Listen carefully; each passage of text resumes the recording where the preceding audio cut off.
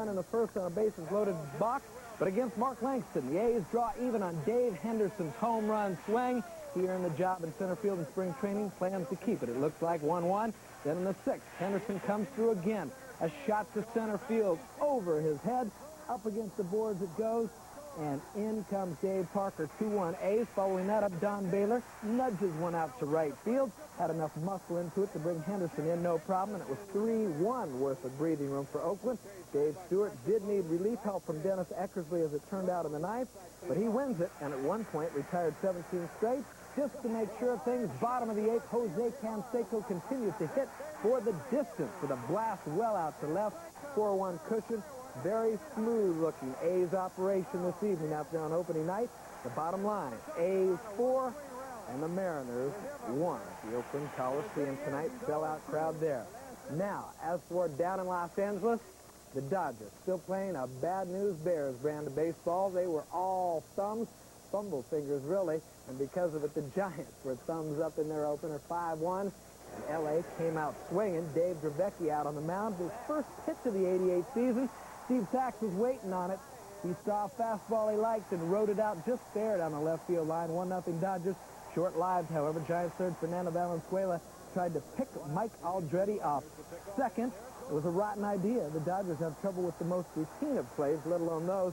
John Shelby then further illustrates the Dodger defensive weakness by throwing it poorly to third. Aldrete scores, Wilk Park to third, and he scored shortly after that on the sac fly.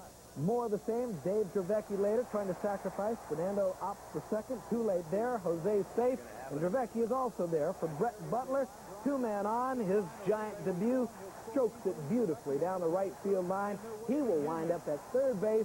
2 Giants score. Butler had 3 hits on the day. 5-1 lead. Dravecky's plenty to work with in contrast to the Dodgers. San Francisco sparkles on D. Exhibit 1A. Candy Maldonado takes a hit away from Alfredo Griffin.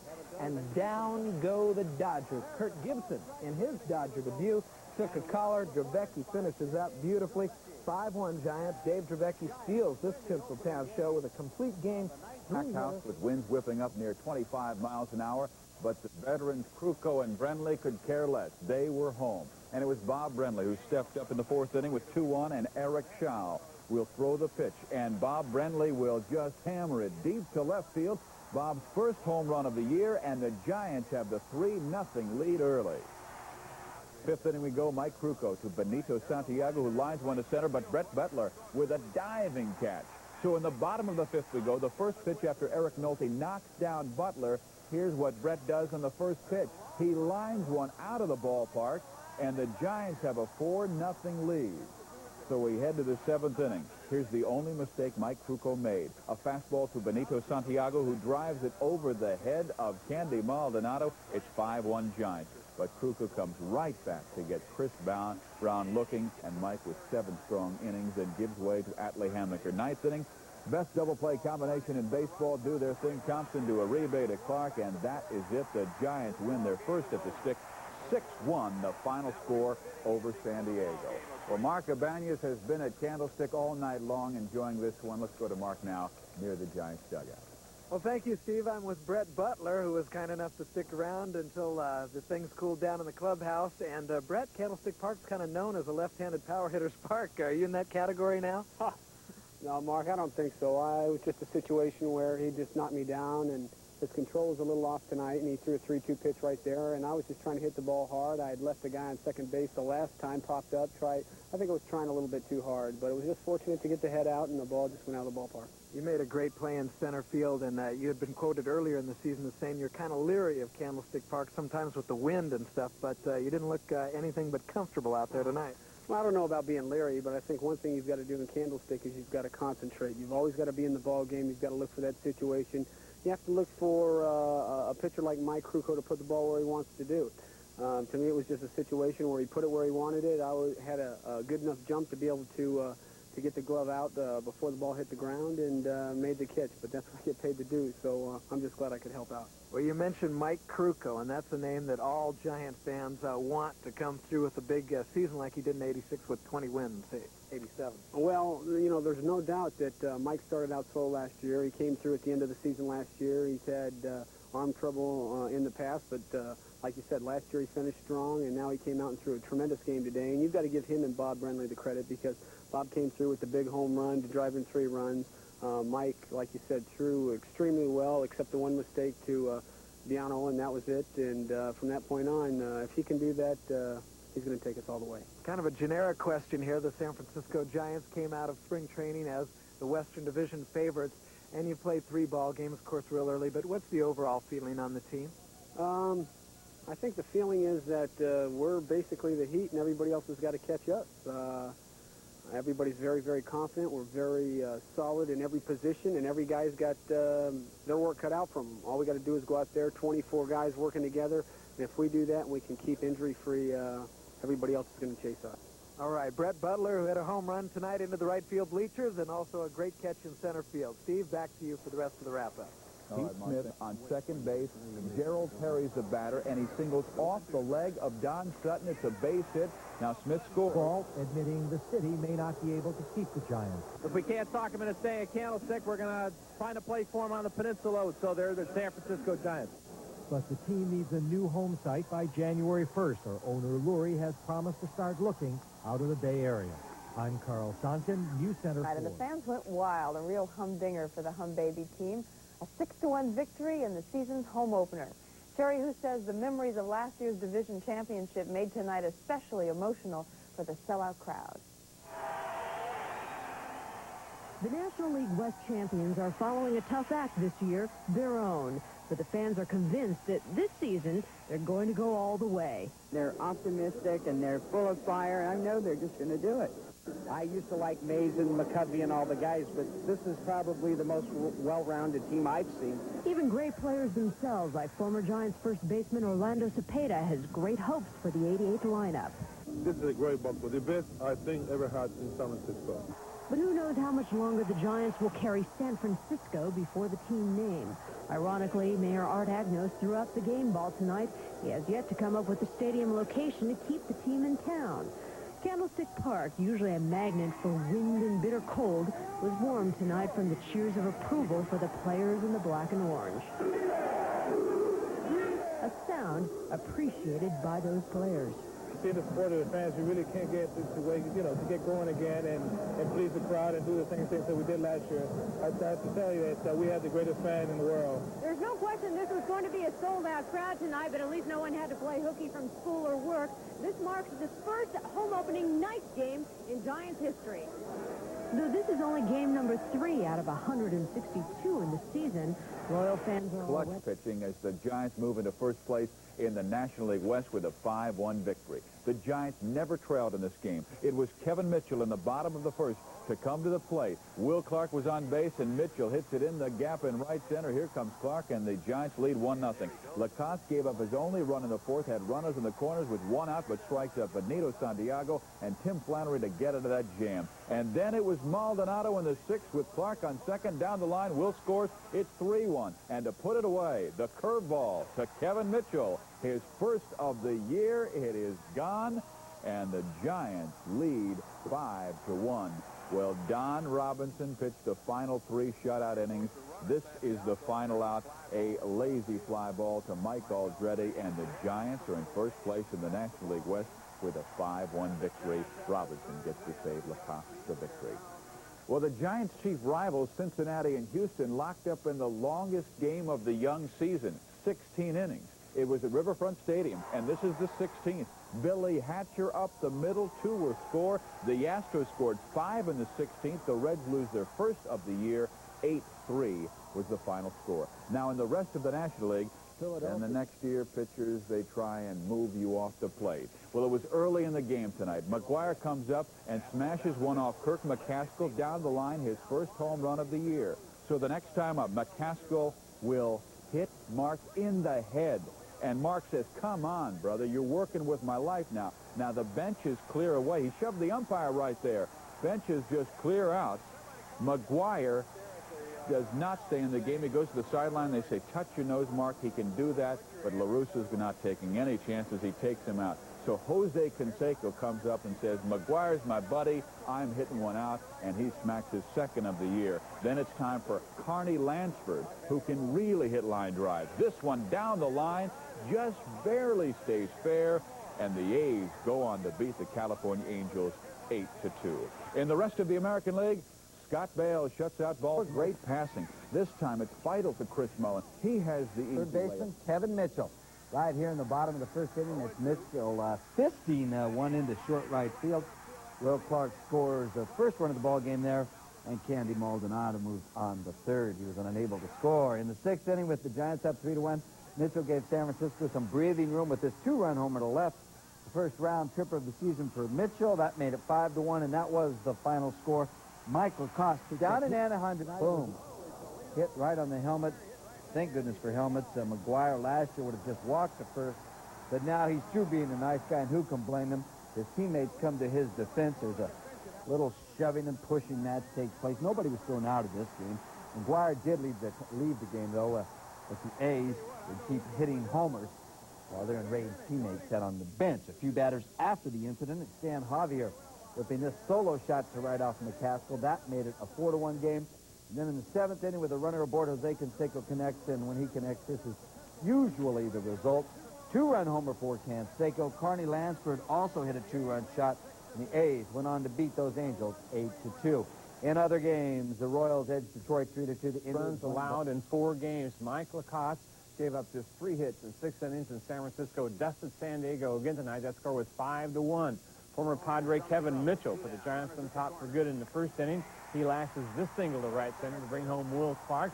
The Giants had a 2-1 lead with 2 outs, and San Diego had runners at the corners in the 4th. Then Tim Flannery took a called third strike from Lacoste as Flannery shows his disdain for Dave Palone's eyesight. I'll tell you, the Giants starters have yielded only 12 hits in their 29 innings of work.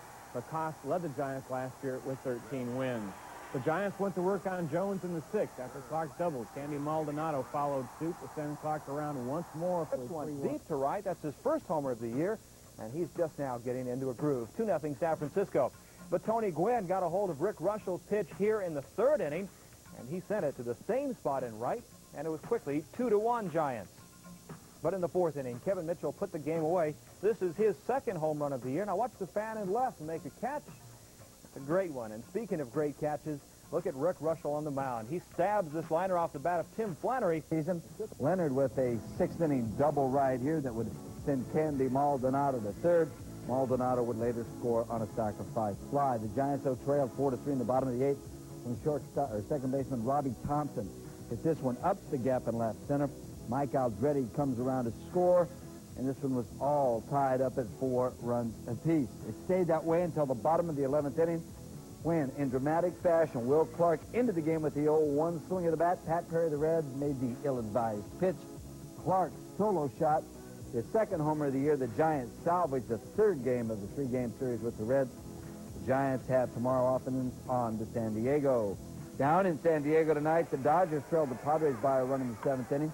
Mike Marshall, though, got his club even with this single to left. Kirk Gibson comes around to score, and it was all tied up after a slow start. Gibson starting to pay off for the Dodgers. 1 inning later, Pedro Guerrero emerges as the hero for L.A. Pedro getting a hold of one, hitting it over the wall in left center. A 2-run shot for Guerrero, his 2nd of the year. Dodgers led it 4-2. The Padres would score 1 in the 9th to make it close, but that was it. 4-3, the final score from Jack Murphy Stadium. In Toronto tonight, the Blue Jays were beaten by the Yankees. This is Bobby Meacham with an RBI single for the Yankees. New York looking to make it 6 wins in 7 games, and they would do it tonight. Still in relief for the Blue Jays, Watsonville's Mark Eichhorn pitched very good. 4 solid innings for Eichhorn. He strikes out Meacham here and makes him look bad in the process. Whoa. Too late, though. The damage had been done. The Yankees defeat Toronto by a score of 5-1. The entire A team, for that matter, very physical tonight in Seattle. 4th inning. Canseco follow the flight of this baby, Sylvia. His 4th home run hits the facing of the upper deck. Oakland scored early and often, and Stan Javier says, hey, Jose's got the power, but I can find the gap. Doug Jennings and Tony Phillips around to score. Pitcher Kurt Young again, a late scratch. Steve Ontiveros, 5 innings for the win, and why not? His support included Doug Jennings, 4 hits. This is first Major League home run. More on the A's in a moment, but for now, savor a 12-7 win. Showing Cal Ripken Sr. the door in Baltimore has certainly helped the Orioles. Frank Robinson is now 0-2. Baltimore 0-8 overall as Kansas City laid them out tonight 9-3. Kevin Seitzer's drive to right brings home Stillwell. It brings home Wilson. Royal tied with the A's atop the West, but in the end, drama sided with a home club. Out to Candlestick we go, bottom 5. Brett Butler singles home Jose Uribe. Reds and Giants even at 2. 16,000 plus. Best crowd of the series. Witness a 2-run, 8th inning Reds uprising. Terry O'Neill single played a major role. 4-3 Cincinnati, bottom 8. Robbie Thompson drives one to the base of the left field wall. Let's go Giants, you better believe it. Aldretti scores. Extra innings, 11th frame, 2 outs. Will Clark sends everybody home. Don Robinson, excellent relief pitching, but Clark, the man today, Giants a winner. Candy put it great in the highlights. Gets a jamming with Otis Smith, 14 for Otis. Mullen had 24. Yet a big Warrior first half lead evaporates. Derek Harper, the Dallas Mavericks, a pilfering deuce. 5 seconds left, 1:10 apiece. Sam Perkins throws it away. Tell us, Frank, a chance to become a Warrior hero. Well, we killed the suspense. You see the score? You better believe it. He had 2 free throws in the Warriors. All right. Moses Malone scores. Washington leads by 2 points, 97-95. 1 second left. Charles Barkley needs a prayer answered. It's answered. All right. Sixers win 98-97. To the board. The Celtics. Orioles 9-3. Steve Balboni with a shot off the foul pole here. Baltimore has been outscored 58-11 this season. Keene's hit. His 11th inning homer lifted San Francisco past the Reds by a score. And pinch hitter Joel Youngblood stung this single to bring home Robbie Thompson. Brett Butler's RBI single then tied the game. The Giants took the lead in the 6th. Jeffrey Leonard activated today, sliced this double to send Candy Maldonado to third. Thompson's sacrifice fly later scored Maldonado. The Reds regained the lead in the 8th. Paul O'Neill lined this single to center as Jeff Treadway came around for a 3-3 game. Buddy Bell's sacrifice fly put the Reds ahead once more. The Giants answered in the bottom of the inning. Thompson drills this double to the gap off Rob Murphy. Mike Aldretti rolls around from first to tie things at 4 apiece. It remained a 4 and a 5-run 4th inning. Where it all came apart for the A's. Ozzie Guillen here completes the scoring in the inning. It'll fall in front of Stan Javier. 6-3 Sox at this juncture. In the A's 5th, Dave Parker made some noise with his first American League homer. He gets much of this one. It scored 2. But the White Sox go on to eventually win it 7-6. Another American League Cincinnati in the National League West. We joined the Giants in the 8th. Jeffrey Leonard singles to left to score Will Clark and tie it at 4-all. Giants get the lead on this double steal. Mark Parent's throw is mishandled by Chris Brown. Candy Maldonado scores 5 for Giants. And then in the 9th, the Candyman makes it a sweet victory. He goes opposite field for a 3-run shot and Maldonado's 2nd home run of the season. 5-97. That's 5 wins in a row for Chicago. And Moses Malone poured in 24 points as Washington held off the Boston Celtics 98-92. The Bullets finished 1-6 this year against Boston. The A's have fallen from the top in the American League West. The Chicago White Sox are in a 3-way tie for first after taking their 3rd in a row from the A's. A cap day crowd of 45,000 on hand at the Coliseum. They see the Sox strike for 5 runs in the 4th inning to erase the 2-1 Oakland lead. Ivan Calderon scores the go-ahead run after Greg Walker's double. Lance Johnson then hits a shot between Stan Javier and Jose Canseco. Ozzie Guillen and Harold Baines will race home. A's starter Steve Ontiveros sent to the showers. Reliever Greg Cataray gives up another run. But in the 5th, the A's trailing 6-3. Big Dave Parker trims the lead to 1. His first American League homer off Stanford grad Jack McDowell. It's still 6-5 in the 9th when Eric Plunk walks Walker with the bases loaded. Now that's an important run because in their last at bat, the A's make it interesting.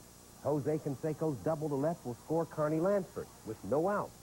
But Oakland falls 1 short. The White Sox sweep a 3-game series. Oakland hosts the Angels tomorrow. In the National League, the Giants did the sweeping in San Diego. They came from behind and down the Padres at Jack Murphy Stadium. A big game, though, for San Diego's Marvell Wynn. He got his first start of the year. He lines this pitch from Kelly Downs to left. That's down in the corner, folks. Tim Flannery will be followed by Tony Gwynn to the plate. The Padres lead 2-zip after 1 inning. We go to the 5th. Andy Hawkins facing Will Clark. Boom! A 3-run homer for the thrill. San Francisco takes a 3-2 lead. But once again, that man Wynn jumps on down, this time for a rocket shot homer over the right field fence. The Pods regain the lead after 6. In the 8th, though, the hack man strikes. Jeffrey Leonard lines a single to left off reliever Lance McCullers. Will Clark scores. That RBI ties the game at 4.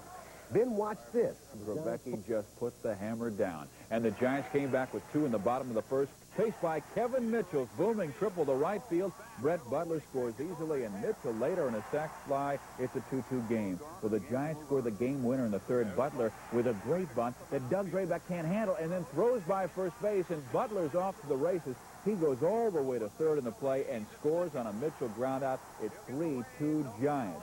So fifth inning we go. Mitchell and Butler do it again. Brett's on second. Kevin with a base hit. He had 3 RBIs in the game.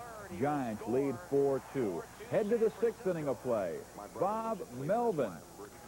And he goes deep. And how? His third home run of the year. The Giants lead it now 5-2. And the rest was really Dave Dravecky and Joe Price. Here's Dave in a jam. 2 on for Rafael Belliard. Seventh inning. But a pitcher's best friend comes his way as Belliard will punch one to the right side, and watch Robbie Thompson turn so quickly to Jose Uribe. 4-6-3 and out, and Dravecky and the Giants snap that 4-game losing streak with a 6-4 victory tonight. Well, what does Nolan Ryan have to do to win a game? Last year in Toronto, a home run, and it's 2-1 Toronto. But the A's would come back like they have throughout this hot streak. Carney Lansford with the ground ball. Manny Lee has to go to third base. Glenn Hubbard scores to tie the game at 2. Don Baylor will follow them with a single that scores Dave Henderson. McGuire and Henderson also homered in that game. The A's go on to win 5-3. Their record is now 14-7. And in Minneapolis, the beat goes on. The Baltimore Orioles beaten for the 20th straight time to open 1988. Tonight's loss, 7-6 to Minnesota. That ties the American League record for consecutive losses. Now, the Birds had a chance tonight. Down by 3 in the ninth, Eddie Murray cuts it to 1 with this base hit to score a run. Now, the dugout for the Baltimore Orioles, all of a sudden, they are smelling victory. They can finally feel it. Fourth off Concord's Tom Candiotti. Jose Canseco gets the first of 2 RBIs to tie the game at 1-all. In the Indians' fifth, Storm Davis gives up a single to Joe Carter, but the ball skips by Stan Javier. It scores Willie Upshaw. The Indians 3-1. The A's seventh, Don Baylor singles in a run to make it 4-2 Cleveland. Then Oakland gets the 6 runs in the ninth without a home run. They go on and win it 8-4. Detroit moves off Greg Maddux, and he rips it down the left field line. It'll end up scoring Kevin Mitchell and Will Clark. The Giants will be on top 3-2. Now, the next man up is Jeffrey Leonard, who is really struggling at the plate, but he gets a single here to drive in Candy and break a string of 8 consecutive times where Leonard has made the final out. Don Zimmer doesn't like what he's seeing, and he won't like this. Seventh inning, Kevin Mitchell nails one in the alley to right center. It'll score Jose Uribe, and Brett Butler will steam home. 6-2 Giants. They had it on cruise control. They're up 7-2 at one time. 7-4, though. We pick it up on Helmet Day. In the ninth inning, Sean Dunston singles to right. Mitchell and Will Clark are in. 3-2, San Francisco. The inning continues. Jeffrey Leonard has had so much trouble with men on base of late. Not this time. Cashes in, single to the hole at left, and Candy is in. 4-2 against Greg Maddux. And the Cubbies stayed just like that until the seventh. Giants looked intent on making it a laugher. Into the wide open spaces goes Kevin Mitchell's liner. Jose Uribe and Brett Butler score head first. Kevin Mitchell will wind up with a triple.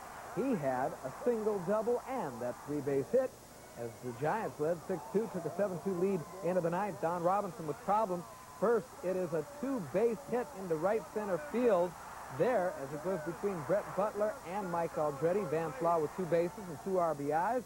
And later, Scott Gereltz is in, and Sean Dunston greets him with a 2-run single himself. Jerry Mumphrey and Law are across. The lead now 7-6. Then it's Atlee Hammaker's turn to try and get someone out. Darren Jackson hits the first pitch down to third. Kevin Mitchell handles it over to Clark, and that is the final out with 2 men on. The Cubs rally dies, and none too soon for San Francisco fans. Rick Russell wins his 4th in 5 decisions this year. The save to Atlee, and the Giants take the series 2-1, and it should get a little noisy tomorrow at the Stick.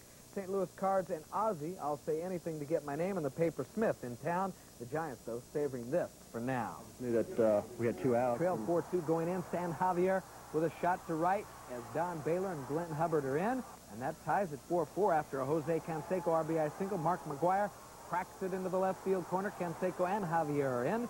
And it's 7-4 A's. Ron Hasse will get into the thick of it. The A's catcher, left-handed batter, slices it the other way. McGuire looks like a goner at third. as they get out the stopwatch to get him coming home. But watch him. Nice slide around Allie Allenson's tag, and he's safe. The A's wrap up another one with the big ninth inning. They lead the West by 4 games over the White Sox. Eric Plunk, with new name on the Rangers, tags the long ball off Cecilio Guante. Texas up 4-1 after giving up 15 runs to New York yesterday. Umbrella day at New York. Texas put the blanket on their bats today, though. Willie Randolph singles to left. Ricky Henderson will try to go first to third. And Pete Incaviglia tags him. 5-1. Texas over New York. Good throw by Incaviglia. Off to Fenway Park, Gary Gaetti to the plate in the 4th inning, and he was really a pain for the Red Sox. 3rd home run of the series. Twins on their way 2-0. As the last out of the game, Mike Greenwell lines back to the box. Frank Viola, the skill and luck going today, that ends it. Viola now has himself 3 victories for 88. This game for the Giants, once they pulled it out, is the rest of the West just about all lost. The Mex Flex for 3 home runs. It was Tim Tuffle, Keith Hernandez, and then Darryl Strawberry. 3rd deck, 4-hitter for Dwight Gooden. He joins Dave Stewart as the major league. Vince Coleman in to short first. Lakers ragged, missing 11 of their first 14. Alvin Robertson as the San Antonio Spurs off to a 30-16 lead, but L.A. did regroup. Look away pass from Magic, this time to A.C. Green. Lakers quickly in control in the 3rd period after leading only by 2 at half. Magic posting down, falls away. He's got it, 16 points for him.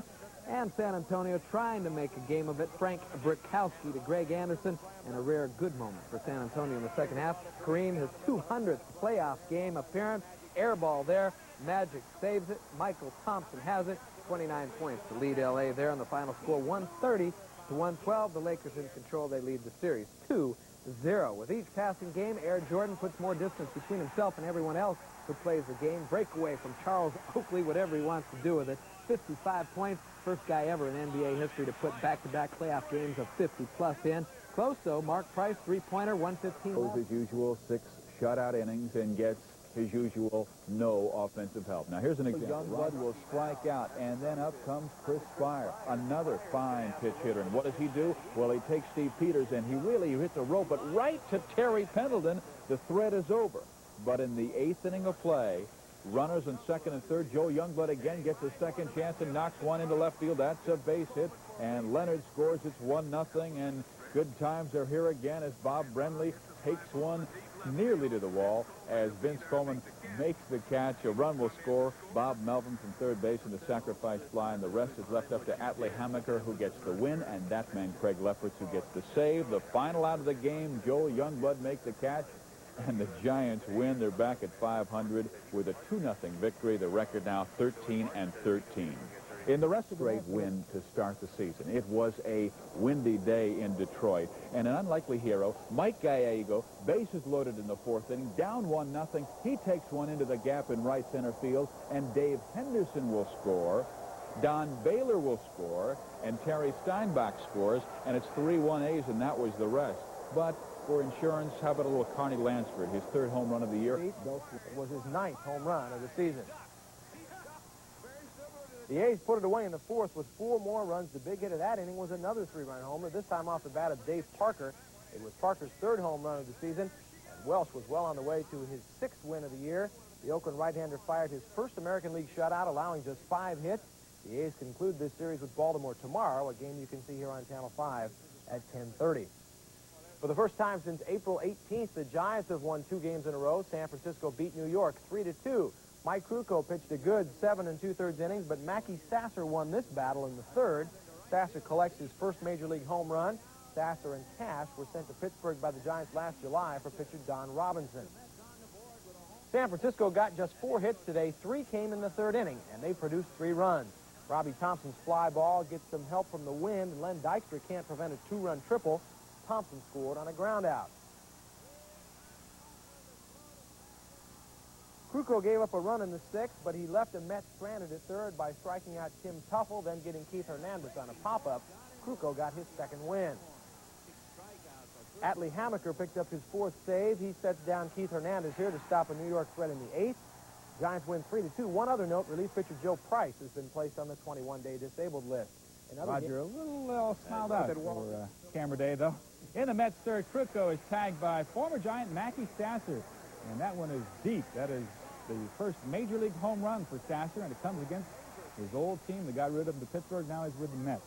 In the Giants half of the third, though, Robbie Thompson takes Ron Darling deep. The wind helps. Dykstra can't get it. It goes to the fence. In comes Uribe, and then Butler. Mike Krukow won his second. He struck out 5, including Darryl Strawberry, as the Giants win 2 in a row for the first time since April 19th. Jordan didn't score for the first 17 minutes. Benny only had 24, and that was really the difference. He was 8 of 20. Benny Johnson on the break after the missed Jordan shot right here.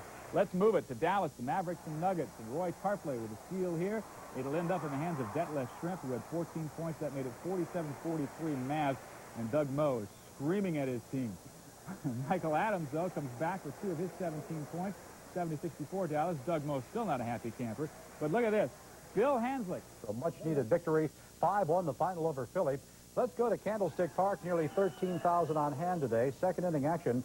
Krukow's only tough moment as Lance Parrish connects for his 7th round tripper of the season, staking the Phillies to a 1-0 lead. Now, the Giants had numerous opportunities today. Check this in the 4th inning.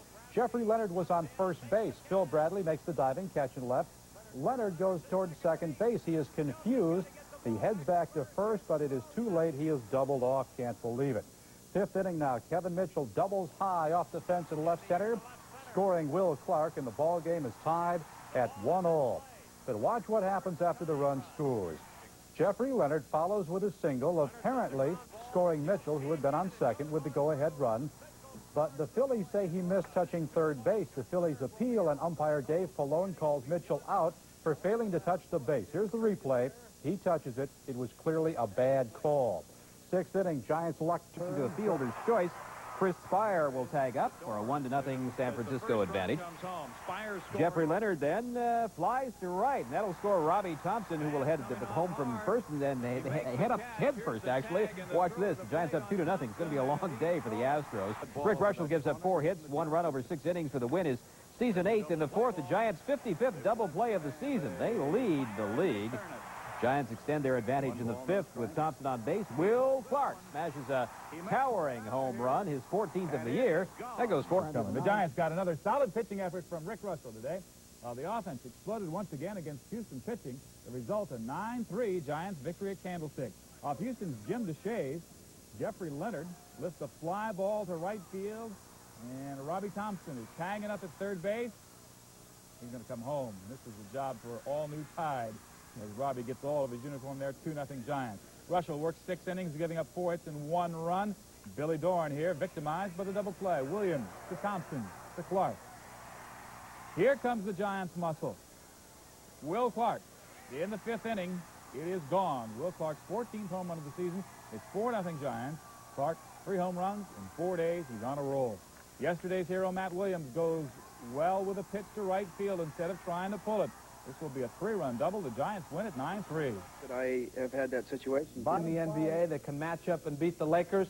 Detroit with a combination of depth and defense, and they went at it tonight with the Lakers in Game 1 of the '88 NBA Finals. Detroit took an early 12-4 lead, but that's not necessarily where this one was won. It was won at the end of the first half. They were up by 11, then a 3-pointer by Lane Beer makes it 14. The steal by Isaiah make it 17. 57-40. The Pistons led the Lakers in Inglewood at the half. Lakers' Byron Scott gets stuffed by Sally and Lane Beer. Let's go to the other end. Here's Vinnie Johnson. Back to Dumars, hits the jumper. Detroit's up by 11.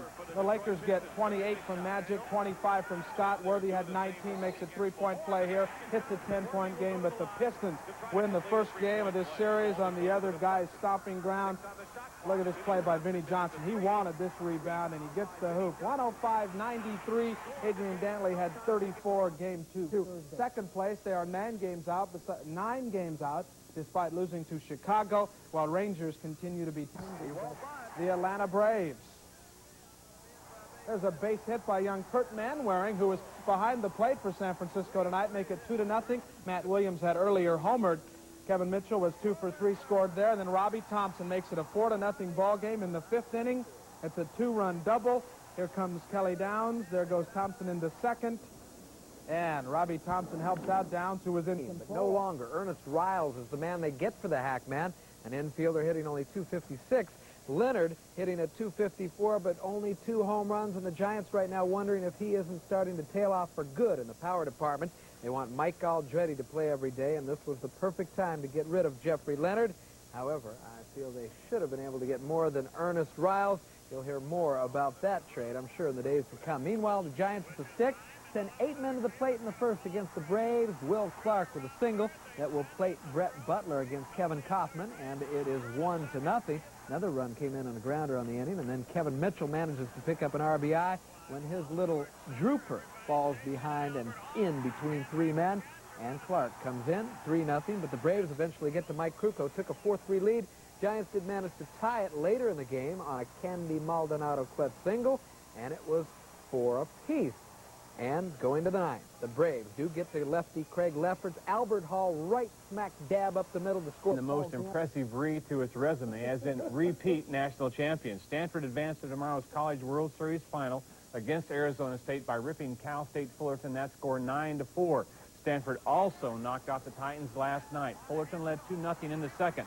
This evening, before Tim Griffin poked a single to right, both Paul Terry and Ron Whitmire crossed the plate, and the game was tied at 2-all. It was a 3-3 game in the fifth when Stanford went ahead to stay. Frank Terry with the RBI single off Mark Beck here. Beck had beaten Stanford on Monday night. Steve Chitrin worked the final 4 innings for his 10th save. Here he fields Brent Main's bunt and fires to Troy Paulson for a force out. Paulson's throw gets away at first, but watch as Frank Terry recovers and guns it back to Paulson, cut down Main. Chitrin recorded the final out in Stanford's series-clinching win last season. Doug Robbins had the game-clinching hit tonight, this booming 3-run homer in the 8th. Homer number 11 this season for the Stanford catcher. Tomorrow's championship game can be seen right here on Channel 5 beginning at 10 in the morning. Now, there hasn't been a repeat national champion in baseball since the Giants turned a laugher into something of a scare before holding on for a 9-6 win over the Reds at Candlestick. Mike Aldretti's infield single gave the Giants a 1-0 lead in the first. Then Riles came through in his first at-bat as a Giant. He stings this double into the left field corner to bring around Will Clark and Aldretti. Riles started at third base tonight. The Giants' 3 runs in the first inning came with 2 outs. So did their 4 in the second. 3 here as Clark hammers Mario Soto for his 15th homer of the season. Clark is now tied with Montreal's Andres Galarraga for the National League home run lead. Candy Maldonado followed Clark to the plate, and Candy hit his first homer since May 20th. The Giants led 9-0 through 7 innings before the Reds struck for 6 in the 8th. Rick Rushell tossed 6 shutout innings for his 9th win in 12 decisions. And the A's scored twice in the first inning, then twice in the 9th tonight, and they snapped their 5-game losing streak by rallying past Texas. That score was 7-6. Dave Henderson had 4 hits for Oakland. This triple down the right field line in the first inning brings home Carney Lansford with the game's first run. Jose Canseco then grounded one up the middle to bring home Henderson. A fine play coming up by Curtis Wilkerson to throw out Canseco. Here it is. Canseco, though, hit a 2-run homer in the 9th to win it for the Giants 7-2. Atlee Hammaker got his first start of the year this afternoon. Atlee makes Dave Concepcion one of his 6 strikeout victims here. And you'll see Concepcion doesn't take too kindly to Mark Hirschbeck's call. Quickly, Hirschbeck gives Concepcion the rest of the afternoon off. Concepcion would argue long and hard before he finally left. And when he did, he practiced the hammer toss by using first base. See it here. See if he gets a record distance or not. Hammaker departed with the game tied 1-all in the 7th. In the bottom of the inning, Matt Williams untied things. He takes winner Tom Browning deep here. Home run number 3 for Williams and a 2-1 Giants lead. But that advantage did not last long. Chris Sabo leads off the 8th with this drive off loser Craig Lefferts. Sabo's 7th homer this season tied the game. Lefferts did not retire any of the 4 batters he faced. Joe Price came on with the bases loaded and no outs. They were still loaded with 1 out when Terry McGriff bounced to Williams, but Williams' throw pulled Kurt Manwaring off the plate for an error. The Reds were ahead to stay. An infield hit brought home another run. Then Barry Larkin added the insurance with his 2-run double to left center. Eric Davis had 4 hits for the Reds. The deciding game of this 3-game series is set for Candlestick tomorrow afternoon. In New York, the Yankees' Rick Rhoden became the first pitcher to start a game as a designated hitter since the DH rule was adopted in 1973. Rhoden knocked in a run against the Baltimore Orioles with this fly ball in the 4th that scored Jay Buhner. The Orioles led 3-0, but the Yankees tied the game in the 4th, then added 5 runs in the 5th. The big hit of that inning was this bases-loaded blast by Buhner. He goes the opposite way for his first Major League Grand Slam. He got a curtain call, and the Yankees got an 8-6 win. Toronto continues to make life difficult for the Boston Red Sox. Manny Lee with an opposite field homer in the Blue Jays' 4-3 win in 10 innings. This was the 8th straight time Boston has lost to the Jays. One other American League game today, Jack Morrison, the Detroit Tigers belted Cleveland. That score 11-3. Brett Butler, a defensive gem here, robbing Marvell win in center field. Top four, 1-0 San Diego. We pick it up with Candy Maldonado, bringing home Butler to even the game at 1. San Diego entered on a streak of 4 straight W's. We're still in the 4th. Chris Spire, a 2-run number. It takes the Giants to a 3-1 advantage, and it'll be 4-1 when Brett Butler, slowly breaking out of his slump, goes the distance for the 2nd time to the San Francisco Giants. Russell, 6 solid innings for the victory, with double play help from Chris Spire to Robbie Thompson to Will Clark.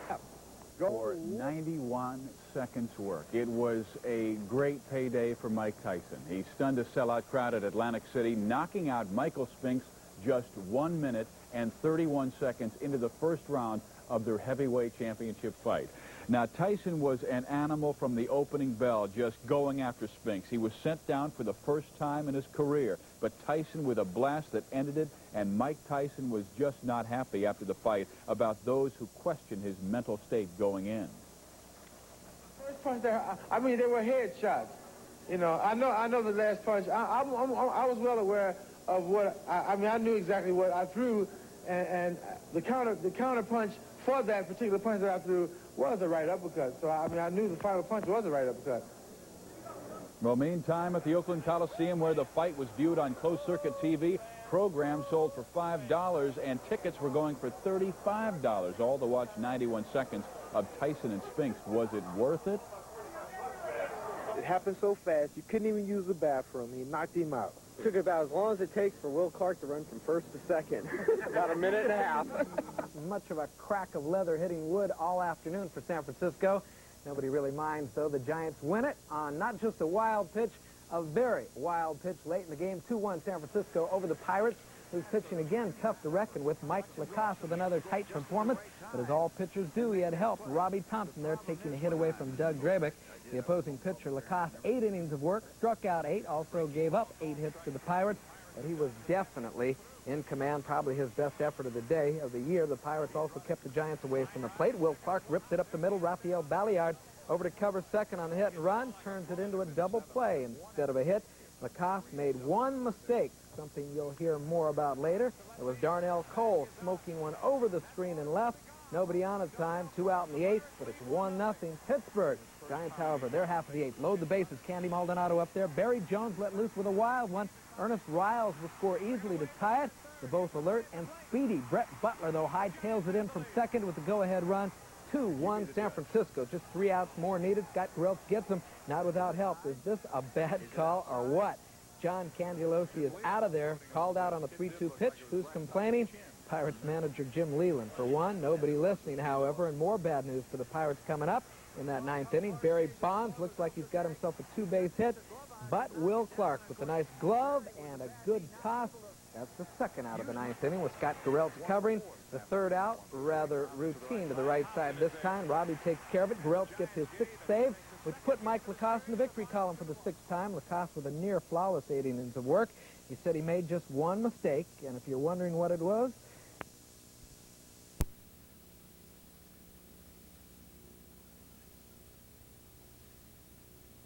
right at 4 apiece. Milwaukee tonight, they are hooked up in a beauty. They are still playing at the Oakland Coliseum. The ball game, Brewers and the A's tied 4-4. They're in the stadium. Dale Murphy up the gap. Mike Aldretti tracks it down. Ron Gant scores. So does Andres Thomas, who went 5 for 5. I'd say they got exactly the guy they wanted. There were many, including myself, who thought the Warriors, who won only 20 games all last year, would take a big physical shot blocker in the first round. But when the number 5 pick came in round 1, well, NBA Commissioner David Stern made the announcement. The Golden State Warriors select Mitch Richmond of Kansas State. The fans at the Oakland Coliseum liked the choice, Mitch Richmond. But as the 6'5", 225-pound part-time guard, part-time forward, made his way to the podium in New York, he wondered why Golden State selected him.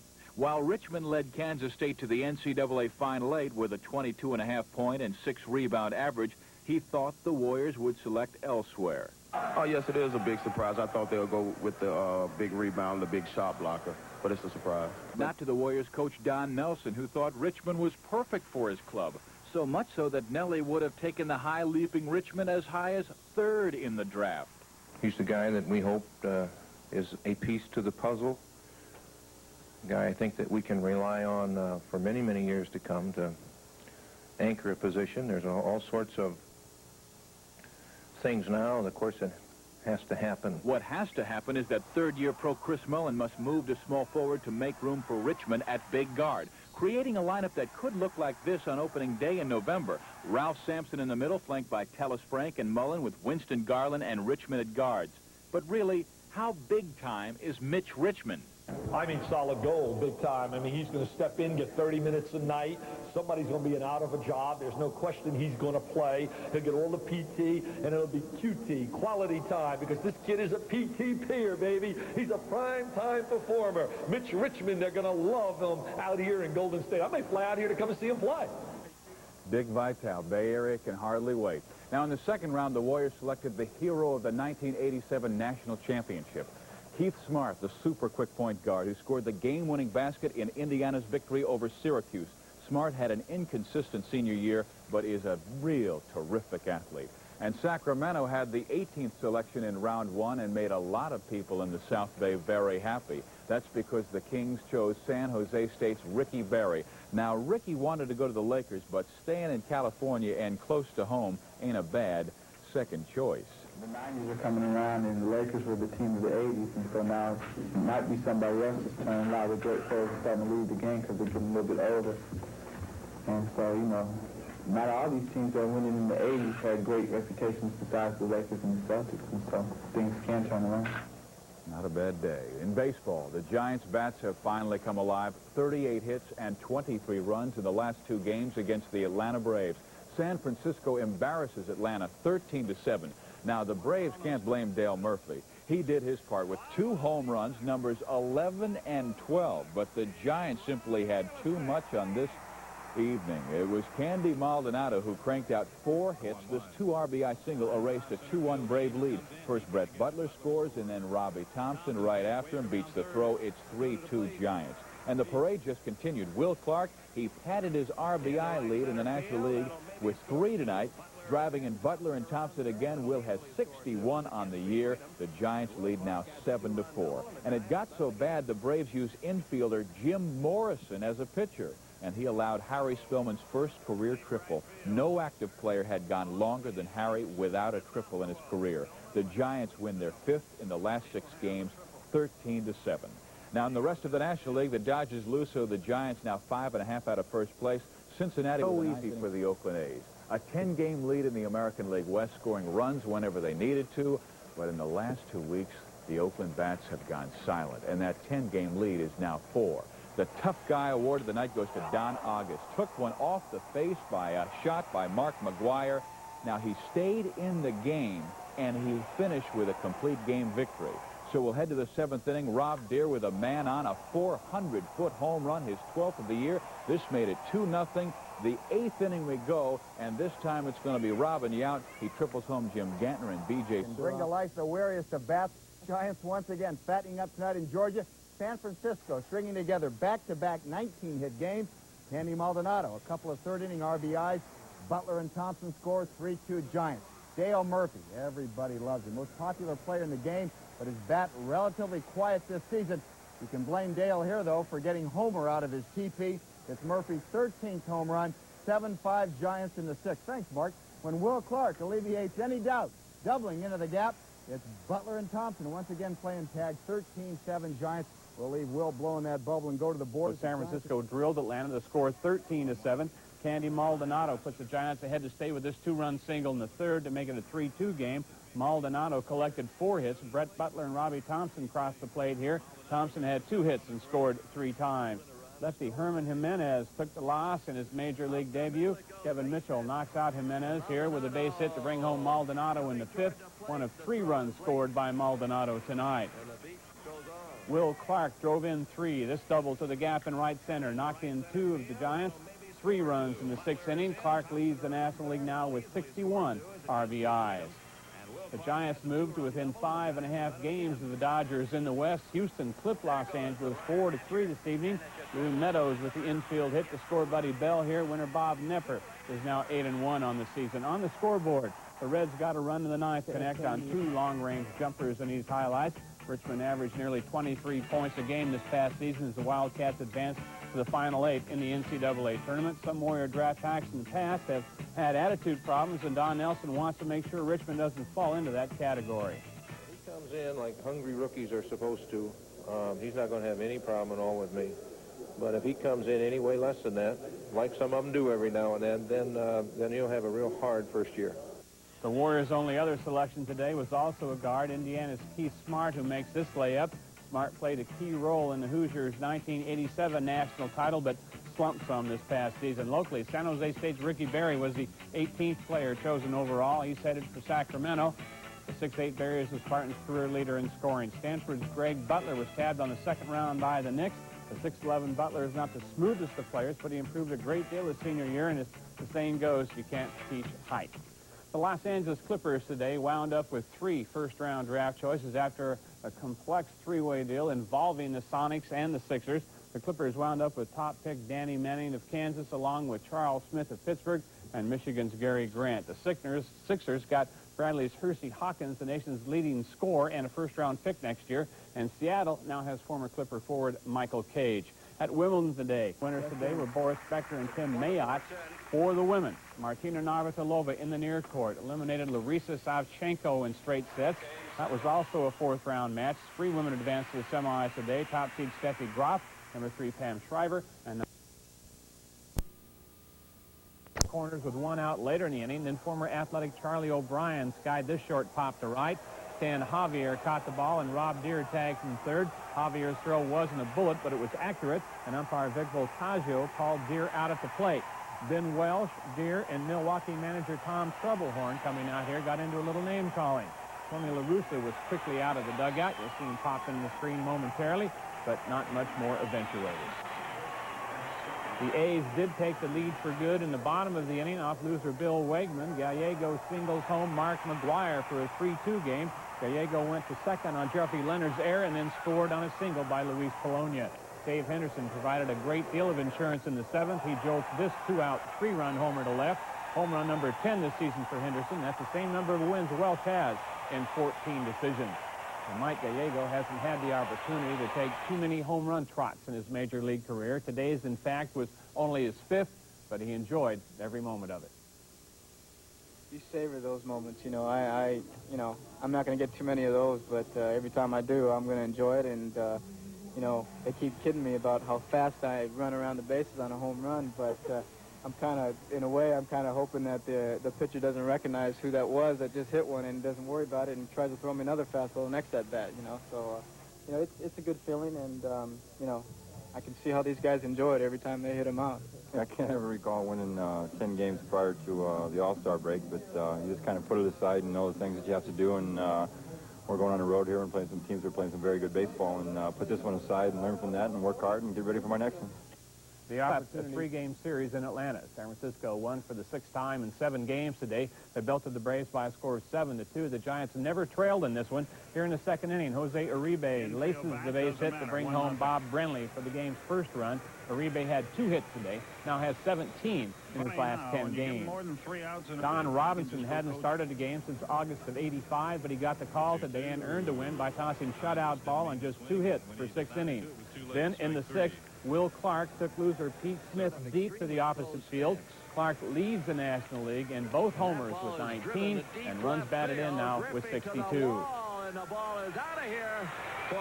The Braves had 2 on with 1 out in the bottom of the 6th, but watch Uribe corral the bad hop grounder by Ken Oberkfell. Robbie Thompson makes a super pivot at 2nd, and the Giants still get the double play. San Francisco. Their final meeting on center court because Chrissy had earlier said she's not sure she'll be back. But this was a great match. Martina in the near court races back for Chrissy's lob right here, and she gets to it and returns it beautifully, and it looks like Everett has the winner, but here comes Martina for a passing shot down the line. Then we go to match point. Everett with the serve. Now she gets to Martina's shot for the cross court. But watch here, the official, with a delayed call, says she's out. Martina thinks she's lost the point, then realizes she's won. And Navratilova beats Chris Evert-Lloyd. Martina said she's never had a stranger ending than that. Navratilova will now meet Steffi Graf in Saturday's championship. Graf had no trouble at all eliminating Pam Shriver in 59 minutes, 6-1, 6-2. Steffi will be tough to beat. All right, in baseball, Giants and A's off today. Oakland traveling to Toronto for a weekend series with the Blue Jays. The Giants at home tomorrow for 3 with Pittsburgh. Now, San Francisco has recalled catcher Bob Melvin from Phoenix after a month in AAA, hitting .307 with 2 home runs and 9 RBIs. Kurt Manwaring returns to Phoenix, but I tell you, this kid will be back. The Giants also are very concerned about pitcher Mike Kruko's right shoulder. Now, Kruko may be placed on the disabled list tomorrow and may not pitch until after the All-Star game, and that will hurt. On the field, Darryl Strawberry pulled the Giants to within a half game of second place in the National League West, beating Houston. Strawberry's 19th home run of the year gave the Mets the early lead on Houston. Give that guy a low 5. Now, Bob Ojeda took care of most of the Astros, like Glenn Davis here with this smash. And guess who was at the game? Pat McCormick was at the game today. And to put it away, Kevin McReynolds with his 9th home run of the year. New York with 16 hits and 12 runs. And when you hit like that, you deserve a facial. Mets.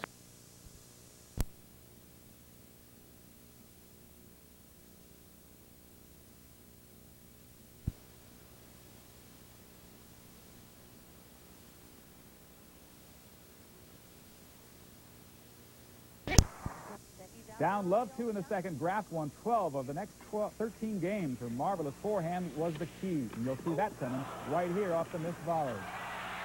At 1-5 in the third, Martina faces match point.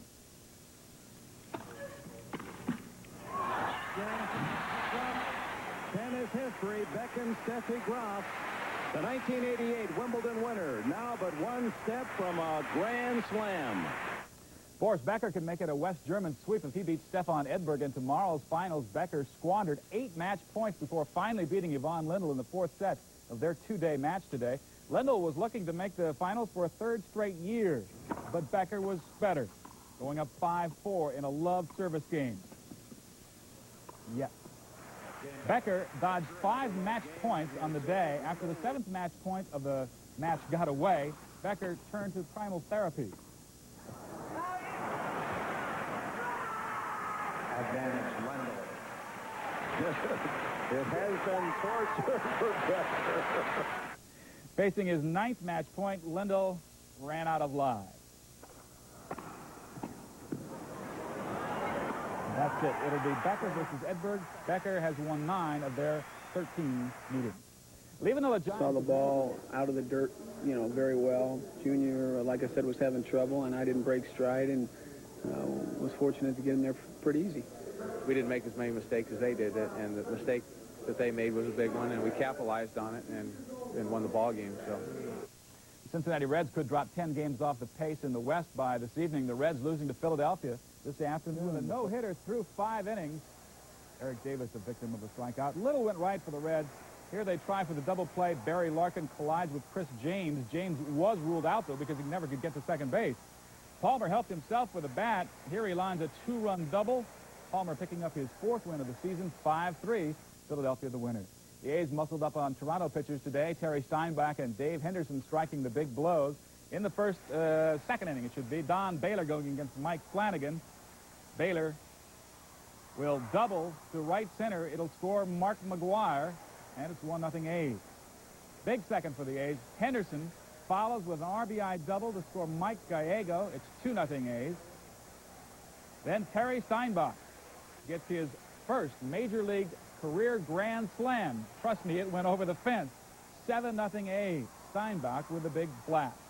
Top of the 8th inning, Dave Henderson is not done, this time off John Cerruti, the reliever. How about this guy Henderson? His 11th home run. A 3-run shot. The A's win it 11-3. Jack Clark's bat was all the Yankees and John Candelaria needed to get by the White Sox. Clark cranks his hot bat waiting for a Jerry Royce mistake, and there it was, and there it goes. Number 17 for Clark, deep to center field, 1-0 New York. That's all New York would need. Candelaria took care of the rest, striking out 12 en route to a 2-hit shutout. 4-0 Yankees your final. Now California keeping the Yankees 2.5 back. 2 batters later, Dave Bergman takes Willie Frazier deep. It's a 5-run third inning for the Tigers. It is Bergman's 3rd home run. Jeff Robinson also checked in with a 2-1 win from the Pirates despite just 3 hits. San Francisco starter Mike Lacoste was in and out of trouble all afternoon, evening his record at 6-6. Lacoste gets Junior Ortiz to ground into a double play and end the 2nd inning here. The game was scoreless until the 8th. In the 7th, Lacoste had to work out of another jam. He gets Darnell Coles on strikes here. The Pirates would load the bases but would again fail to score. When Coles faced Lacoste in the 8th, he was a little more successful. Lacoste got a pitch up, and Coles put it over the left field fence. The Giants, who had been held to just 2 hits by Doug Drabek, were in trouble. But in their half of the 8th, the Giants loaded the bases on a hit and 2 walks. With 2 strikes on Candy Maldonado, reliever Barry Jones then threw one in the dirt that Ortiz couldn't block. Ernest Riles scored easily from 3rd, and Brett Butler kept coming all the way from 2nd. The Giants had a 2-1 lead and needed only 3 outs to win this game. Scott Garrels got them with a little help from Will Clark on this play. Clark knocks down this ball after it hits first base, then recovers in time to flip to Garrels and retire pinch hitter Barry Bonds. The Giants win on just 3 hits. Same 2 teams at Candlestick again tomorrow. The A's' phenomenal record against the American League East and the Toronto Blue Jays continued today. Oakland pounded the Blue Jays 11-3 and has now won all 7 games between the two teams this year. The A's got the game's first run in the 2nd when Don Baylor hits his shot to the gap in right center. It brought Mark McGwire home. Oakland has now compiled a 31-9 record this year against the AL East. Hitting has been a struggle for McGwire of late, but he picked up 3 hits and this RBI double today. This was part of a 6-run score. Still 0-0. Nice work from 0-0 himself. 1 flap down and 1 glove down. Jeffrey Leonard takes a hit away from Brian Harper. Kent Herbeck, the hero, however, a couple of dingers for him. He has 14 on the year. This is the first shot he hit out. Twins, no problem with the Brewers, 8-2. Now this one for all the bags, about 420 feet to dead center field. Another 17 on the year for him, and he had some powerful help in the batting department. Gary Ward strokes to left. In comes Dave Winfield, 2-0 Yankees, and that was more than enough for the left-hander John Candelaria on the mound. Turned in a 2-hitter, struck out 12, and was nobody to mess with on this afternoon. In fact, his 9th win of the year, and at one point he retired 22 consecutive batters. Elsewhere, Jeff Robinson. It's real important that they have some time away from each other also so they can relax and recover from their playtime. As far as couple of doubles as the Royals calm down the Red Sox 3-1. Cleveland ends their 6-game losing streak against that by the Giants right-hander on a 3-hitter. San Francisco trying to prove this is not a false alarm. They are on their way towards first place. At least they'll tell you that, having won 8 of the last 10. Some of the action early. Giants, most of their hitters have been quiet in the series, but this shot, Will Clark's first hit against the Pirates in this series, hustled it into a double. Mike Aldrete backs that up with another slicer off his left-handed bat. Down the line off Mike Dunn. 2-0 lead as Clark slides across 4 innings. And Kelly Downs, working for the Giants, will wind up with his 3rd shutout of the year. Not too shabby with the glove either, starting to double play for San Francisco. And some padding for him in the 7th. A couple of runs. Robbie Thompson singles to center field. Brett Butler racing towards 3rd base. Looks like Andy Van Slyke has got him, but Bobby Bonilla can't hang on to the baseball. And Brett is safe after a walk. Giants bases loaded. Kevin Mitchell delivers. He's hit so many shots this year. He deserves to have that soft liner fall in, as so many of his hard balls have been caught this year. Robbie and Butler are in. And just for good measure, more nice glove work. Second base, Robbie Thompson ranges out into short right. Snags that ball right off the bat of Jose Lind. And that was pretty much it. Here's the final out, right to Jose Golden Glove Uribe, 3-hitter for Kelly, his 7th win of the year. Downs didn't have breakfast at Wimbledon, but he let it be known right, bright, and early. He expected good things today. I think it was Kenny Maldonado and throw a no-hitter today. So, you know, call it, I'm a little bit cocky, but... Last year or 2, and it's just a matter of time before he starts pitching like that almost every game. I think everybody's starting to relax a little more, especially at home. I think we play better on the road. I think when we came home the first day here, playing against these guys, I think I went out there and pressed them a lot, and I think everybody realized now, just go out there and relax and have fun. Meanwhile, celebrates the 4th of July, 2-0 A's.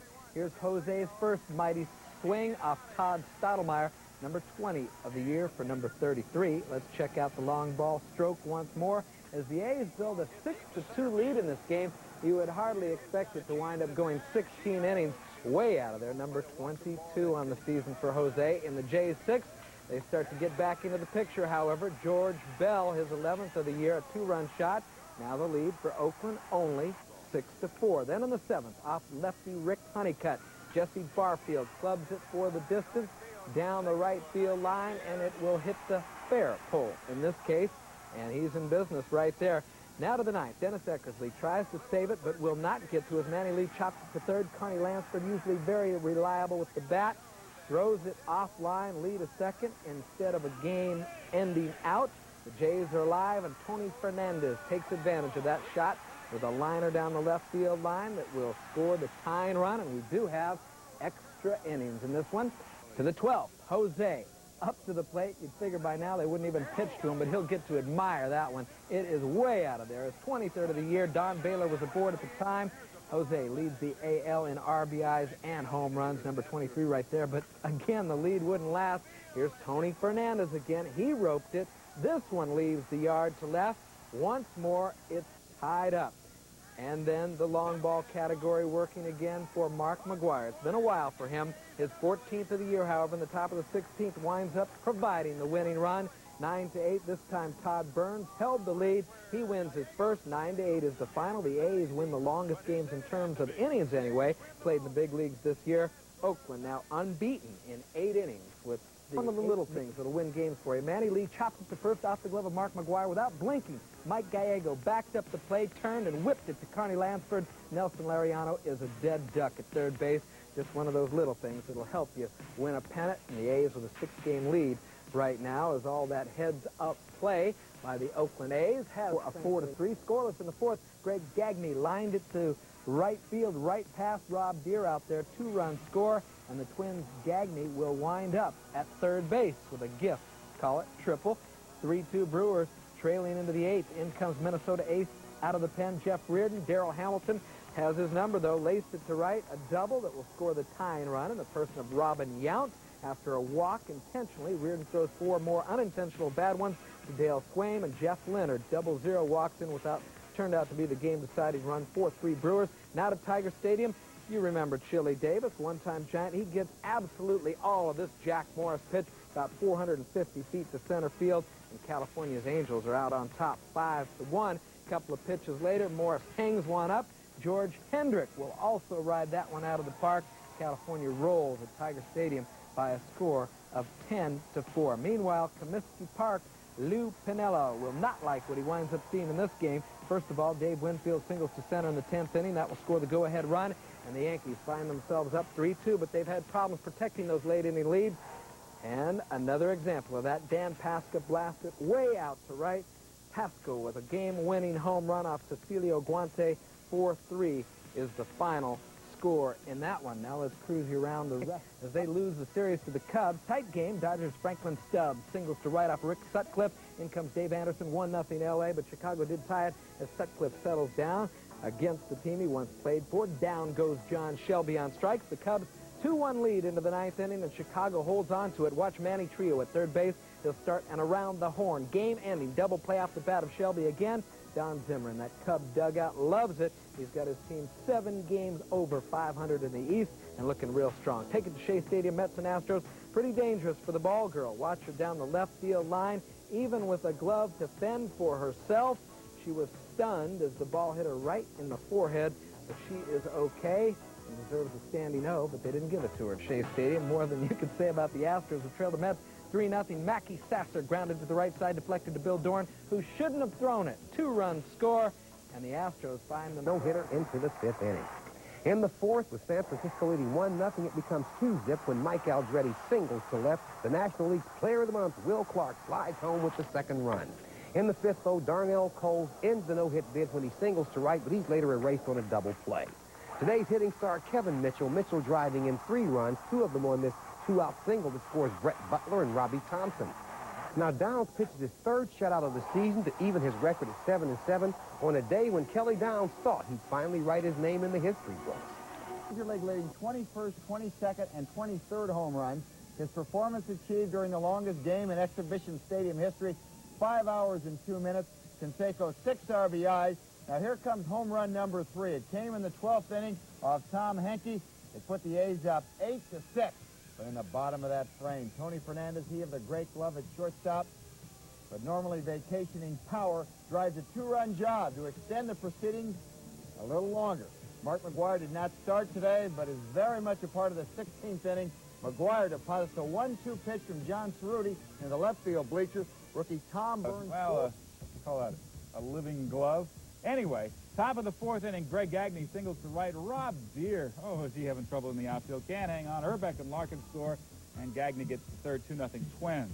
Bottom of the 8th inning, Darrell Hamilton takes a Jeff Reardon fastball into the right field corner to tie the ball game at 3.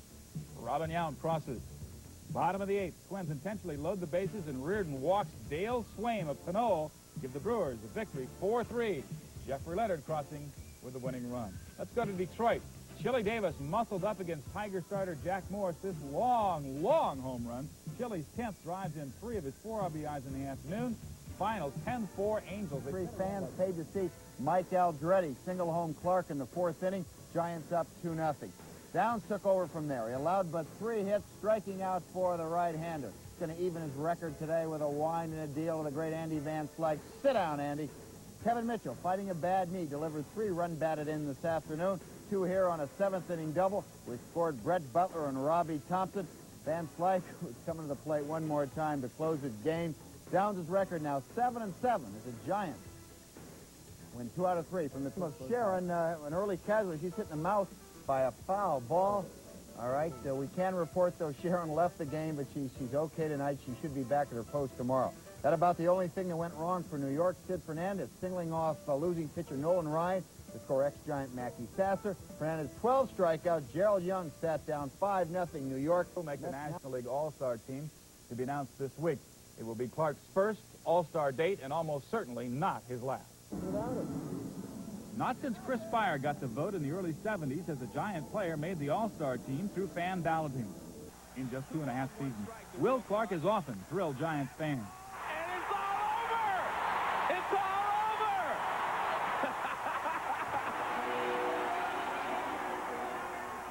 over! Occasionally, his enthusiasm for the game has made some fans cringe.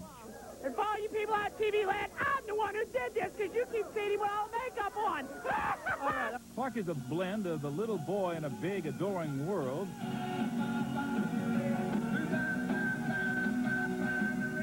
and the hotshot whose on-field persona promotes a cockiness, something Clark says is only confidence. I go out there and get myself ready day in, day out the same way, and if it's perceived as cockiness, then I'm a cocky person. One fact few can dispute is the boy can hit. He has what baseball people call a natural swing. He doesn't look bulky and muscular like most people, but he's got quick bat speed. His hands are quick, and he generates everything together in his swing. Opposing pitchers treat him with absolute respect. Just have to go at him hard, try to move the ball in and out, and use what's working that day and just mix the pitches up because, you know, like you said, at any time he can hit it out of the park. Giant skipper Roger Craig has already declared that Clark has arrived as a major star. It's almost scary what you think this guy might could do. He's on a pace now to hit, what, 40, 45 home runs and drive in 130 runs. But he's improving a lot. He's working hard on his defense. He's becoming a better defense. He was a good defensive player, but he's improving, getting better. And, yes, I definitely think he's going to be a superstar, and he's very close. Clark tries very hard to keep the flood of praise in perspective. He even plays down his awareness and concern for the All-Star selection. Does this mean the fan acceptance, or the fact that you put the numbers up, means that you have, in effect, for all intents and purposes, arrived in a star status? I guess so. I don't know.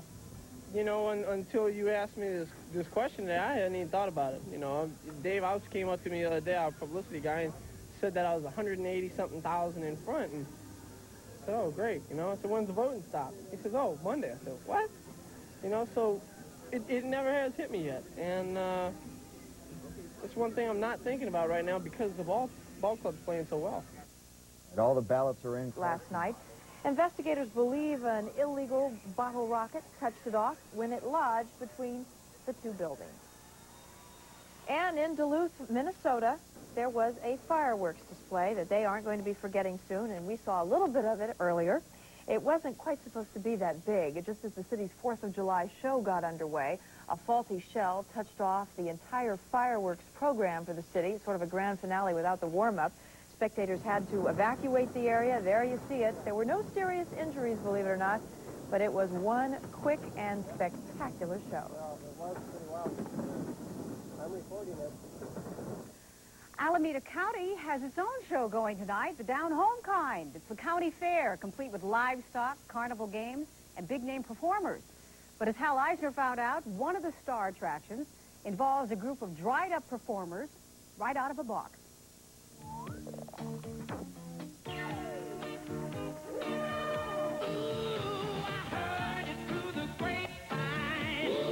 Americans first met the California Raisins in 1986. Now, 2 years later, the California Raisin Commission says sales are up and the image of the shriveled grape has improved considerably, all because of these soulful characters. If we get 10 players, we'll shoot for a California Raisin. Now, county fairgoers all over the state are having a chance to win stuffed versions of these California characters. Raisins are the hottest thing this year. Up here in Northern California, where everybody grows raisins, and it's been a real hot item for us. In fact, the raisins are so popular on midways like this one at the Alameda County Fair that Spuds the party dog isn't nearly as desirable as he was last year. And while fairgoers are taking home raisins as prizes, booth operators have been getting the biggest rewards. Their incomes, they say, have been increasing from $400 to $2,000 a day. I love these raisins. They're pretty cool guys. I like them. If the California Raisin Commission is right, these fellows will become even more popular, beginning with a new advertising campaign this fall. But already an awful lot of people have developed a love affair with these raisins, and even know their favorite song. Ready? Yeah. Bum, bum, bum, bum. Bum, bum, bum, bum, bum. Bum, bum, bum. Heard it through the grapevine. Not much longer would you be mine. Honey, honey, yeah. At the Alameda County Fair, Hal Eisner, Channel 5 Eyewitness News Nightcast. Whoa! The Alameda County Fair is going to be going on in Pleasanton through July 10th. And just ahead now, Joel has the forecast for the rest of the weekend, even into the weekend. And we'll show you what's left behind in the Rockets' red glare.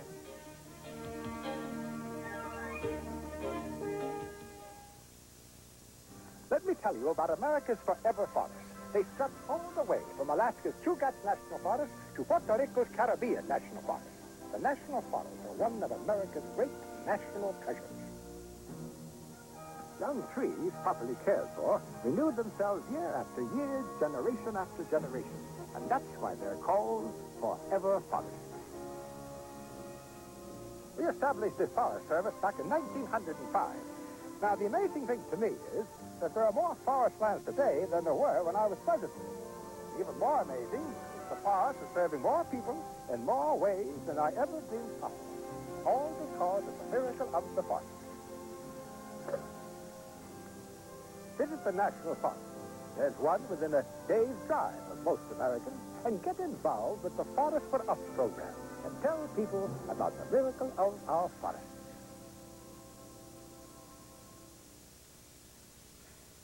Well, they had a great time, all 80,000 of them, but this is what it looked like the morning after. The cleanup crews had their hands full at Chrissy Field today after that fireworks extravaganza there last night. And it wasn't just your ordinary run-of-the-mill garbage either, like plastic cups. They also found things like pillows and old lounge chairs. And this may look like another cleanup in downtown San Francisco, but it is really an archaeological dig. Experts say they have uncovered a huge graveyard of sunken ships. The site is where the Hills Brothers roasting plant once stood, on an area that used to be the San Francisco waterfront. They've recovered pieces of timber and copper from the ships, sunken in the mud. They believe the ships were salvaged in the 1850s, and the remains are now going to UC Berkeley for study. Joel Bartlett is back. Boy, we missed you. nice. I missed you all, too. You had a great time back there at the meteorologist convention? We talked about all kinds of weather things, and it was really exciting. all work this morning. Many parts of the country talk about the tanning index. I wonder if we should take up that here in the Bay Area. You know, that's the amount of possible tan that you can get from the sun. Of course, every county would have a different tanning index. Yeah, it'd be tough to do here, wouldn't it? Yeah. Of course, tonight, it'd be 0. That's true. The sun isn't out at night. But, you know, the best way to get rid of a sunburn, though, is to go out and get a little bit of moonshine at night. And it compensates for the sunburn. What a day it was. What a night it is. We go outside right now. You'll see the view down Market Street here a little earlier in the evening, and you can see that all is well with our little world. Anyway, temperatures, they were in the 60s coast side. They climbed to the 70s and 80s. Inland today, right now, they're in the 50s and 60s. 55 degrees here at Channel 5. It's 59 in Oakland, 64 in a couple other spots there. Winds are from the west at 8 to 15. The humidity, 80% the barometer, 29.96 inches of mercury, and steady as she goes. Well, from space, we can see what's going on. Some cloudy skies, even a few hit-and-miss showers in the Pacific Northwest, but high pressure is building over California. We're actually getting an offshore flow. The fog is conspicuous by its absence right here. With that offshore flow, we should see our temperatures continue to rise a bit over the next few days. Kind of an interesting thing. You can see the reflection of the sun across the Pacific as it moves across during the day. As far as the national weather is concerned, well, the tanning index would be at a maximum over the Midwest and the northern plains today. Temperatures in the 90s, even a few popping the century mark up there. Some welcome rains, though, along the Gulf Coast. As much as 6 inches of rain, a half a foot of rain in parts of Alabama, actually causing some local street flooding there. We have hot weather in the southwest. Temperatures up around 110 degrees in such places as Palm Springs and Death Valley today. We had upper 50s on the north coast, so some of the coolest and warmest weather in the nation was right in California today. In the Bay Area tonight, this is the way I see it. We can look for the mercury to drop down into the mid-40 to mid-50 range by daybreak. And sunrise tomorrow morning will be at 5:54. Dawn will break bright and clear. Temperatures will warm up a bit, as I say. Afternoon highs in the 70s and 80s. Corte Madera can look for a high tomorrow of 80 degrees. So our forecast tonight, this is the way I see it. We'll have starry skies over the Bay Area and slowly decreasing winds overnight. And then tomorrow it'll be sunny, a little warmer. Northwest afternoon winds 15 to 25 miles an hour. And the 5-day forecast, it looks to me like a warming trend heading right on into the weekend. We may see a little patchy fog at times on the coast, but that's about it. My thanks to Doug McConnell for so aptly filling in for me on my well-deserved vacation. Very nice well to be back with you all. It's good to have you back, and thanks for all those postcards, too, Joel. You're welcome. Well, Wayne is up next with sports, and you'll hear from one of the most inspirational athletes in the country, and Wayne will have highlights of a less than inspirational night for the A's. But it was a night for the Giants offense to explode at Candlestick against the Cubs.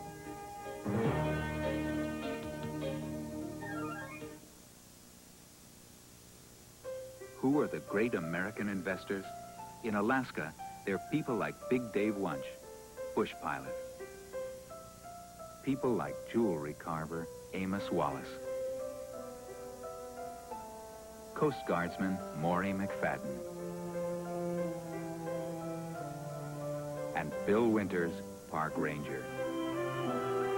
People like you and me. We're the great American investors.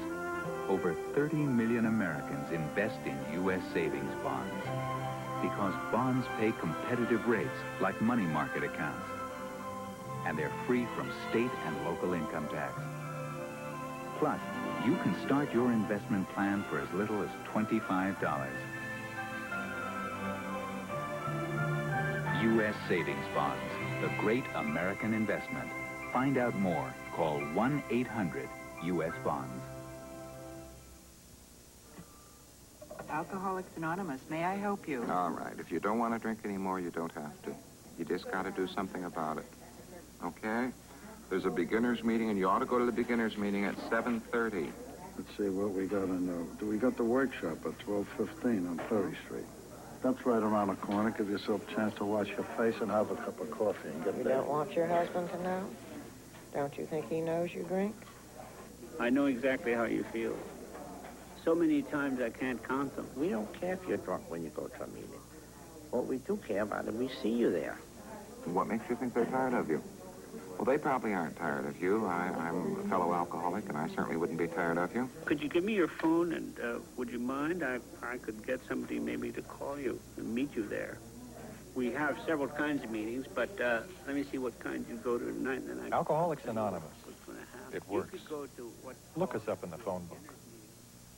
Well, Wayne's here with sports, and what got into the Giants? Must have found a pitcher they could hit tonight, right? They've had trouble scoring runs. They certainly did in the night. After scoring only 10 runs in the first 4 games of their current homestand, the Giants nearly equaled that total in a laugher tonight at Candlestick. San Francisco rolled over the Cubs by a score of 9-0. The Giants tagged loser Calvin Schiraldi for 4 runs in the first inning. 2 here on the double by Will Clark. Clark leads the National League with 64 runs batted in. The Giants would get 3 more in the 5th on this play. Candy Maldonado dunks this base hit to center, 2-run score. And when Darren Jackson... And the Expos' Andres Galarraga. Ryan Sandberg joins Clark in the National League infield at second, while Bobby Bonilla makes his first appearance at third. Ozzie Smith, once again the top vote getter in both leagues, is the shortstop. Gary Carter is elected for a record-tying 8th straight time at catcher. The National League outfield features Darryl Strawberry, the top vote getter, Cubs' Andre Dawson, and Vince Coleman. If the Giants' Robbie Thompson is to make the squad as a backup infielder, he will have to get the nod from National League manager Whitey Hershaw. I'd be thrilled to death representing National League, representing the Giants here, and playing with the best. And I haven't thought about it a whole lot. I've been trying to keep it away. I don't want to get my hopes up for it and then not make it. The A's are represented on the American League team by Jose Canseco, the Major League home run leader with 23. He makes his 2nd Classic appearance. Canseco beat out Dave Winfield by just 27,000 votes. Winfield, who will make his 8th All-Star start, will be joined in the outfield by teammate Ricky Henderson. Oakland's Mark McGwire, who made the All-Star roster as a rookie last season, returns this time as a starter, beating out Don Mattingly in the vote. McGwire will be joined by Paul Molitor, who was a DH and hasn't played a game at second base this season. Wade Boggs is at third over Carney Lansford, and Alan Trammell, despite being injured, is the shortstop. The A's' Terry Steinbach, hitting only .214 with 4 homers, survived a June collision with Kirby Puckett to win the catching job by 84,000 votes over Carlton Fisk.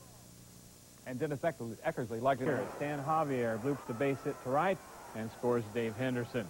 The Indians responded with 2 in the 2nd inning. Willie Upshaw with the single, and Brooks Jacoby survives the collision with Terry Steinbach at the plate to score Cleveland's first run. The A's got 1 in the 3rd, but Cleveland came back with a pair on this single by Jacoby, and it was now a 6-4 game. The A's still leading. It stayed that way until the 7th. Cleveland already had a run across with 2 outs when Mel Hall scorched loser Rick Honeycutt with this drive to right center. Henderson and Javier both can't track it, and it becomes an inside the park 3-run homer for Hall, and the A's lose their 3rd straight. Meanwhile, Minnesota has pulled to within 3.5 games of Oakland. The Twins dusted Boston. That score 8-1. Kirby Puckett with a 2-run double here. He had 4 hits. Frank Viola tossed a 3-hitter for his 14th win in 16 decisions. At Texas, the Rangers got by the Yankees 4-2. Pete Incaviglia jolts loser Ron Guidry for this shot to left. Home run number 15 for Incaviglia. The Yankees left 14 men on base in this one. And New York now trails Detroit by 2.5 games in the East. The Tigers got 2 in the 9th atop Seattle. The Brewers bounced Kansas City. Stanford's Jack McDowell pitched the White Sox past Baltimore, and Chili Davis hit 2 homers, including the game winner in the 10th as the Angels got by Toronto. Well, the starters for next Tuesday, Chris Spire back in 1973, although Vida Blue was a starting pitcher in 78. Rick Russell today improved his chances to be named to the All-Star pitching staff. He tossed 8 shutout innings as the Giants blanked Chicago 2-0. Jose Uribe scored the Giants' first run on this squeeze bunt by Donnell Nixon. It came off loser Jamie Moyer in the 3rd inning. Moyer kept the Giants in check through the 7th, but coming up here in the 8th, Robbie Thompson, Knicks reliever Les Lancaster for an RBI single. Thompson there with the flare out to right field, and that gets the run in. The Giants got a break in the 9th there, and Jackson tags a Craig Lefferts pitch to left center. Brett Butler traps the ball, but it was ruled a catch. Roger Craig was in pennant race form afterwards in the clubhouse. Oh, every game you win now is the most important game you won all year, and today was a big, big game for us, especially after we lost the first game of the series. You know, we're 4-2 at home now, and we're playing some good ball clubs, and, you know, we feel good about where we are right now. The Giants are now 4 games over 500 for the first time this season, but they're still 5.5 games behind the Dodgers. Franklin Stubbs caps a 7-run 8th inning for L.A. tonight with a grand slam off Todd Worrell. The Dodgers rally past St. Louis 7-3. Darryl Strawberry celebrated his selection to the All-Star team with this gargantuan homer at Shea Stadium. It's all the way out of the park. That's a league-leading 21 this season for the Straw. The Mets clipped Cincinnati by a score of 5-4. Two other games. Montreal handed the Astros their 5th straight loss, and the Braves completed a 3-game sweep of the Phils. In NBA news, but prosecutors now think it's unlikely he'll be able to put off his inevitable execution. Because of the way the Harris decision upholds California's death penalty statutes, it affects more than just Harris. It also affects 200 other inmates now on California's death row. In San Francisco, Hank Plant, Channel 5 Eyewitness News. Prosecutors expect Harris to make his 4th appeal to the U.S. Supreme Court, but they think it's going to be his last, especially since today's ruling by the appeals court threw out so many challenges raised by Harris. That includes his claim that the death penalty in California discriminates against young men convicted of murdering whites. The court rejects that idea. Still ahead, Ollie North going into battle. Tonight, prosecutors have set the date to put him on trial. And the tiger attack that has left a woman fighting for her life. No money, no rock. Stop, lose yourself. I'm doing it. Get out of here. Hi, Richie. I really need to talk to you. Yeah. I got you covered. I only want a little. Come on. Sure, I understand. Just a couple hits. Richie, I don't have any money. Please. You mean you bring me out here for nothing? That's a no-no. Understand? What are you, stupid? What do I look like, charity? You know I'm good for Richie. You know I'll pay you back. Richie, I just gave you $100. It's got nothing to do with now. Listen to me. No money, no candy, no crack. You understand? It'll dissolve. Lose yourself. Richie, come on, don't leave, please. Listen, hey, girl, you're gonna get that little red-headed girl, and the both of you is gonna come over to my crib. Charlotte? That's right. We're gonna have a nice little party. Understand me? Then I'll take care of you.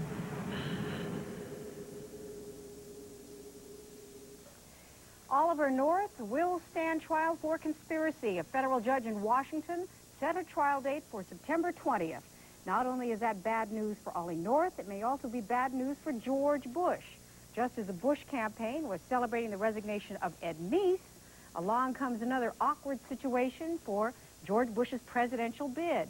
Another round of Iran-Contra questions.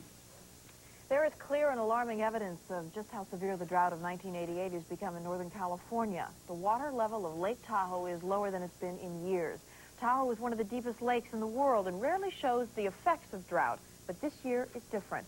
Whole sections of the lake's bottom are now part of the shore, and docks often come to an end many yards away from the water. Local officials say voluntary conservation efforts aren't working well enough, and many wells are drying up already. In the Midwest, they're calling the situation desperate. 13 senators asked the president today to divert water from the Great Lakes to help the Mississippi. Communities along that river may run short of drinking water. But there was immediate opposition from several lawmakers who say the Great Lakes have fallen 2 feet in the past 18 months, and diverting more water would have a major impact on shipping. We don't usually think of donkeys as being dangerous animals, but tonight in Tehama County, a 6-year-old boy is dead after being kicked in the head by one. He was walking with his brother across the pasture where the donkey was grazing when it kicked him and bit him. The neighbors tried to stop it, but the donkey kept attacking the boy, and by the time the sheriff's deputies got there, the boy was dead. In Bothell, Washington, it was this tiger that lost control today, mauling 2 people there. They were shooting a commercial at a wild animal farm when the tiger attacked. One woman, a volunteer on the shoot, is in critical condition after going through surgery. She was bitten in the neck and head. Another member of the camera crew, also bitten in the head. He's been released from the hospital tonight. Now the owner of the farm is thinking about closing the whole thing down. And still ahead, Joel Bartlett will have the weekend weather forecast. And we'll show you the little gemstone who's just a twinkle in his mother's eye right now, but it'll be tons of fun in no time. Yeah, you just heard 16 hits in a row from the leader of the Beach Sundancer here with you. Coach, get out of here. He's got the base. He is running. Copy that. In pursuit of suspect. This is United States Coast Guard. Skipper, stop your vessel. Don't stop.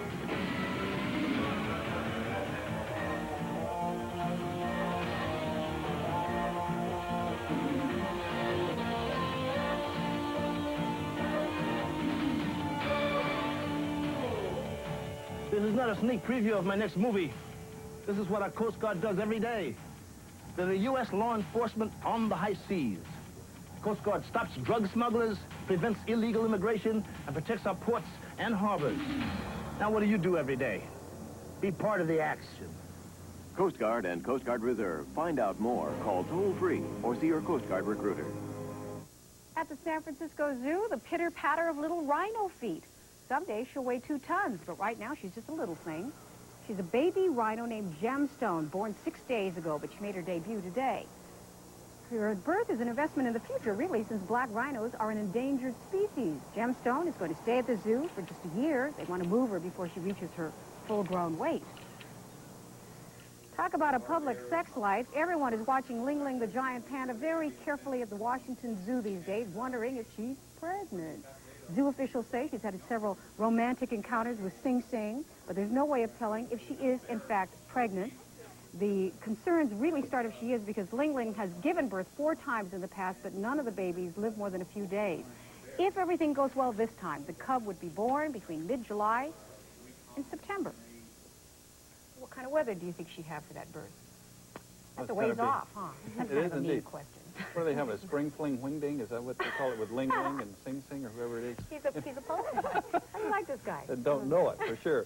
Anyway, we have a typical summertime weather pattern, fog along the coast extending inland during the night and morning hours. Have you heard that one before? Why don't we go outside right now? We'll show you a view taken just a short time ago. You can see the Bay Bridge here with the towers getting lost up in the fog there. The bases of the clouds right now are down around 500 feet. And hello, everybody. Happy Friday. Temperatures, they were cooler today with the marine air spreading inland over the Bay Area. Now, right now, it's 54 degrees here at Channel 5. You can see some of our Bay Area temperatures up into the 60s. It's a pleasant 67 in Concord, San Jose right now.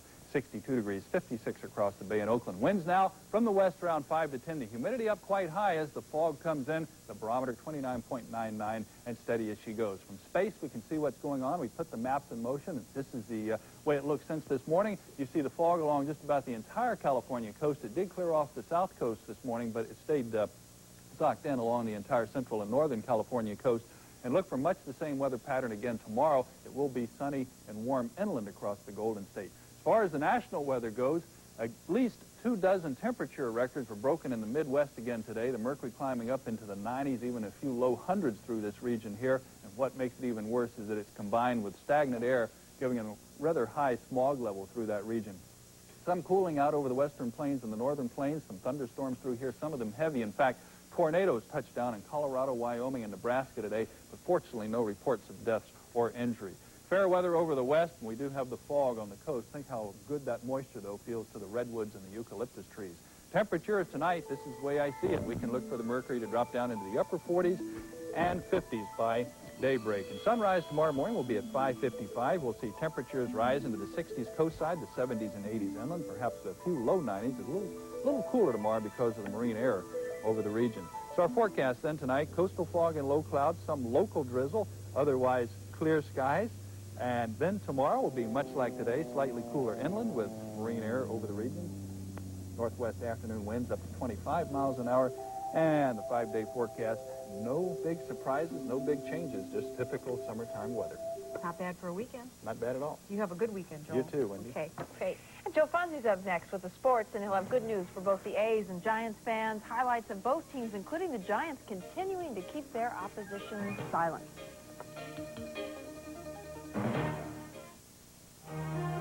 There's hardly a corner of the world where Peace Corps volunteers are making a difference right now. You can join them. They're opening hearts and opening minds, building bridges and bridging cultures, sharing skills and sharing themselves, bringing new life to deserts and fighting disease. Peace Corps is leaving behind more than a new crop, a new forest, or a nourished child. It's leaving behind people you've helped to help themselves, shaping their future as well as your own. No matter what your skill, you don't know how much you have to offer until you offer it. Take home a world of experience and leave behind something that will last for generations. Peace Corps, the toughest job you'll ever love. Who are the great American investors? In Alaska, they're people like Big Dave Wunsch, bush pilot. People like jewelry carver Amos Wallace. Coast Guardsman Maury McFadden. And Bill Winters, park ranger. People like you and me. We're the great American investors. Over 30 million Americans invest in U.S. savings bonds because bonds pay competitive rates like money market accounts. And they're free from state and local income tax. Plus, you can start your investment plan for as little as $25. U.S. savings bonds, the great American investment. Find out more. Call 1-800-US-BONDS. Now, Wayne is off tonight. Joe Fonzi's sitting in, and a cliffhanger for the Giants. The Giants cannot complain about the pitching they've been getting lately. The drought has hit Candlestick Park, and the Giants are making a splash because of it. Mike Lacoste tossed the Giants' third straight shutout tonight as San Francisco clipped St. Louis 1-0. The Giants had won 4 of their previous 6 games on this homestand, despite hitting just 191 in that stretch. Here's what amounted to San Francisco's offense tonight. Will Clark's first inning sacrifice fly off loser Joe McGrain. That's a league-leading 65 RBIs for Clark. Lacoste allowed just 1 run in 8 innings while beating the Pirates in his last outing. He fans Tom Bernatsky here. The man they call Buffy struck out 5 and walked only 2. Lacoste limited the Cards to only 4 hits. Check out this double play. Jose Uribe catches Lacoste's throw to second for the force out on Willie McGee. Uribe then drops the ball, but still has time to double up Bernatsky at first. This time, it's Uribe with some wizardry on an Ozzie Smith grounder in the 9th. 1-0 Giants as they fire 3 straight shutouts for the first time since May of 1960. That also was a presidential year. Tonight at Dodger Stadium, Michael Dukakis looked on as if he had more on his mind than pennant races. Or was that Casey Kasem? The Giants have moved to within 4.5 games of the Dodgers in the West. Watch right fielder Darnell Coles with a super catch here to rob Jeff Hamilton. The Pirates got by Los Angeles 4-3. Former Giant Jim Gott earned his 11th save. Elsewhere in the National League tonight, the Mets' Davey Johnson is trying to figure out how you spell relief. Darnell Coles may be trying to figure that out as well. And there's Davey. Davey saw his Mets and Dwight Gooden lose to Bob Nepper in the Astros 4-2 in the Dome. Gerald Young with a single to left as Rafael Ramirez is digging all the way from second. Ramirez just beats McReynolds' throw and Gary Carter's tag. Nepper allowed just 4 hits and going the distance for his 9th win of the year. He gets Keith Miller looking at a big breaking pitch for the final out. Nepper struck out 6. Pitching was the storyline in Cincinnati tonight as well. Philadelphia's Don Carmen fans Dave Concepcion in a 1-0 win over the Reds. Milt Thompson's homer was the difference off former Athletic Jose Rijo, who suffered the loss. Also, Dennis Rasmussen won his 5th straight as the Padres downed Chicago. Montreal was a 7-1 winner over the Braves. The A's tonight ended their pre-All-Star game skid and increased their lead in the American League West to 4.5 games over Minnesota. Oakland beat Detroit 3-2. This is the 4th inning. Jose Canseco is on third. Mark McGuire hits a ground ball to third. Tom Brickens throws out McGuire at first, but Canseco beats Darrell Evans' throw at home, and it's 1-0 A's. 5th inning now. Mike Gallego is on third. Carney Lansford lifts this fly ball to right. It will go foul. Chet Lemon makes the catch, then a strong throw home, but Gallego is safe. The A's made it 3 straight innings of solo runs in the 6th as McGuire homered for the 16th time this season. Storm Davis got his 6th win. Dennis Eckersley his 26th save. At Yankee Stadium, Bo Jackson slams this 3-run homer in Kansas City's 4-0 win over New York. Mark Gubicza went the distance to get his 12th win, and the Yankees suffered their first shutout of 1988. Ellis Burks slammed 2 2-run homers tonight in the 2nd of 2 as Boston beat Chicago 10-7. The White Sox won the opener 6-5. Chicago also led 5-3 until the 5th inning of the nightcap. This is Burks with a homer in that inning. Boston scored 7 times and collected 9 straight hits, just 1 shy of the Major League record. Also tonight, Mike Greenwell of Boston. Team record for runs, beating the Cardinals 21-2. That's right. We're in the 5th inning. Chris Spire off Bob Force. John Tudor is already gone. Spire, it is gone. That made it 6-2 San Francisco. Kevin Mitchell had a big day. 4 hits, 4 RBIs. Here he is off Force. A 3-run home run. Clark and Candy score. It is 9-2 San Francisco. Spire completes his cycle in the 7th with this ball down the right field line. It will be a triple, and it's off Steve Peters. It makes the score 17-2, and then Ernest Riles hits the 10,000th home run in the franchise history. Quite a day at Candlestick. When you're going that well, you don't really think of a lot of things at the plate, and I think that's what makes you, a lot better hitter, is that you don't have a lot of mechanical things on your mind, and you're just seeing the ball and hitting it. Fernandez here. Fernandez hurt him by driving in Dave Madigan. 3-0 Mets. In the Astros' 5th, Glenn Davis singles up the middle to even the score at 3. Gerald Young crossing. Buddy Bell followed with what proved to be the game winner, the ball dropping in front of Kevin Bass. 4-3 Houston. Ryan won his first game since May 29th. This was his 100th Houston win. He had 138. With homer, Lou Whitaker takes Bob Welch off the facade of the second deck in right. The 3-run blast made it 4-0 Tigers. The A's finally broke through on Dave Henderson's sacrifice fly that scored Walt Weiss 4-1 Tigers. He did get in there safe. In the Tigers' 7th, Weiss made a great defensive stop of the Whitaker ball, getting the force at second and preventing a run. The A's closed it within a run in the 8th. Jose Canseco lost a Mike Henneman offering for his 24th home run, about 400 feet, 4-3 Tigers. But with a tying run on third, Mark McGuire off of Guillermo, used to be Willie Hernandez, pops out to end it, 4-3 Detroit. Other American League games.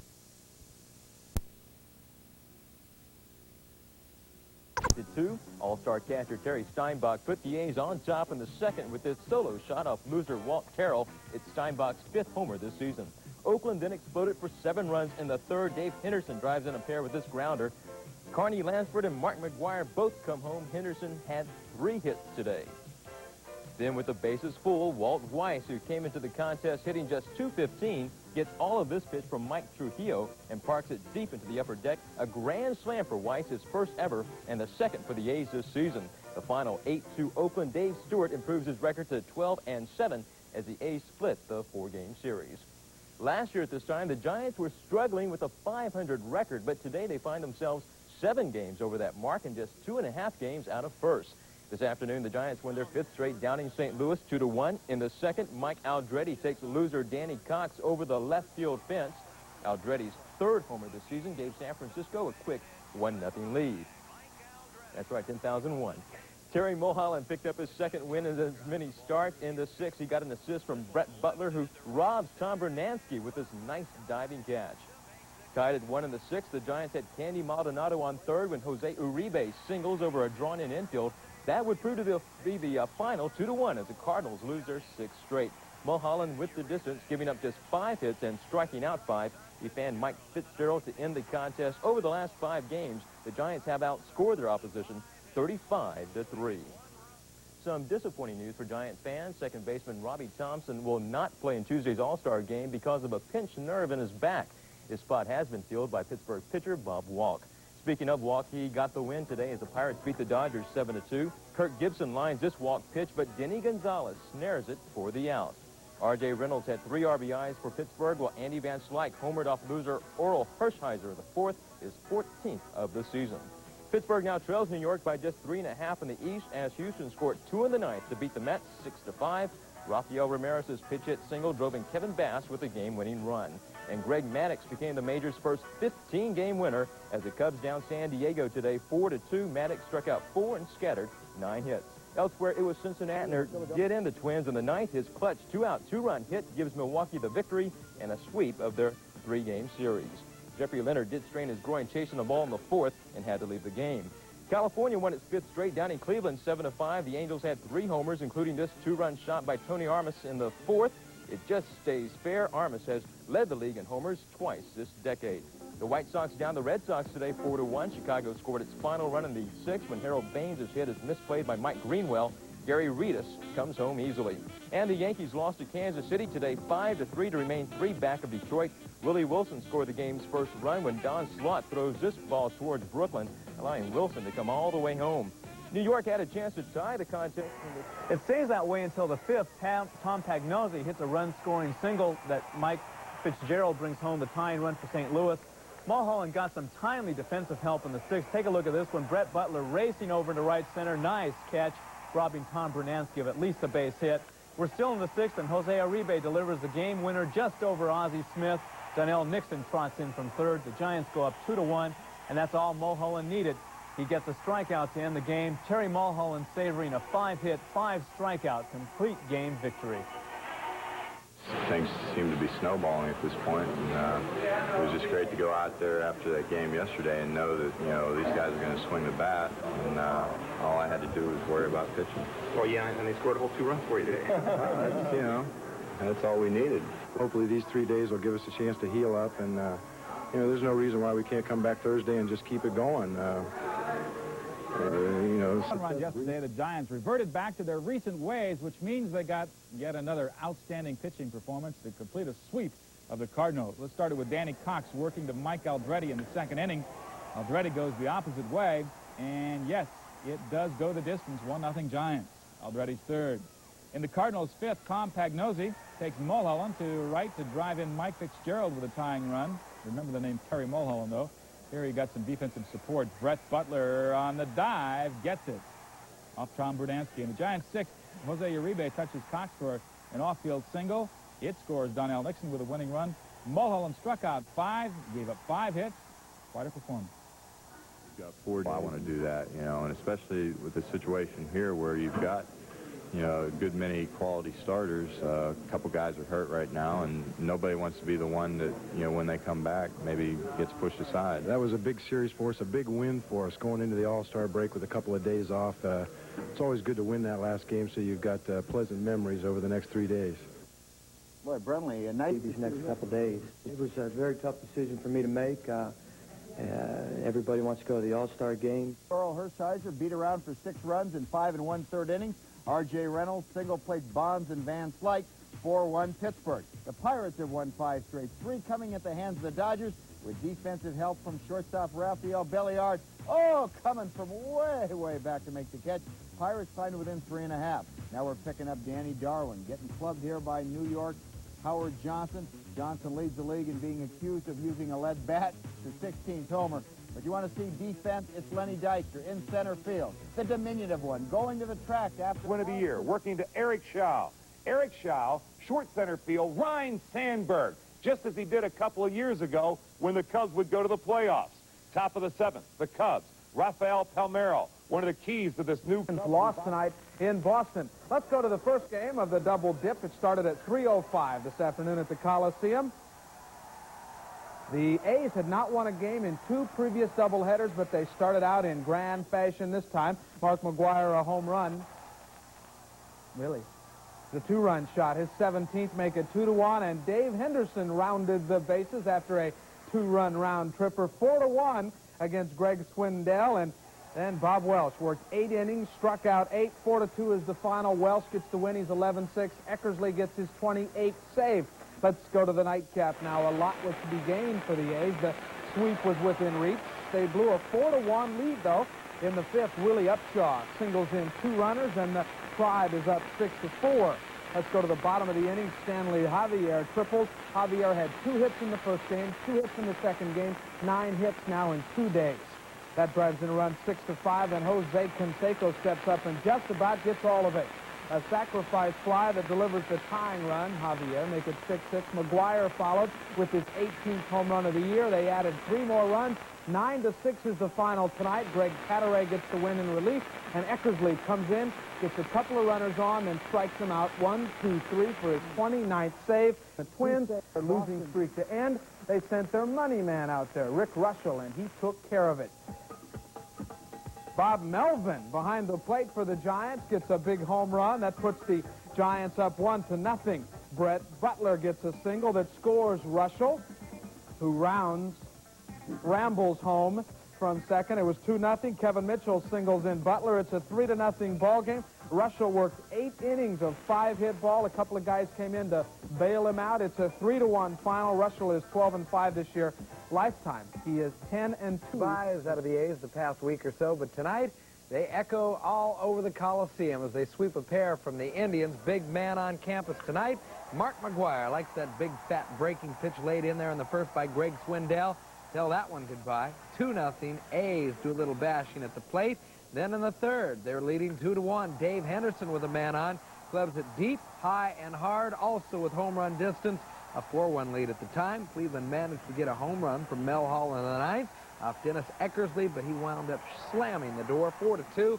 Win number 11 for Bob Wells, save number 28 for Eckersley, and the final 4-2. 4 runs was not going to get it in the nightcap, so Oakland went out and got what they would need.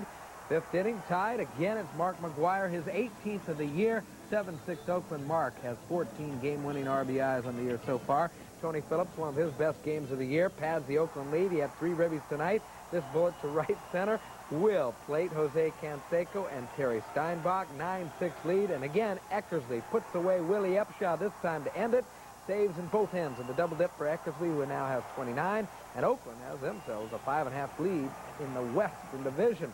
It out quite a bit, though, as Rick Russell, the honeymooner, gives them just what they needed on the mound at Wrigley Field, and the batters came through with enough, like Bob Melvin, put the sweet wood on that Rick Sutcliffe pitch.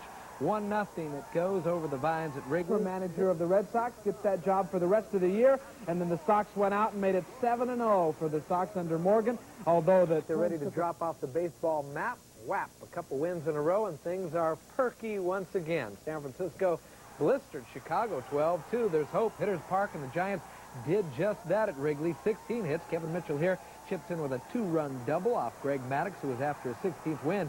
He wouldn't come close. 3-1 Giants in the third after that hit. And Will Clark sends one the other way to left.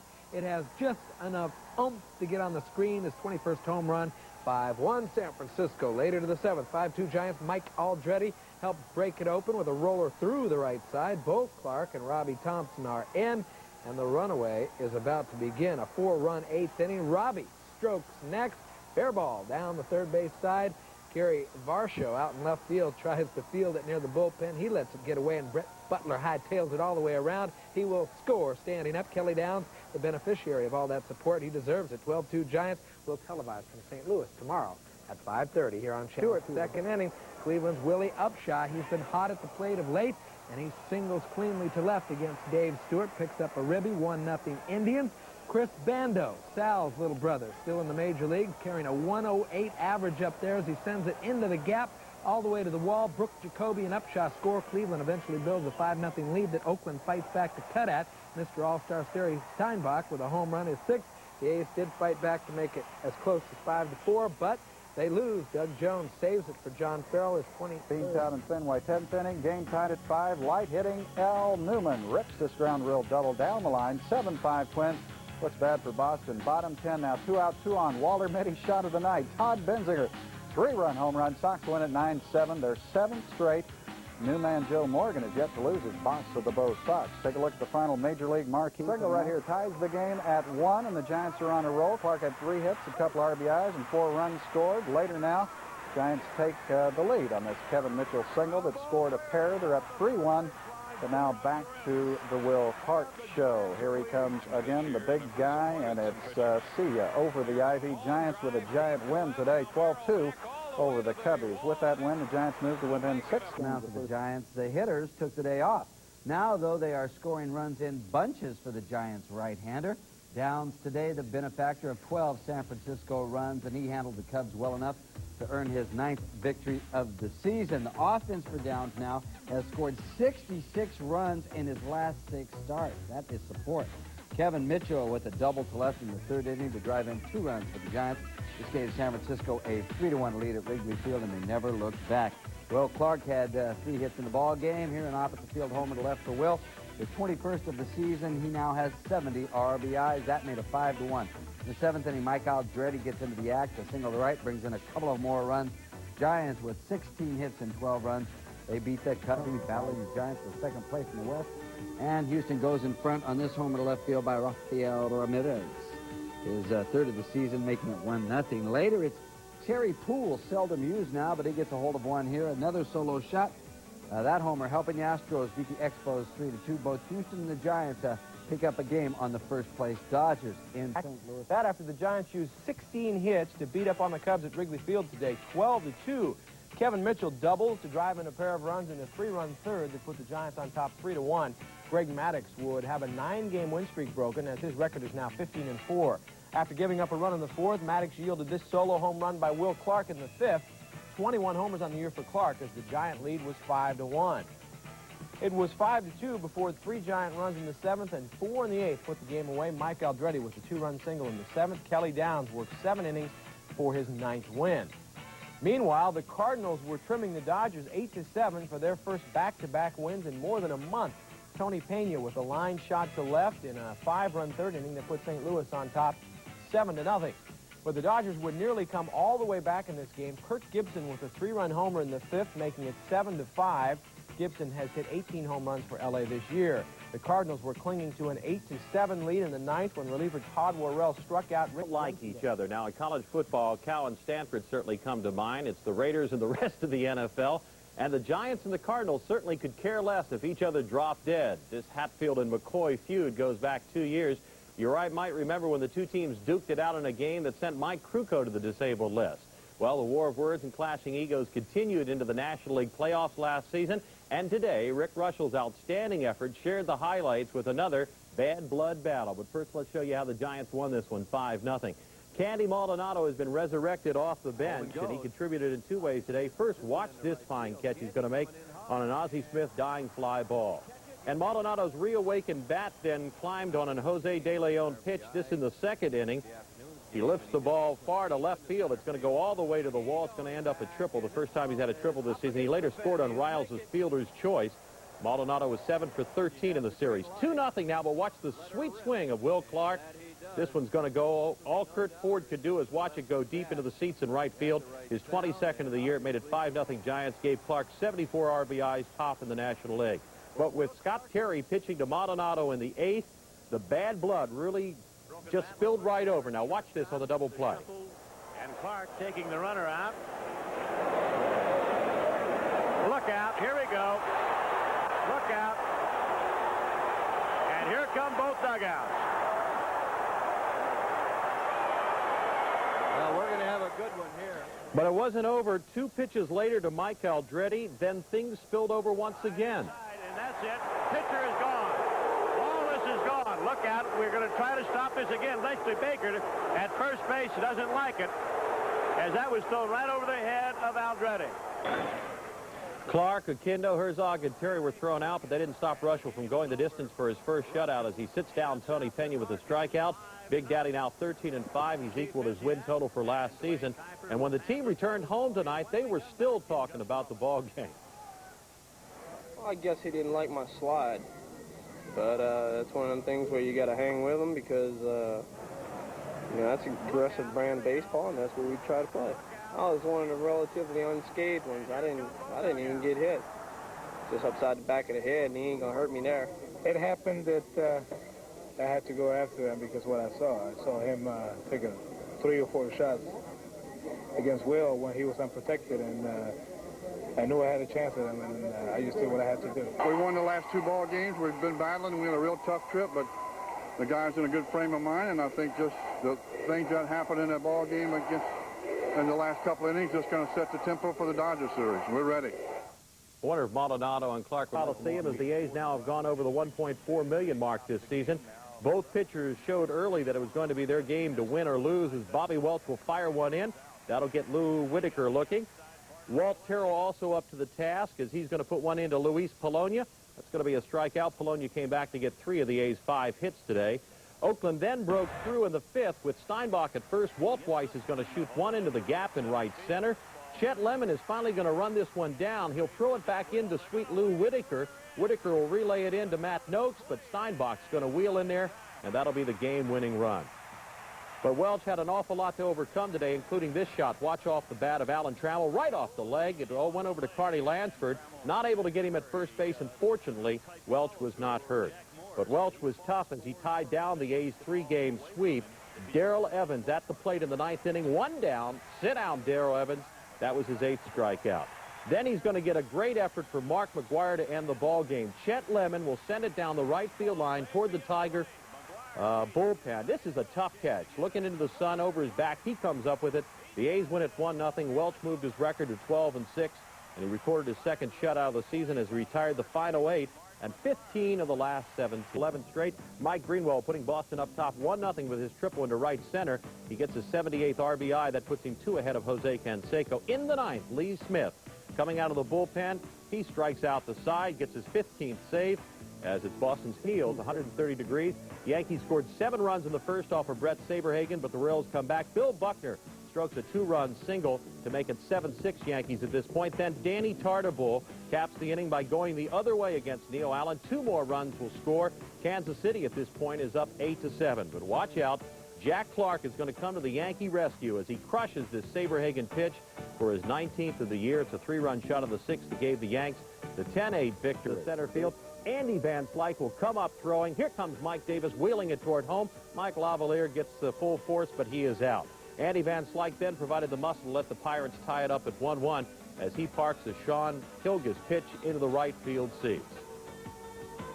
However, the game winner came in the 7th. Steve Sachs is going to get his 3rd hit. It's going to go to left, and Barry Bonds comes up with it, but that won't stop David Anderson from coming in and scoring the game winner. Jay Howell retired the final 4 to get his 12th save. Full house at Shea Stadium. Before the game, the Mets retired the uniform of Tom Seaver. Seaver's number 41 joins Casey Stingles and Gil Hodges' retired numbers as he takes the bow. However, the fans didn't really have too much to cheer about in the game. First inning, Jim Morrison sends one to center. Mookie Wilson gets all tied up. He can't figure out which way the ball's going. He misplays it. 2 runs come in, Thomas and Murphy, to make it 2-0 Atlanta in the first inning.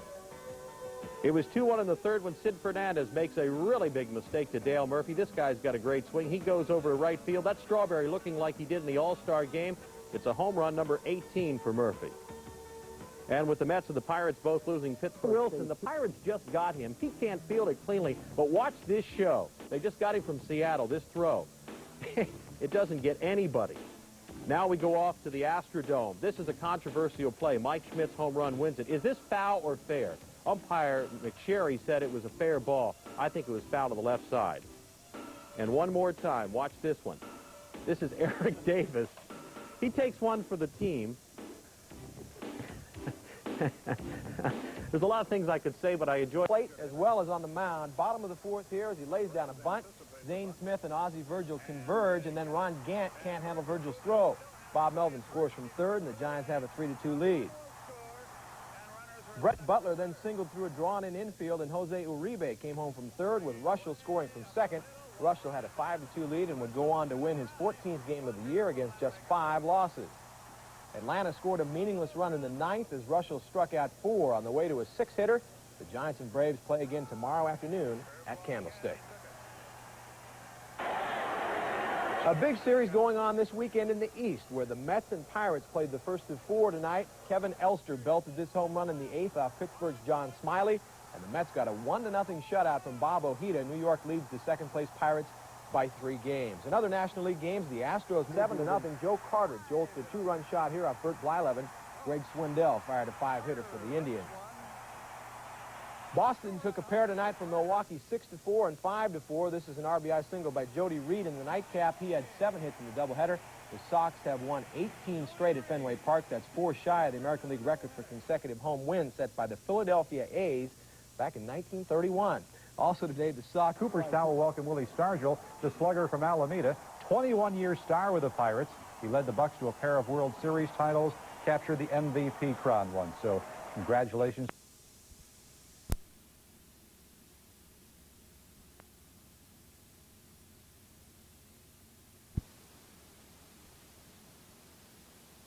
Vallejo yacht race that was happening on the bay during the day today. Channel 4, of course, is sponsoring part of this, of Sail Week 88. Of course, a good time was had by all, and especially excited to be there was our very own Gary Radnich. I've never sailed before. My interest in the America's Cup is rather nil, but the general manager of our station, Amy McComb, said you will be on that boat and you will enjoy yourself. And I am having a pretty good time. He looks very enthusiastic. Who was that next to Gary? Somebody interviewing Gary. Oh, yeah. I see. And it was an exciting interview, too, and I'm glad we had a chance to share that with you. Let's talk about what it's going to be like tomorrow on the Bay and around the rest of the Bay Area, starting off with the temperatures outside right now.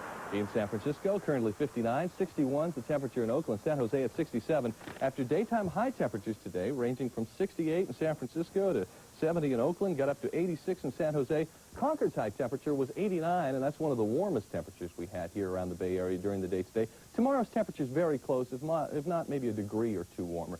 In the meantime, throughout the western United States, the temperature's pretty close to normal, except down in Yuma, Arizona, only got up to 90 degrees today. They're used to being above 100 degrees, but clouds down there kept the temperature down. Did get up to 100 in Billings, Montana. That's the 17th time this year they've hit 100, and that's a record. Also a record in Baltimore, 103 degrees, the 10th time this year they're above 100, and that in itself is an all-time record high as warm air and thunderstorms move through the eastern part of the United States. You can still see some heavy stuff in through Indiana and Ohio, but earlier in western New York, heavy showers and thunder showers. Jamestown, New York had so much rain and strong gusty winds, knocked over trees, damaged houses, flooded the streets, and knocked out power lines, with other areas of scattered heavy thunderstorms and trees down in through West Virginia and northern Carolina and up into New York State during the day today. Cold front moving to the east is doing that right now. Moving out of the Rockies, some scattered showers and thunderstorms associated with some heavy rains, but widely scattered. Generally over the top of us, we were associated with the sunshine during the day today, and it's going to be the trend for the next couple of days. Past 24 hours, though, you can notice how some clouds developed, some thunderstorm clouds developed down in Southern California, worked their way to the northern part of the state with some heavy thunderstorms in Northern California. They're now moving across the Oregon border. In the meantime, for us around here, no thunderstorms in the forecast. It's fairly clear skies. Coastal clouds blowing inland. Overnight low temperatures mostly in the 50s. For tomorrow, in the morning, some low clouds burning off to the beaches by about midday. Otherwise sunny, a bit breezy in the afternoon. High temperatures from 65 along the coast to some 90s in the warmest inland spots. Our marine forecast for Gary and the rest of the gang out on the bay, low clouds and fog, winds out of the northwest. It swells up to 4 feet. And in our 5-day forecast, we'll talk about fog in the morning, followed by sunshine. No real change in sight as we work our way into the first week of August. Pretty good Sunday, though, if you get out and enjoy it. Hope you do. You remember the days when cable car rides were a quarter, don't you? No, you were telling me about that earlier. I guess I'm Good all old alone. Good old Emerald. Okay, well, anyway, indoor baseball is featured next as the A's do battle with the Seattle Mariners inside the Kingdome. First, though, tonight's winning lotto number.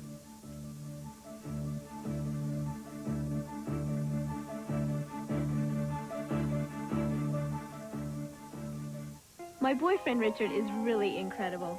The best basketball player on our high school team, a super math whiz. But I'm scared because he's doing a lot of coke and crystal meth. I wish I could get him to stop, but I don't know what to do. Appearances can be deceiving. If you think your teenager isn't telling you the whole truth about drugs or alcohol, ask for help. Call 696-5544, the Mills Peninsula Chemical Dependency Center. Where can you go where every day is a party, where everyone can join in the fun? I'm the wheel watcher. Where the action happens from your TV set to your couch with every spin of the wheel. Tell us about it. Where else but where the prizes, the cash, the excitement keep getting bigger and better all the time. Let Pat Sajak and Vanna White show you the time of your life on Wheel of Fortune.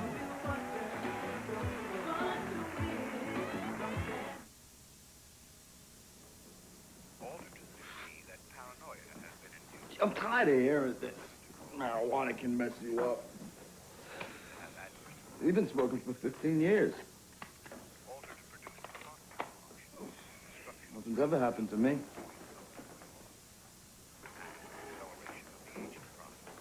I didn't get into all the drugs.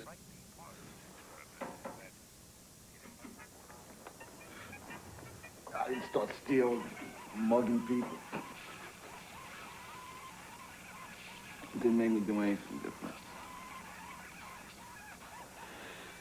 In fact, I'd say I'm exactly the same as when I smoked my first joint. Eddie, did you even look for a job today? No, Ma. I called him this morning. Marijuana can make nothing happen to you, too. Do me a favor, crack one of these windows for me, okay? Let's check on sports with Gary. Good day to be a Bay Area baseball fan. Really was. The A's lost a heartbreaker last night, and as they took the field in Seattle tonight, they knew the Twins had already won in Cleveland, pulling within 5 games of the top. So the A's wanted this one badly, and Dave Henderson got them started in the right direction. First inning, goodbye. See you later. Home run to right field.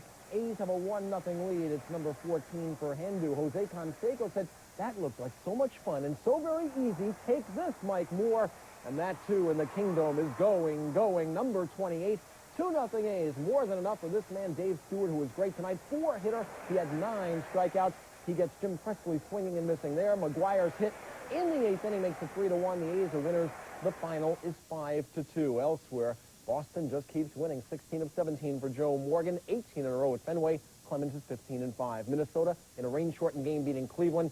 Chili Davis had 2 home runs in California's wild win over Chicago. It was Baltimore falling to Kansas City, Detroit shutting out Texas, and the Yankee win over Toronto. Now, every contender in the National League is happy when the Braves pull into town. And the Giants taking full advantage of the Atlanta visit at Candlestick today. No score in the 3rd inning. When Kevin Mitchell goes the other way, that will easily score Robbie Thompson. It is 1-0 for the Giants. Defensive play of the day. Wait till you see this one. Blocker with a foul fly to left. And Donnell Nixon with speed to Burns. I know the wall is there, don't you care? Oh, my goodness. Donnell was okay. He made a sensational catch. Later, Will Clark is base hit in the 8th inning. That will score Brett Butler. 2-0 Giants. Let's go to the 9th. Now it's 2-1. Craig Leopard's on to save it for Kelly Down. The 6-4-3 double play puts the Braves in their place. Giants a winner. Well, there's no argument that we can play defense, and I think that shows leading the league in double plays. But the ball that Donnell caught today, I thought that ball was up in the stands to begin with, and he got there in a hurry and right against the wall and made a great catch. And believe me, it helps to have, if you can throw strikes and have them put the ball in play, I know I got guys that are going to catch it. Doubleheader tomorrow at noon at the Stick. A good young Pittsburgh team marched into New York this weekend, intent on proving to the Mets there is indeed a pennant race in the East, but you ain't going to win if you can't score. That's been the Pirates story. No score in the 4th inning. Howard Johnson, he belts this one, his 18th home run of the year, and it's 1-0 for New York. And that would be enough for Sid Fernandez, the left-hander, overpowering 7 innings. He struck out 12. R.J. Reynolds, have a seat. Down he goes. Randy Myers on the save. They'll do a 16th save. R.J. to ground out to end it. Final score, New York 3, Pittsburgh nothing. Second straight shutout there. Fernando injured today for the Dodgers, has a bad shoulder. And Danny Heat forced to pitch. In the outfield, he gives up the Tater to Ken Caminiti of the Bay Area. That's gone. Dodgers a humiliating loss, 14-6. And the Giants are 5 away. And the Astros are 3.5 games back. The Astro win, Cincinnati and Browning shutting out San Diego, Montreal over St. Louis, and Philly getting by Chicago. For our football's very best, marched into the Hall of Fame in Canton today. Mike Ditka, Alan Page, and Jack Ham joining former Raider great Fred Biletnikoff in receiving the sport's highest honor. Biletnikoff caught 589 passes for 76 touchdowns during his great career with the Silver and Black. I was proud to be a professional football player. And I'm still happy it's still in my veins. And everybody behind me are proud that they were professional football players. And I love the game, and I still love it. And I hope it continues to get better and better, so you people and the people that'll follow us coming before you can feel the excitement and the happiness and all the emotion you people give. Thank you very much. An emotional moment for Freddie. The game itself was really a yawner. Turk Schonert out of Stanford, of course, some 7 or 8 years ago. He dives over for the touchdown, 7-0 Bengals. Later, it's Turk to Ira Hillary. Bengals a winner, 14-7. Now, tomorrow, the 49ers and Dolphins in the 3rd annual American Bowl from London. You'll see it live right here on Channel 4 at 10 o'clock in the morning. Now, I don't know about you, but for me, this has been the most exciting arena football season ever. Oh, what memories. And we got some tonight. Championship game. Here we go. Let's roll it. There's a touchdown for Chicago. Watch the cheerleader getting a little bit too close, and down she goes. That's a tough way to meet players, but no disabled list for her. She's a gamer. She's up and ready to go. Key play of the game. Chicago are trying a field goal attempt. The kick is days, and we're psyched up. We're going to win it. Giants sweep is soured by the loss of another pitcher, while the A's muscle up inside the Seattle Kingdome. Details of both clubs straight ahead. The 49ers open up in London against the Dolphins. Highlights of the American Bowl, plus Bill Walsh's puzzling statement on his quarterback situation. And the best drag racers in the country put on a... Ron Gant nicked Terry Mulholland for a run-scoring single. Bruce Benedict makes it 2-1 Braves as he crosses home there. In their half of the 5th, Bob Brenly takes Pete Smith the distance. It is Brenly's first home run since, get this, May 8th, his 4th of the season. In the 6th, though, Gerald Perry lines a ball off Mulholland's left wrist. During the second game, after Mulholland had been departed from the first game for x-rays, the word came, lost for the season with a fractured wrist. An inning later, Kevin Mitchell provided the game winner. This shot off Jose Alvarez, Mitchell's 15th homer. The Giants take the opener. Right now, I think I feel pretty good at the plate right now. I'm adjusting. It takes me a couple of at-bats before I can adjust to the pitcher. And I went up there today with Alvarez, and I'm looking for the breaking ball. He usually throws me. So, yeah, I got behind in the count. Threw me a fastball inside. Good pitch to hit out the yard. Tough for that kid and tough for us because he started, I think, what, 6 games, and he's pitched good all 6 times, and this is going to be, it's going to hurt. Yeah, I'm disappointed. You know, you hate to cut your season short like this if that's the case, and just got to wait and see how things turn out. Turned out in small numbers today. Only 26,960. That's a week for 2 for 1.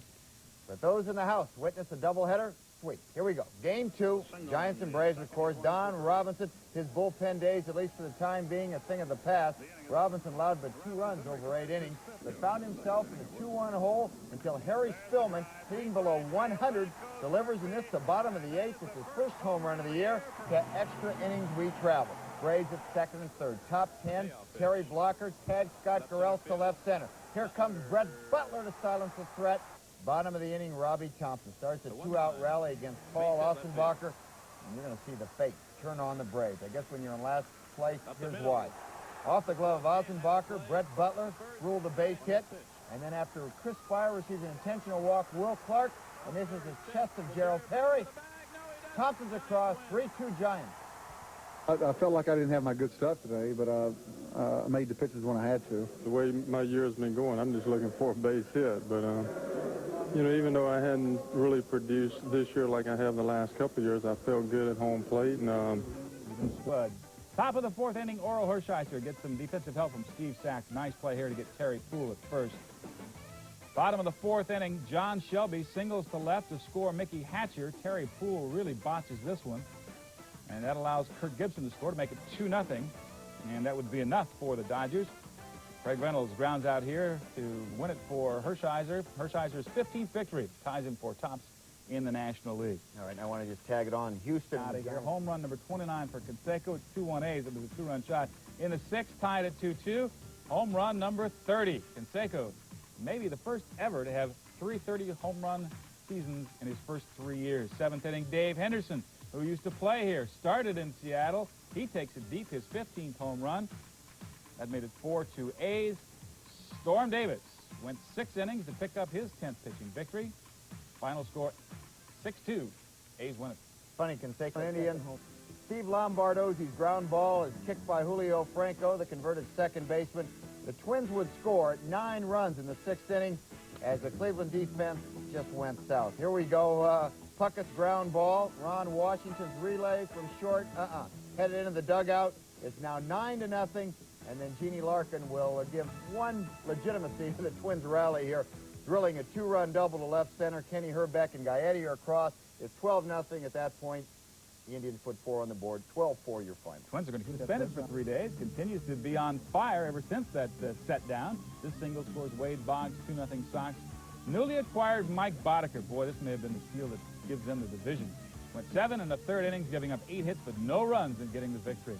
At Detroit, Dwayne Murphy up to his old tricks. The XA in the first game as a Tiger loses his bat. He would later single. Then Matt Noakes follows that with a game-winning hit. He will drop in for a double off Ed Vandenberg. It will score Murphy, and the Tigers win it 5-1. California was a winner over the Chicago White Sox 7-5. Jack McDowell worked over pretty good that one, the ex-Kansas starter. Kansas City over Baltimore 4-1, and the Yankees beating Toronto 6-3. All right, here's my Wade Boggs note of the week. That guy truly is a man.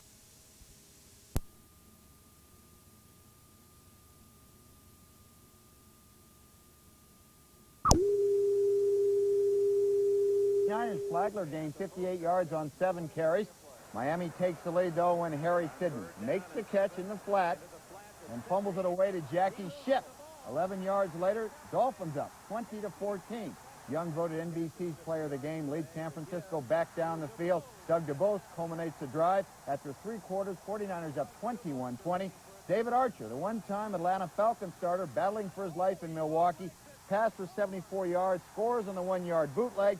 27-21 Miami. Johnny Pay, quarterback the final 15 minutes. He was 4 of 6 passing, 53 yards, but he forced a scramble at the finish.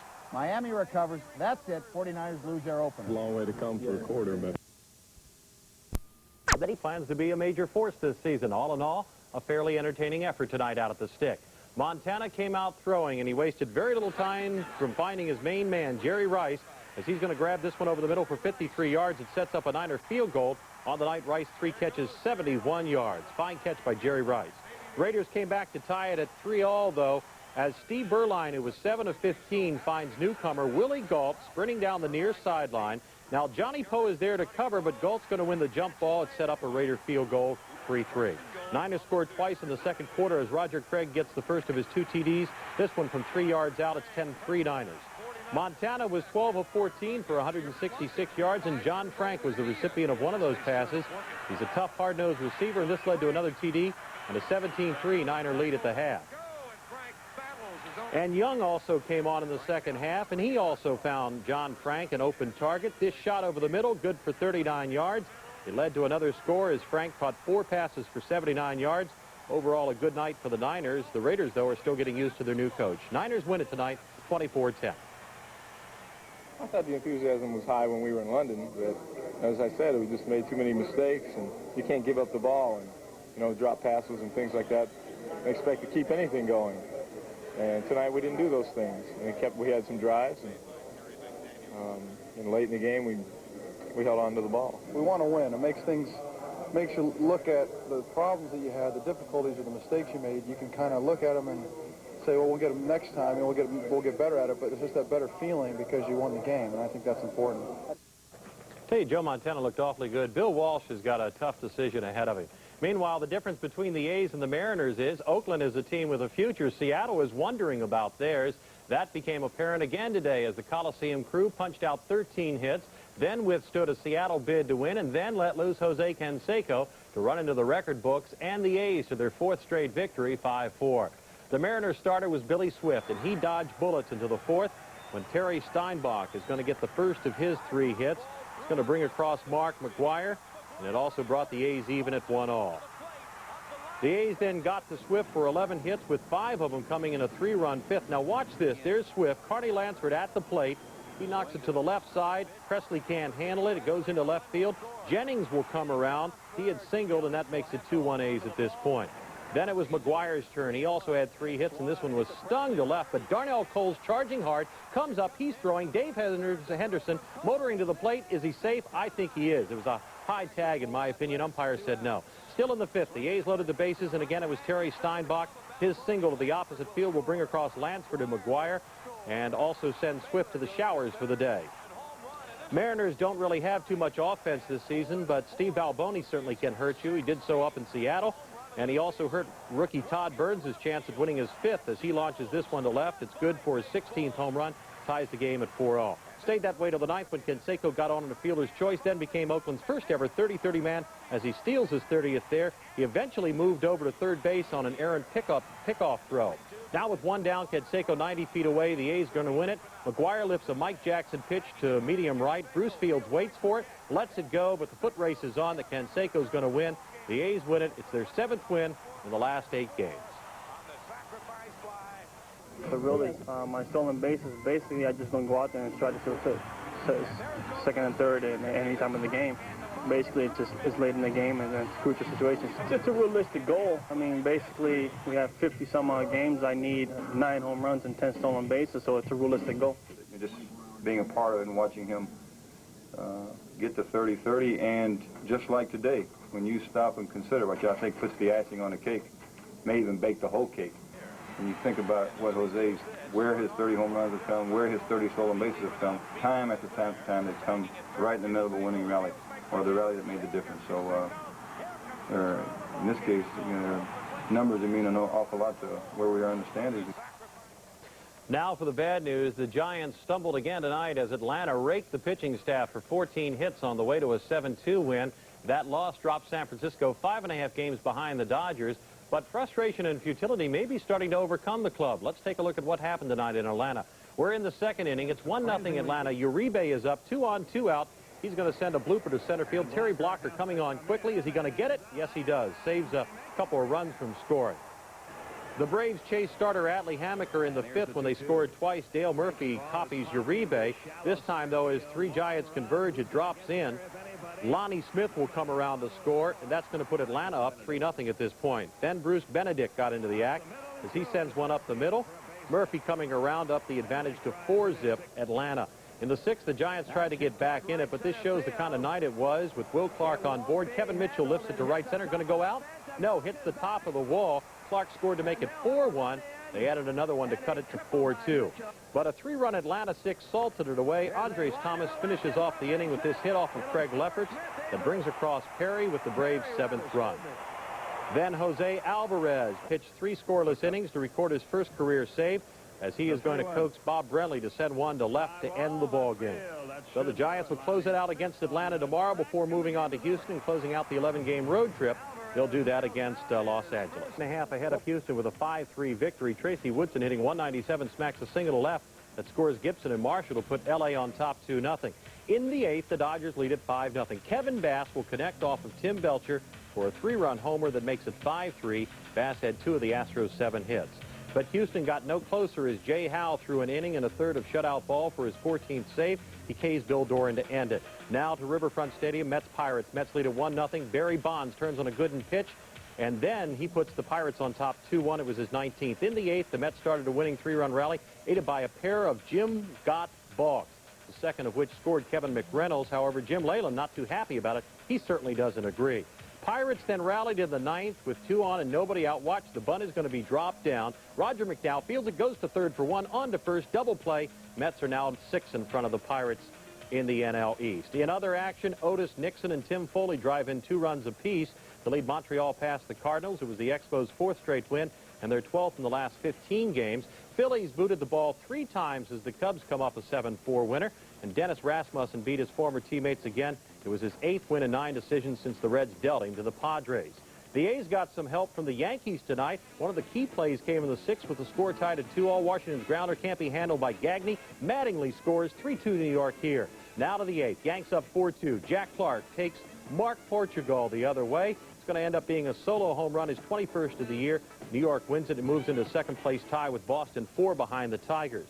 Dave Righetti was called on, and he responded by getting Kent Herbeck swinging to snap the Yankees' 4-game losing streak and getting a 17th save. Tiger Stadium now. They made it 4 straight. Matt Noakes turns on Wes Gardner. He goes long for his 13th home run. 4-0 Tiger lead. Doy Alexander puzzled Boston to the 7th when Todd Benzinger followed Mike Greenwell's triple with a shot that glances off the mezzanine. It's 4-2 now, Detroit on top. But that's all Alexander needed as he went the distance on a 7-hitter for his 11th win. Ellis Burks flies to Dwayne Murphy in center to give the Tigers a 4-game lead in the AL East over the Sox. Here are the other numbers.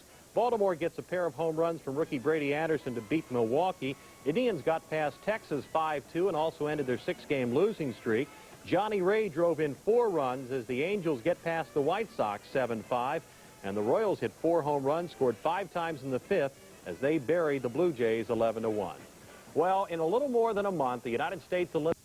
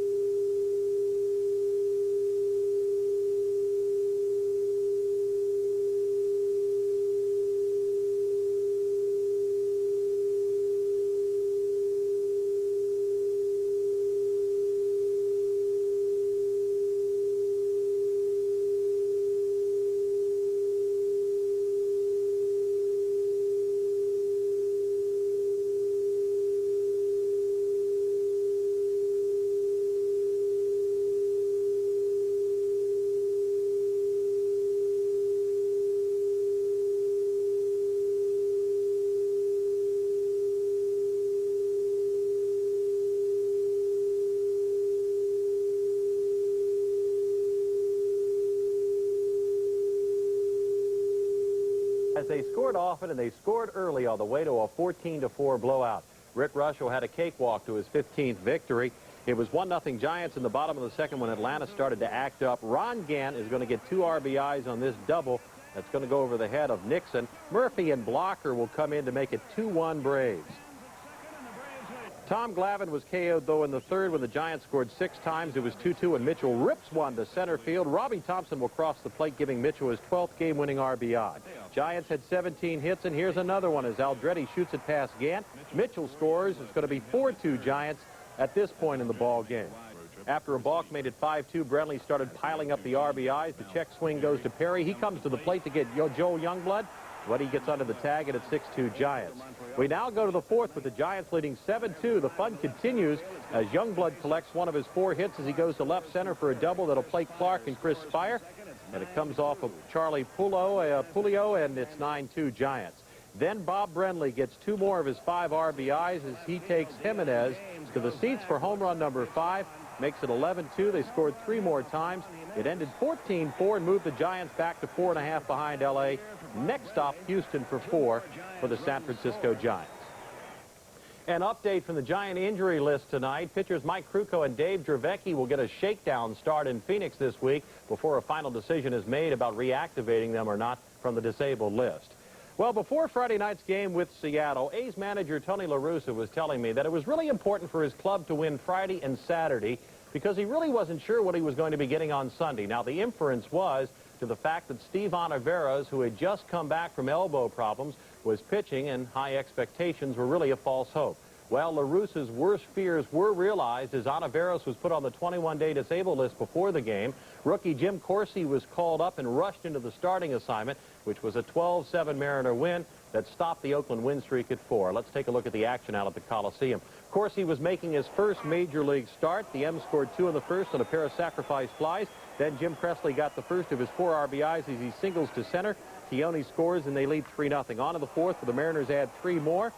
And after singles by Balboni and Buhner, Keone's got another of his 4 hits. Balboni comes in to make it 4-zip. Another RBI for Presley coming up as he lifts this fly ball to right field. Buhner, who had stopped at third on Keone's double, he's going to come to the plate. It's 5-zip. It's 6-0 bottom of the 4th when Oakland starts their comeback. Lansford will double in a run. Then McGuire, who had 2 hits, singles off of Reynolds' glove to score Canseco. 6-2 M's. 6-3 Seattle in the 5th when the A's chase starter Dennis Powell and tie it up. The closer on Powell, this 2-run homer by Glenn Hubbard, his first of the year, but it's still 6-5 M's. Then the A's cap the comeback when Lansford's going to bang one to left field. That'll bring in Dave Henderson, and the A's and the M's are tied at 6-all. Eric Plunk then followed Corsi. He was roughed up at 7-7 in the 8th. 2 outs when Plunk serves one up to Presley. He turns on it, sends it to left. Javier is there. Is he going to get it? No. Looks like it hit off the top of the wall. It's 9-7. The Mariners scored their final 3 in the 9th and salvaged the getaway game. Chicago comes in to take on the A's tomorrow night. Right after. That's the way I pitch. Yeah, I try to go right after everybody. I just didn't have control of my stuff. I wasn't trying to be nitpicky. You know, the ball was just moving a lot. The first inning was his toughest inning as far as not looking as good as he's been, but the next 4 that he pitched, even the runs that he gave up, you know, there was a couple bloopers and infield single, and there was a 1-line drive down the right field line. So overall, I thought he handled himself well. Just that, you know, first inning, he just wasn't himself. It's just one of those days, you know. I kind of like to forget about it, but I didn't really feel like I had very good stuff. Biggest problem, I had a lot of trouble getting my breaking ball over. So you know, you have those days once in a while. I don't have to make a habit of it. Meanwhile, the A's remain 7 ahead of Minnesota's Billy Martin watched his former club win 5-1. Yankees got some help from a newcomer. Ken Phelps takes it to the seats for his 2nd home run as a Yankee and a 4-0 New York lead. Inning later, Claudell Washington got into the long ball act as he goes to the deepest part of Yankee Stadium. It clears the fence for his 6th home run. Yankees rolling 5-zip. Rich Dotson, who had been banished to the bullpen, gets the victory and a strikeout of Al Newman, who's not too happy about it. New York wins 5-1. On to Tiger Stadium now, as we're going to watch the Red Sox salvage one, as Jody Reed drops down the suicide squeeze that plates Ellis Burks for Boston's 2nd run in the 10th. Boston then finished off the game-winning rally as Rich Gedman sends it to center. Now watch Dwayne Murphy coming. Is he going to get to it? Tries to make the sliding catch. He can't come up with it. Benzinger scores, and that makes it 3-0 Sox at this point. Bruce Hurst then went the distance for the win that moves Boston back to within 3 of the Tigers as he sidesteps Murphy's bat, takes the throw from Benzinger to end at 3-0 Boston in 10. Here are the rest of the other AL numbers. Floyd Bannister struck out a season-high 8, while overall 13 Blue Jays fanned as the Royals come up a 5-1 winner. The White Sox beat the Angels as Bobby Thigpen made his 53rd appearance and got his 24th save with 2 scoreless innings. The Rangers' Oddibe McDowell was scratched from the lineup after an auto accident. Then he watched his teammate and Jose Guzman 5-hit the Indians. And Rob Deere had a big day in the Brewers' 7-2 win over the Orioles as he drove in 4 runs. Back to the National League where Houston beat L.A. to move back to within 2.5. Steve Sachs making a nice stop on Bass's shot, but Davis scores to make it 1-0 in the 4th. And now we're going to move on to the 9th with the Astros leading 4-1. Mike Davis is going to loop one to right. Mike Scioscia As it drops in, will come around to score and cut that lead in half to 4-2. Rally continued with 2 on. Juan Augusto pitching to the dangerous Kirk Gibson, but he gets him to come back to the mound. Goes to first for the final out, and the fans in the Astros bench like the 4-2 victory. Over to the National League East now. The Mets finished a 3-game sweep of the Pirates in the 7th. Jose Lean loops one to left field. Mookie Wilson can't come up with the shoestring catch. Greg comes across. We're tied at 2. We go to the 9th. Still 2-2. Mets break it open, though, as Kevin Reynolds scores singles to left. Dave Magadan, who had walked, comes in with the game-winning run at 3-2. Gary Carter comes off the bench, where he's 4 for 5 this season. Strokes a single to center that brings home Mookie Wilson. Mets added 2 more and dropped the Pirates into 3rd place with the 6-2 final. Here's what else happened in the National League. Tom Browning got his 11th win as the Reds score 4 times in the 6th to beat San Diego. There are the numbers for you. And at St. Louis, the Cardinal pitching staff got roughed up again as the Expos win their 5th straight. They move into 2nd place in the NL East, 6.5 behind the Mets. And on the eve of the first night game at Wrigley, Lance Parrish hit a 3-run homer to make the Phillies a 7th.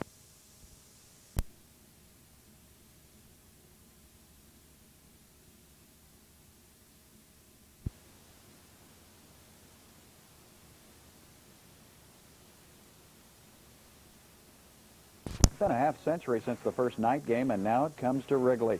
From the throw of the switch to the ceremonial first pitch. And who else? Ernie Banks and Billy Williams took the honors. All kinds of firsts, though. Rick Sutcliffe threw the first pitch, a ball, and Phil Bradley of the Phils hit the first home run in, you guessed it, the first inning, and there it goes. Ryan Sandberg became the first Cub to hit a home run, also in the first, and guess what? Morgana made her first night appearance at Wrigley and became the first to be ushered out of the stadium. And wouldn't you know it, after all those firsts, after all that planning and hoopla, it rained and rained and rained. The baseball gods were not happy. Maybe it was just Mother Nature shedding a few tears. Who knows? It was the passing of an era. Go Cubs, sliding into a new era. Okay, well, trying to take advantage of playing the last place Atlanta Braves has been the Giants' game plan, certainly. And on this historic night in baseball, there wasn't any rain in the Atlanta's Giants-Braves game, but there weren't many fans either. Too bad for the fans, at least in the 2nd. Check out this catch by shortstop Andres Thomas, diving in foul ground and coming up with a gymnastic routine. It was 1-0 Atlanta in the 3rd. Kevin Mitchell gets a hold of one right here to right center. Butler and Clark score, and it's 2-1 Giants. Next batter up, Mike Aldretti keeps the rally alive with a base hit to center, and Mitchell comes around to score, and it's 3-1 Gents. And the Giants scored 2 more times, and Ron Gant homered for the Braves in the 8th, but that's not enough, as Scotty Geraltz came on in the 9th to pick up his 10th save of the year, and the Giants win at 5-2. San Francisco now goes on to Houston, who beat the Dodgers. On the move, lines one to left field. Watch this. They have Dan Gladden to the wall. A great catch. All right, that's 1 out. Back to second base. That's 2 outs. On to Herbeck at first. A triple play. Twins win 7-2 to stay. Taking out the Braves in Atlanta. Woeful Atlanta. Now only half a game up on Baltimore, trying to avoid the worst record in baseball. Kevin Mitchell double scores a couple, including National League Player of the Week, Will Clark. Giants never look back. Joel Youngblood getting some at-bats of late. He's hitting 300. Lonnie Smith roller balling in the left. 4-1 Giants. Joe Price, 4 innings. This man, Ronnie Davis, 2 perfectos. Sit down, Andres Thomas. Robbie Thompson will give us some defense to take us out with a 5-2 Giant victory. Robbie, come on, baby. That's it. Giants on top tonight in Atlanta. To the right side of the infield, Luis Polonia hustles from first to third. Then when Dan Pascal was a little too relaxed with his throw to the infield, Polonia made a dash for the plate and was in easily. The A's got another run in the first, then added 1 more in the 2nd. Jose Canseco with an RBI single to left to bring Glenn Hubbard home. That's a league-leading 88 RBIs for Canseco, who's now tied with Boston's Mike Greenwell. Darrell Boston in left forgets something on the play. 3rd inning here as Mark McGwire goes the opposite way with a runner on. It was the 20th homer of the year for McGwire, as Chicago starter Bill Long was on the way to his 7th loss. Bob Welsh would pick up his 13th win for the A's to go 13-6. Before yesterday, Glenn Hubbard had gone the entire season without hitting a home run. He now has 2 as he went dip in the 7th with a runner on. Hubbard gets to do the bash. Price, who was not in on the decision, a fine piece of defensive work by Braves shortstop Andres Thomas, who dives and takes this Jose Uribe blooper off the grass. The Braves got 1 run in the first, then the Giants answered with 5 in the 3rd. Kevin Mitchell got his 13th game-winning RBI with this shot to the gap in right center and bounces off the wall. Brett Butler has no trouble. Avoid the worst record in baseball. Kevin Mitchell double scores a couple, including National League Player of the Week, Will Clark.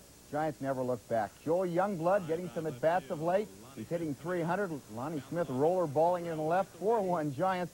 Joe Price, 4 innings. This man, Ronnie Davis, 2 perfectos. Sit down, Andres Thomas. Robbie Thompson will give us some defense to take us out with a 5-2 Giant victory. Robbie, come on, baby. That's it. Giants on top tonight in Atlanta. To the right side of the infield, Luis Polonia hustles from first to third. Then when Dan Pascal was a little too relaxed with his throw to the infield, Polonia made a dash for the plate and was in easily. The A's got another run in the first, then added one more in the second. Jose Canseco with an RBI single to left to bring Glenn Hubbard home. That's a league-leading 88 RBIs for Canseco, who's now tied with Boston's Mike Greenwell. Darrell Boston in left forgets something on the play. Third inning here as Mark McGwire goes the opposite way with a runner on. It was the 20th homer of the year for McGwire. As Chicago starter Bill Long was on the way to his 7th loss, Bob Welsh would pick up his 13th win for the A's to go 13-6. Before yesterday, Glenn Hubbard had gone the entire season without hitting a home run. He now has 2. As he went dip in the 7th with a runner on, Hubbard gets to do the bash. Price, who was not in on the decision, a fine piece of defensive work by Braves shortstop Andres Thomas, who dives and takes this Jose Uribe blooper off the grass. The Braves got 1 run in the first, then the Giants answered with 5 in the third. Kevin Mitchell got his 13th game-winning RBI with this shot to the gap in right center and bounces off the wall. Brett Butler has no trouble scoring from second. Will Clark comes home from first. The Giants have a 2-1 lead.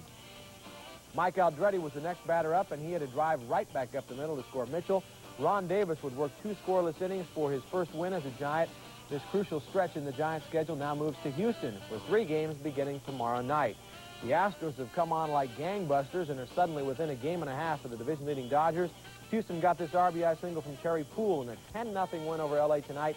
Mike Scott struck out 6 in picking up the shutout and his 12th win of the year. Night game, a sellout crowd, the blimp, baseball commissioner Peter Ueberroth. The stage was set for one of this year's biggest baseball parties, but they needed more than lights at Wrigley tonight. They needed a roof. After the Phils, who were Cincinnati's opponent in the Major League's first night game in 1935, took a 1-0 lead in the first. The Cubs came back to go ahead 3-1, but all that'll be wiped off the record books because of a 4th-inning rainstorm that washed this game out. So for the baseball traditionalists, there still has never been a night game played at Wrigley Field. They'll try again tomorrow. In other less rainy locations tonight, the Pirates salvaged one run assault on the Chicago White Sox.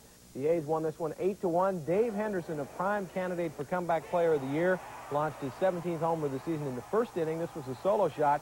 He had 2 runs batted in for the night. Ron Hassey went to the right side for his home run in the second. Oakland scored in 5 of the first 6 innings, and Dave Stewart fired a 5-hitter for his 15th win. The big story of the last 3 days is Hubbard. He slams a 3-run homer in the 4th. Hubbard had not homered in 1988 before Sunday. He's now hit 1 in each of the last 3 games. All 3 athletics who homered tonight were wearing different uniforms a year ago. Same 2 teams at 12:15 tomorrow. In the American League East, Boston has moved to within 3 games of the first-place Tigers. The Sox played 2 tonight in Milwaukee and had to win the nightcap to earn a split. This is how the first game ended. The Brewers' Joey Meyer hitting Roger Clemens' first pitch in the 9th for a solo home run. It gave Milwaukee a 3-2 win, but Boston came back to win 5-1 in the second game as Mike Boddicker got the victory. The Yankees remained 3.5 games back. Toronto's Sal Butera with a line drive to left that gets by the charging Ricky Henderson. 2-run score on the play as Butera gets credit for a triple. The Jays won by a final score of 6-3. Meanwhile, first-place Detroit lost to Texas 6-2. In the West, the Twins edged the Indians to stay 7 games behind. Dodgers, Will Clark with a single up the middle to bring Brett Butler home from second. In the 3rd inning, the throw is cut off, and Clark will be tagged out, but he gets his National League leading 86th RBI. But Houston's Glenn Davis did the Giants in tonight. Davis with an RBI single of his own off Kelly Downs in the bottom of the 3rd to even the game at 1-1. It was tied 2-2 in the 8th when Davis again singled, this time bringing Terry Poole home from 3rd. That made a loser out of Kelly Downs, who went the distance. Cincinnati's 6-0 shutout of L.A. Danny Jackson threw a 4-hitter. Houston's now just a half game out of first, with the Giants still 3.5 back. And they held a second party in Chicago tonight. This time the weather allowed the Mets and Cubs to play the first night game in Wrigley Field history. The Cubs have now never lost at Wrigley at night. Watch this play by Chicago third baseman Vance Laud and kneel on the tarp, then make the catch on Lee Mazzilli's foul pop-up. The Cubs are 6-4 winners despite 4 home runs by the Mets. In other National League, Los Angeles, the Edmonton Oilers center who has given new meaning to the word superstar, may just be the best ever in the history of hockey. He goes to the LA Kings along with Marty McSorley and Mike Kruszyniski for Jimmy Carson, Martin Zoniya, and Hicks and Cash. Gretzky welcomes the challenge. I hope that I can bring a winning attitude with Marty McSorley and Mike Kruszyniski to the LA Kings and hopefully make this franchise a successful franchise. Now for the story behind the story. Gretzky wanted to be traded so that he could be with his new bride, actress Janis Jones. Also, the cash headed for Edmonton could be more than $10 million. Mike Aldretti, who sent this Nolan Ryan pitch into the gap and left. That sends Will Clark home from second base. The Giants grab a 1-0 lead. Aldretti goes into second standing with a double. In the 6th inning, Will Clark gets a hold of a Ryan Fat one and rips it deep to right. Now Kevin Bass goes back and he leaps at the wall, but it's gone. A home run number 24 of the year for Clark, and it's 2-0.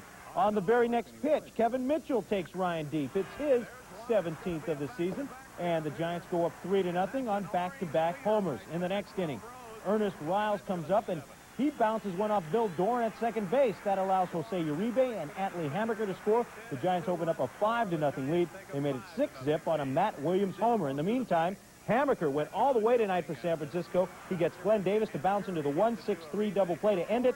The Giants win it 6-0. They get back-to-back shutouts. Hammaker struck out 2 and gave up only 5 hits.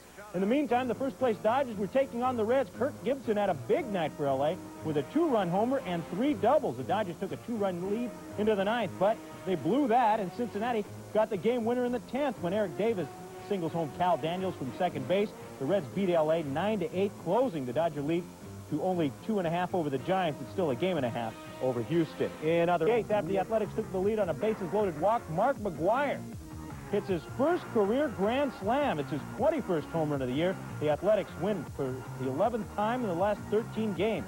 They now have a 7.5-game lead over Minnesota in the American League West. Mark McGwire made a return visit to the pay window, and the A's slammed the Angels by a score of 7-2.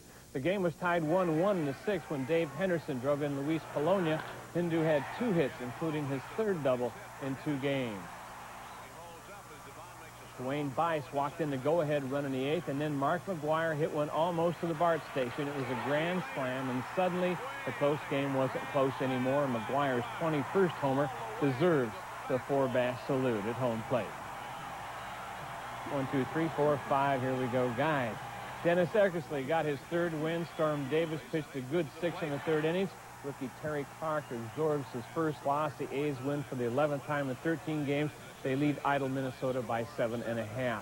When the season began, Nolan Ryan on Houston 1-0 until the 6th when Will Clark homered. Clark may not own Ryan, but the rent hasn't been expensive this season. 24 homers for Clark this year. Kevin Mitchell followed Clark with another round tripper. Now in the 8th inning, Matt Williams drives one over the wall in right center. Williams just brought up to replace Harry Spillman, who was released. Hammaker, who has trouble on the road, didn't tonight. He fired a 5-hitter for his first shutout since 1985. The Giants win it by a score of 6-0. Cincinnati rallied all night long to beat Los Angeles by a score of 9-8. Eric Davis with the game-winning hit here. It came in the 10th inning. The Dodger lead is now 1.5 over the Astros. In Chicago today, Kevin McReynolds gets this grand slam with 2 outs in the 9th inning off Goose Gossage. And the Mets came back to beat the Cubs 9-6. Gary Carter hit his 300th career homer in the game. 30 games over 500. Let's go to the Coliseum. 20,000 on hand. 6th inning action, and red-hot Dave Henderson with a shot to right, scoring Luis Polonia. A's take a 2-1 lead on Hendo's 67th RBI. In the 8th, Dennis Eckersley on in relief, and the first pitch out of the park off the bat of Brian Downey. We are tied at 2-all. Then the monster blast. Look at this. McGwire gets all of this one. Mark McGwire, this is nearly out of the ballpark, 40 rows deep. A grand slam, McGwire's first career slam. He now has 70 RBIs and some sore forearms as the A's go 7.5 up on idle Minnesota. Final score, 7-2. Ready drills a Nolan Ryan pitch for a double to left center field. Will Clark scores. Giants take a 1-0 lead. Now, Will has been beating up on Nolan Ryan like a drum ever since Will broke into the bigs. Tonight, Will drills his 24th homer of the year. Kevin Mitchell follows with another blast, and the Giants have a 3-0 lead after 6. In the 7th, Ernest Riles singles right off Bill Doran at plate 2, and it's 5-0 Giants on top.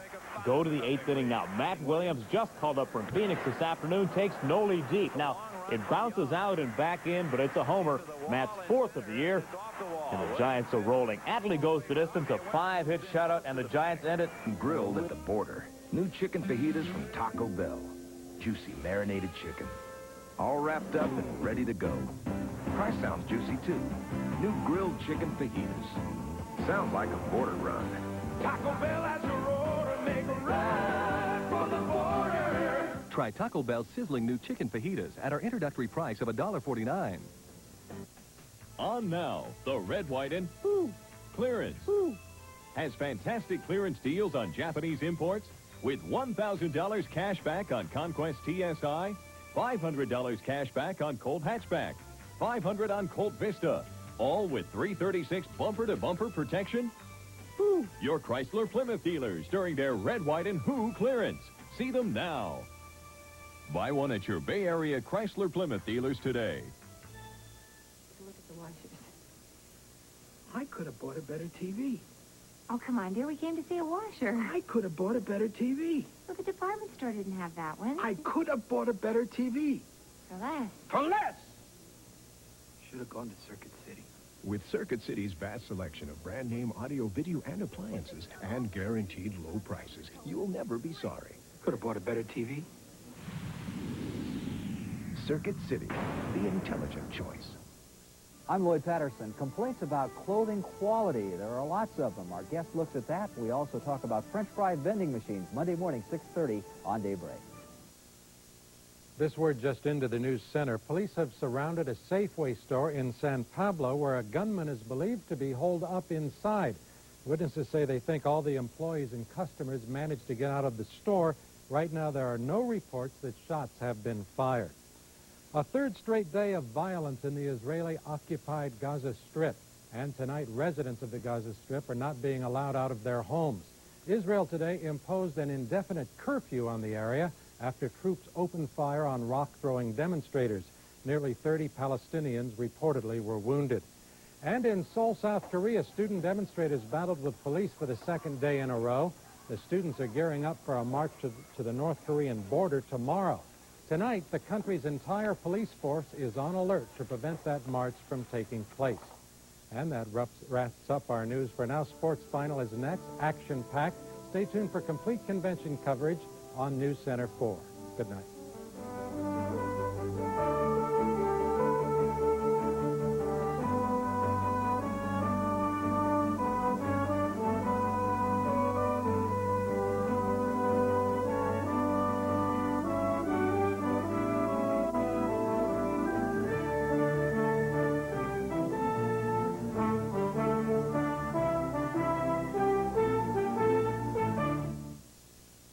Okay, coming up in a moment, of course, baseball tops the docket. The Giants, a much-needed victory today, and the A's, they were due to lose one, huh?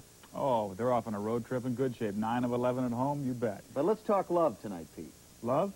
Gretzky, Gastineau, Brigitte Nielsen. Oh, don't move.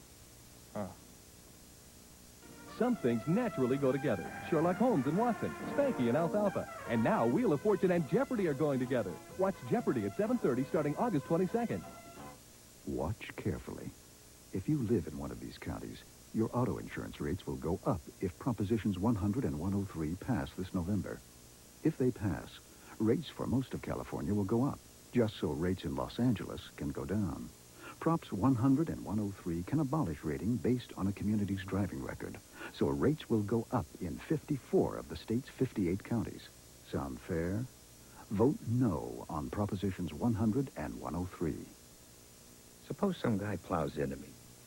I have to go out and get a lawyer, and even if he wins, I still have to give him 40%.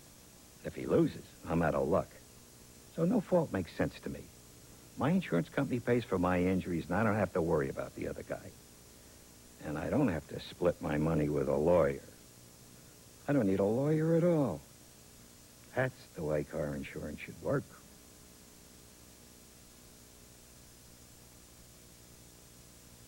This is your Bay Area Olympic station. We're 9-2. Homestead. Shoot, we'll take that. And we're going on the Eastern trip, and you know, it's not that we're going to be down. We play well in the East. Now, Northern California's most comprehensive sports program. This is Sports Final. Tonight on Sports Final, the Giants bounce back against the Dodgers with a vengeance, piling up their second highest run total in 87. The PGA Golf Championship is claimed by a 30-year-old pro who has never won a tour event. We'll show you the shot that decided it. And a second-generation race driver makes history by winning his 8th straight race during a big IMSA GT weekend at Sears Point. These stories and more ahead on Sports Final. Good evening and welcome to Sports Final. On a night you can put away the shovel. The Dodgers are not going to bury the Giants this series. Pete leads us off. Who out there was getting a shovel on? Nobody. What better cure for the depression of a bitter one-run extra inning loss the night before than for the Giants to come out today and pound the Dodgers. The Giants totaled their second highest run production of the year. Let's go to the first inning. Will Clark at bat. Robbie Thompson steals second. Mike Scioscia's throw goes into center, allowing Butler to score. 1-0 Giants. Same inning, Mike Aldretti, who was 4 for 6 today, singles to the left side to score Robbie Thompson to make it 2-0 Giants. And Bobby Melvin hits one to Tracy Woodson. He comes home. They've got Will Clark in a rundown, but watch what happens. Clark will make it as Hershiser drops the ball, his second error in the inning. They had come apart. We're in the second inning now, and Bob Melvin is up to bat again against Oral Hershiser, and this one's heading for the pavilion. A home run, a 3-run shot, and the Giants are up 8-2. They're rocking a pitcher who's won 16 games coming in. Then in the fifth, Brett Butler off Sean Hilligus. He goes to the bullpen in right field. Marshall can't get it. It's a home run, 11-2 Giants. Number 5 for Butler. Kelly Downs got his 12th win, 6 innings, 8 hits. He struck out only 1. But the most important thing is the Giants are 3.5 back with a game to go tomorrow. A very important game tomorrow. Yeah. You know, it's funny. We always say, oh, this is a big one. This is a big one. I think at this point in the season when the Dodgers aren't going to run away with it, Houston, the Giants, and Cincinnati, now one of the 4 teams is dominant. So even if they lose tomorrow night, they're still in it. Well, I think so, but I thought today's was important because if they do get, 5.5 back, then it begins to look like a runaway for somebody. Giants remain tonight a third place ball club despite Houston's loss to San Diego. Here we go. Joaquin Andujar dealing here his record now 1-5 with the Astros. Mark Parent, his first major league home run. It's a 2-run job. Padres off to a 4-0 lead. And then top of the 6th, it's going to look familiar. It's Mr. Parent one more time. He had 5 RBIs on the day. Great afternoon for the rookie as the Padres defeat the Houston Astros 6-1. Houston 2.5 back of the Dodgers. All right, let's go to the East where Montreal's run at the division-leading Mets hit the wall today. The Mets bouncing the Expos clear into third place, 6.5 back. In the first game, with the Mets down 3-2 in the 6th, Kevin McReynolds touches John Dobson for a solo shot to left, his 18th. That made it 3-all. It stayed that way until Tim Tuffle's 9th inning sacrifice fly. Dave Martinez flags it, comes home, though, as Howard Johnson tags. The throw is high and wide. 4-3 Mets in game 1. Let's go to the second game now. Howard Johnson involved in this one, bottom of the second inning. He takes Dennis Martinez deep to right for a solo homer. Right fielder Tracy Jones hits the wall trying to make the catch, but it's a home run. 2-1 Mets. Sid Fernandez striking out Andres Galarraga here in the third inning. Went 8 1/3 with 4 hits and 2 runs and 11 strikeouts. Bottom of the 5th, Kevin McReynolds. Single to left to score Kevin Elster from third for RBI number 72 to make it 4-2 Mets, and that's the way she ended up. Elsewhere on the board, Cincinnati is a shutout winner over Atlanta. Pittsburgh and back in second place with a win over Philadelphia, and Chicago beating the St. Louis Cardinals 8-3. And with this week coming to a close, I would like to thank all the people that we spoke to that said good decision to carry on Tuesday past the Dodgers and the Reds rather than Chicago's first official night game. Could you count them on one hand, Oh, perhaps? but they really came in the calls. And again, that was certainly not my decision. Pete and Sylvia sat down and said, let's go with the team that affects our pennant race. Can we take ourselves off the hook? Yeah, go ahead. I mean, people call us thinking that was our decision. It is not a sports news department decision. And I ran into so many people. I was out at Oakland for the Coors Classic, being everywhere in Northern California last week. And I never saw so many people came up and say, why did you do that? Well, So to capsulize, you feel our program manager, Dave Wilson, who watches this show, made a very stupid decision. No. I think it's a tough call. Heck, you know, it was. The Dodgers are leading the league. You're playing Cincinnati. You figure, hey, people be interested in that. Well, people were interested in Wrigley Field, too. Right. A little in-house controversy always warms the audience. Yeah, but okay. Bottom line is, We're We're clean. innocent. We're clean. We're clean. All right. No one can quibble with a 9-2 homestand, so today's Oakland loss will not make tomorrow's plane flight to Baltimore too painful. Here we go. Louis Pelodia, ooh, in the face of Ron Hasse. A little pregame hijinks, and then we go to the top of the fifth. With the A's leading 1-0, Chili Davis, he still has a home in Belmont, sleeping in his own house for 3 days, and rides out Dave Stewart, 2-1 Angels. Bottom 5. Here comes Mark McGuire. Off the right-hander Mike Witt to tie the game at 4. A long home run to left field, which is how we go into the top of the sixth. 4 apiece. Dickie Schofield, his dad, a former Major League shortstop, taught his son well. Ooh, Carney Lansford suffered a bruised thumb. Lansford hangs in there, though, and Tony Armas, the hero today, a home run, the XA, as the Angels win 6-4. Go out there with good stuff today. I went out there with the best that I could bring them in. You know, it just wasn't good enough to get them out today. Because there have been a lot of times when I've gone out with worse than what I had today and still come out, you know, on top. But, you know, today just wasn't my day. Okay. Just curious, how do you know that Chili Davis is still living in Belmont? I have my spies along the peninsula. I'm a Bay Area resident. I grew up here, Pete, not like you who came from Southern California only to make an almighty buck here in this market. I was born and raised here. Carney Lansford, see, we have no guests tonight, folks, so we're having to rely on our interchange. Once in a while or something. No. Let me just say, Carney Lansford did leave the game with that injured thumb. We have no report on whether he'll be ready to go in Baltimore Tuesday. Well, they need him, that's for sure. Get him hot, too. The Yankees did the A's a favor in their series wrap-up at Minnesota. New York keeping Minnesota 8.5 out. And let's take it in the second inning with Mike Tagliarillo at the plate. This one is definitely out. Upper deck, 2-0 in favor of the Yankees. In the fifth, 4-2 Yanks, John Candelaria gets Brian Harper to hit into a 5-4-3 double play with the bases loaded. Big play. All right, we're in the seventh. Don Mattingly up, 6-2 Yankees. He singles up the middle to score Claudell Washington. And the Yankees go on to take the Twins 9-6. The Yankees helping out big this weekend. Pete, Boston's 24-game home winning streak came to an end, and how this afternoon. Detroit 18, the Red Sox 6. Top of the second, the game's best shortstop, Alan Trammell off Roger Clemens. Clemens 8 runs in only 1 1/3 innings of work. That's the worst outing of his career. He has to take a seat. Top of the third, Darrell Evans still swinging a bat, a hot bat, a 2-run double down the right field line. Evans, after opening the year in a rather rough fashion, coming on of late, 18-6. Detroit's lead now 3.5 in the American East.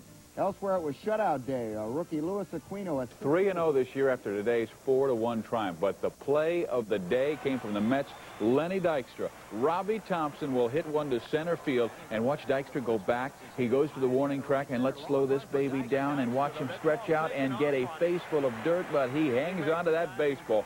Great catch by Dykstra. We'll go to the second inning. 1-0 Giants, and Matt Williams takes Bob Ojeda deep, and really deep. 410 feet away, his 5th home run of the year. It's 2-0 San Francisco. And Kruko even has the fortune at the plate. Fly ball to right field. Darryl Strawberry comes on, overruns the baseball. Jose Uribe scores. It's a 4-0 San Francisco lead. And Kruko did the rest of the mound, going 6 innings, striking out 7 for his 7th win of the year. The Giants win the game 4-1. And hey, Mike Kruko, are you glad to be back from that shoulder injury? Watch that all those weeks. That disabled list is limbo. You don't exist. And there's, you know, you try to say something, fire them up, and guys are looking at you held together with baling wire and Band-Aids, and they're just like going, shut up. What are you doing? Male nurse, you know?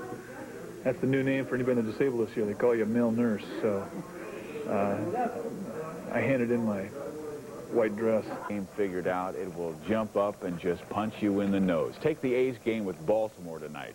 The best team in baseball against the worst. You guessed it. The worst team just killed Oakland. Now, Dave Parker was in the dugout. He's rehabbing his injured thumb. He'll be back shortly. But Bob Welch was looking for win number 14, and he's going to have to wait till next week because Billy Rifkin, he singled in Jim Traber right here for the early lead. Baltimore was just pounding Oakland throughout. And Fred Lynn would really jump all over Bob here. His 18th home run of the year. You don't want to see any more highlights. Baltimore just slaughters the 9th. with the White Sox, but Chicago will find some way to just give them this baseball game. Alan Trammell pops it up for the second out in the ninth. Watch this. Fred Manrique, I got it. Oh, my gosh.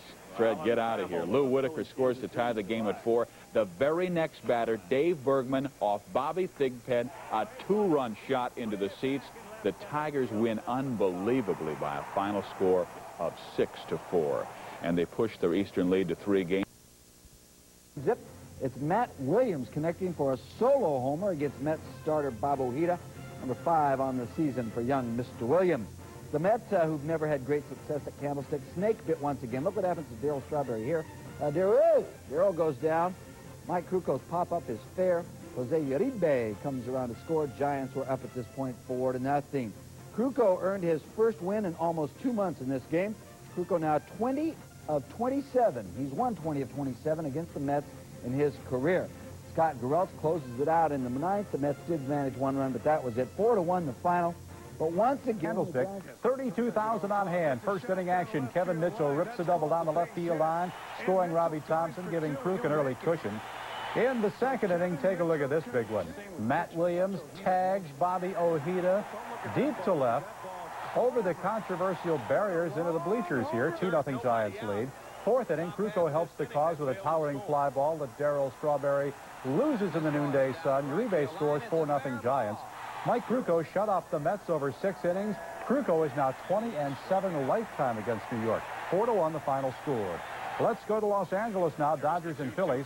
The Phillies score first on a weird play. I've got it. No, you've got it. I've got it. It was a blown double play ball. In the 8th inning, score tied 1-1. Dave Anderson, a blooper to right, brings Tracy Woodson home with the winning runs. 2-1. The Dodgers sweep the Phillies, and L.A. gets another strong game out of this kid, 20-year-old phenom, Ramon Martinez. He struck out 7. The Dodgers stay 5. It's an outside pitch. Look at this. Outside, he pulls it, a 6'6" frame. This goes 500 feet over the monuments in left center. And disabled list, and the Giants have allowed only 1 run in their last 2 games. San Francisco dusted the Mets for the 2nd straight time today to score 4-1. The Giants never trailed in this one with 2 outs. In the first, Kevin Mitchell cracked this double down the left field line to bring home Robbie Thompson. Thompson had 3 hits today. Mitchell now has 14 game-winning RBIs. That ties him with the Reds' Eric Davis for the National League lead. In the 2nd inning, Matt Williams tied into a Bob Ojeda pitch, and Williams had his 5th homer of the season. This made it a 2-0 game. A run-scoring single by Jose Uribe in the 4th gave the Giants a 3-0 lead. Kruko followed Uribe to the plate. There he is. Darryl Strawberry, though, couldn't follow Kruko's pop-up down the right field line. Strawberry Phils this weekend. A real pitcher's duel early on at the stick tonight. Kelly Downs doing the job at one point, striking out 5 Phillies in a row. We go scoreless to the 7th inning. Runner at 3rd is Ricky Jordan for the Phils. Steve Jeltz hits the fly ball to Kevin Mitchell in left. He makes the catch awkwardly. Here comes the runner Jordan at the plate, and he is safe. And the Phils take a 2-0 lead in the 7th. But bottom of the 7th, here's Robbie Thompson with the bases loaded. A shot deep to center field. It will land in for a double. 3 runs come in to score, the 3rd being Brett Butler. And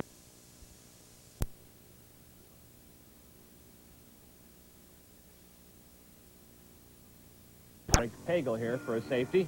The Niners meet the Chargers Saturday night in San Diego, and you can see it right here on Channel 5 beginning at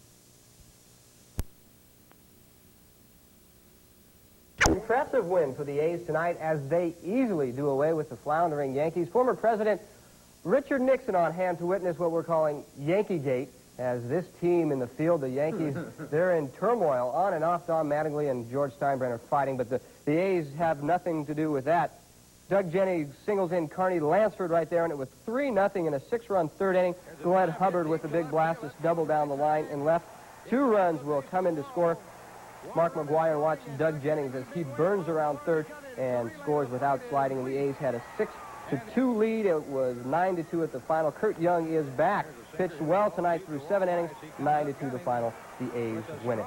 The other big game in the American League tonight was in Minnesota as the Twins and Tigers were facing each other. Sparky Anderson, not a happy man. Brian Harper's base hit scores Kirby Puckett and Ken Herbeck, and the Twins are flying high, playing good ball lately, but they stay 8 behind the A's. Alan Anderson goes 8 innings for the win. He gets help from Danny Gladden.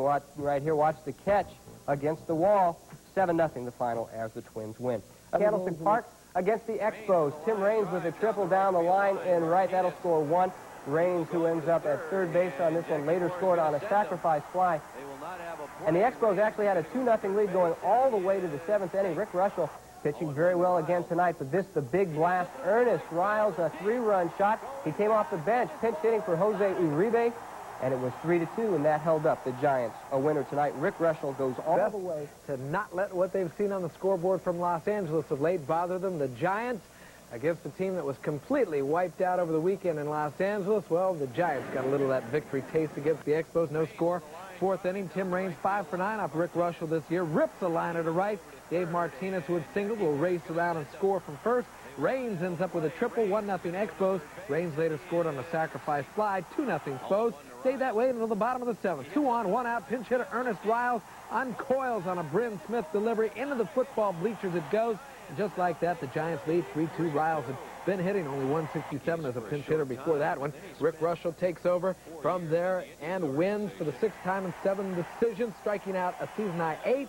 4th complete game of the year. He's 17-6. Here's the last out, a fly ball routine to Brett Butler to end it. The Giants have now won 6 in a row. The Expos losers of 9 in a row.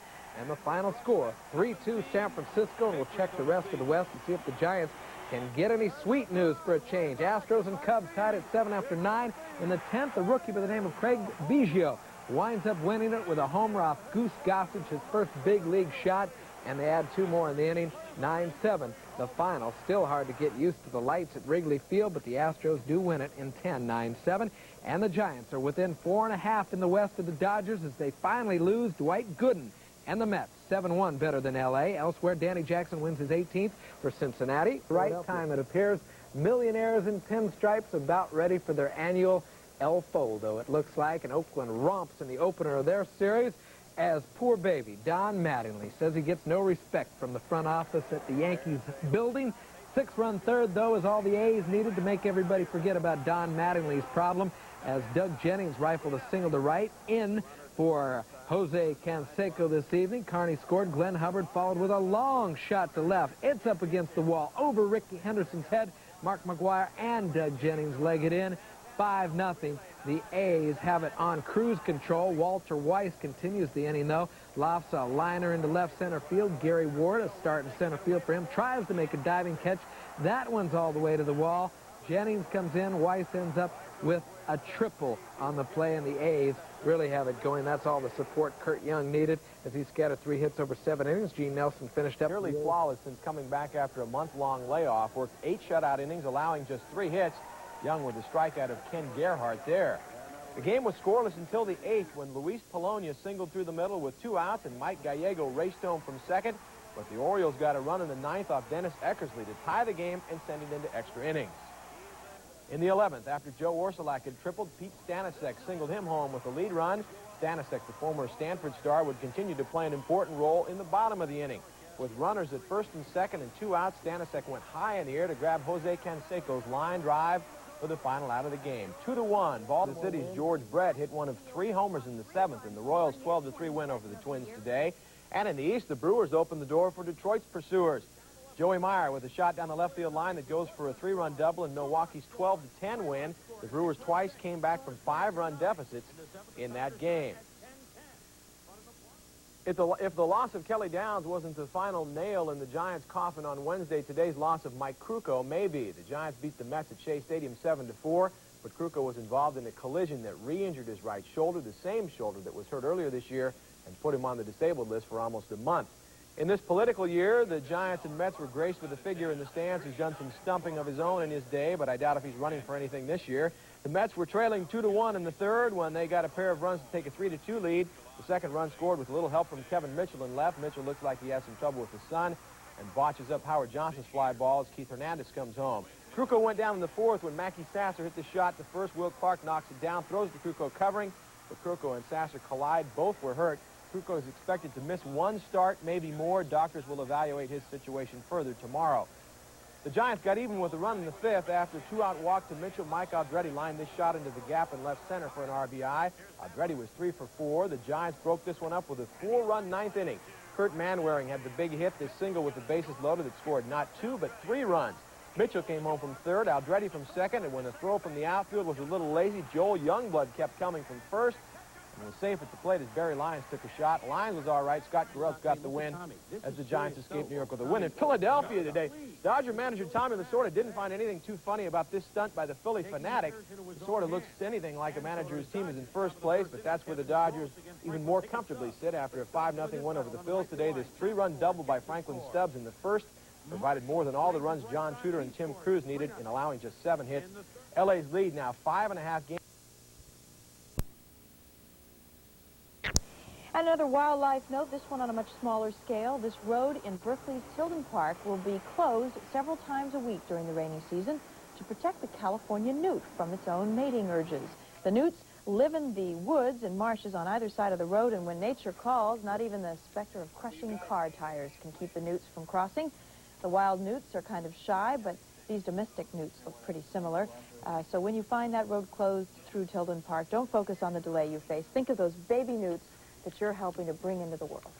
Running across the road very fast. Joel's up next. He has a look at the weekend weather forecast, see how it's shaping up. And a surprise announcement by the Bill Graham organization has people lining up for tickets.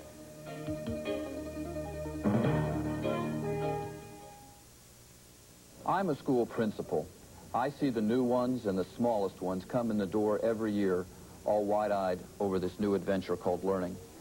But some children already have a head start on others. Why? Because they know more words. And the day they begin first grade, some of these kids know 4 times as many words as their classmates. You see, before children can learn to read words, they have to hear words. And the more language they understand when they start school, the easier they learn to read in school. So parents, give your child the best possible start on learning. Read aloud to your little one. A good children's story is best, but newspapers, magazines, and even street signs are okay, as long as what you are reading makes sense to your child. Words, the basis for all learning. Use plenty of them every day with your youngster. This message is brought to you by your elementary school principal. San Francisco has been added to the U.S. cities on the Amnesty International Concert Tour. Tickets for the September 23rd performance at the Oakland Coliseum went on sale this afternoon. Fans started snapping them up, some buying up to the 8-ticket per person limit. Los Angeles and Philadelphia were the only cities in the U.S. originally included on the tour. Is it Friday yet? It's not Friday yet. It's Thursday, and that because it is Thursday, Joel's here with the weather. Now, what that means, I don't know, but it's your turn. Well, we have some very exciting low clouds drifting in over San Francisco right now. Yep. And inland skies are clear over the Bay Area. Why don't we go outside? We have a dramatic weather picture for you tonight, taken down on the Embarcadero. And you can see the ferry building here. I got to tell you, of all the pictures of the ferry building that I've ever seen, this is one of them. Anyway, synchronize your watches. Temperatures, this is the way it looks outside right now. Temperatures, they range from the 60s on the beaches to the 80s inland today. Some of our inland temperatures as much as 10 degrees cooler this afternoon. As expected, temperatures now in the 50s and 60s, 58 degrees here at Channel 5. And the wind's now fairly light out of the west. That's bringing the low clouds in. The humidity up to 87% now. The barometer, 29.90, and it is rising. We get a topside view of the fog from the satellite pictures.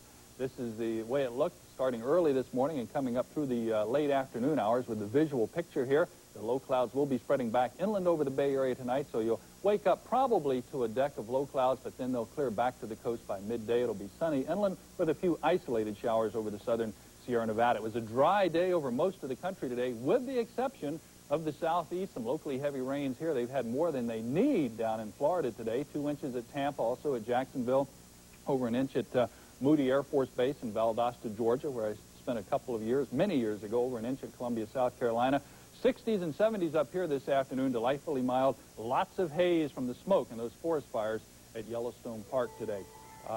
Temperatures tonight in the Bay Area, this is the way I see it. Look for the mercury to drop down into the 50s with a few upper 40s in the cooler spots by daybreak. And tomorrow, our cooling trend will continue, at least inland. Afternoon highs ranging from the 60s on the beaches, the 80s inland. Pleasanton can look for a high tomorrow of 83 degrees. So our prognostication for tonight, the coastal fog and low clouds spreading inland, some local drizzle over the coastal hills, and then tomorrow it'll be gray and blue.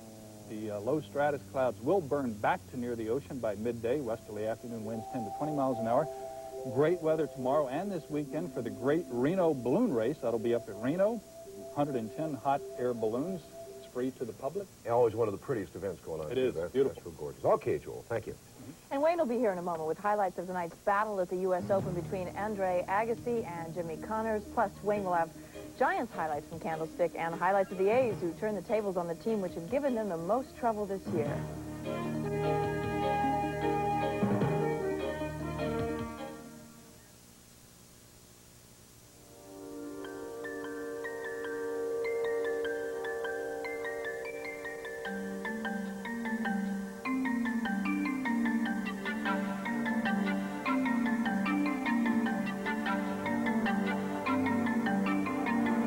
At age 14, Aaron Quillen was a nationally recognized competitive swimmer.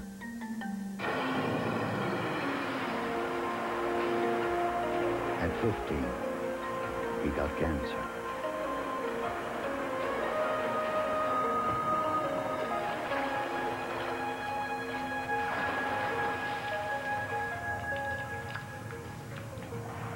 Cancer slowed me down, but not for long. I lost my leg, but I've still got my life. And now I'm back in the race.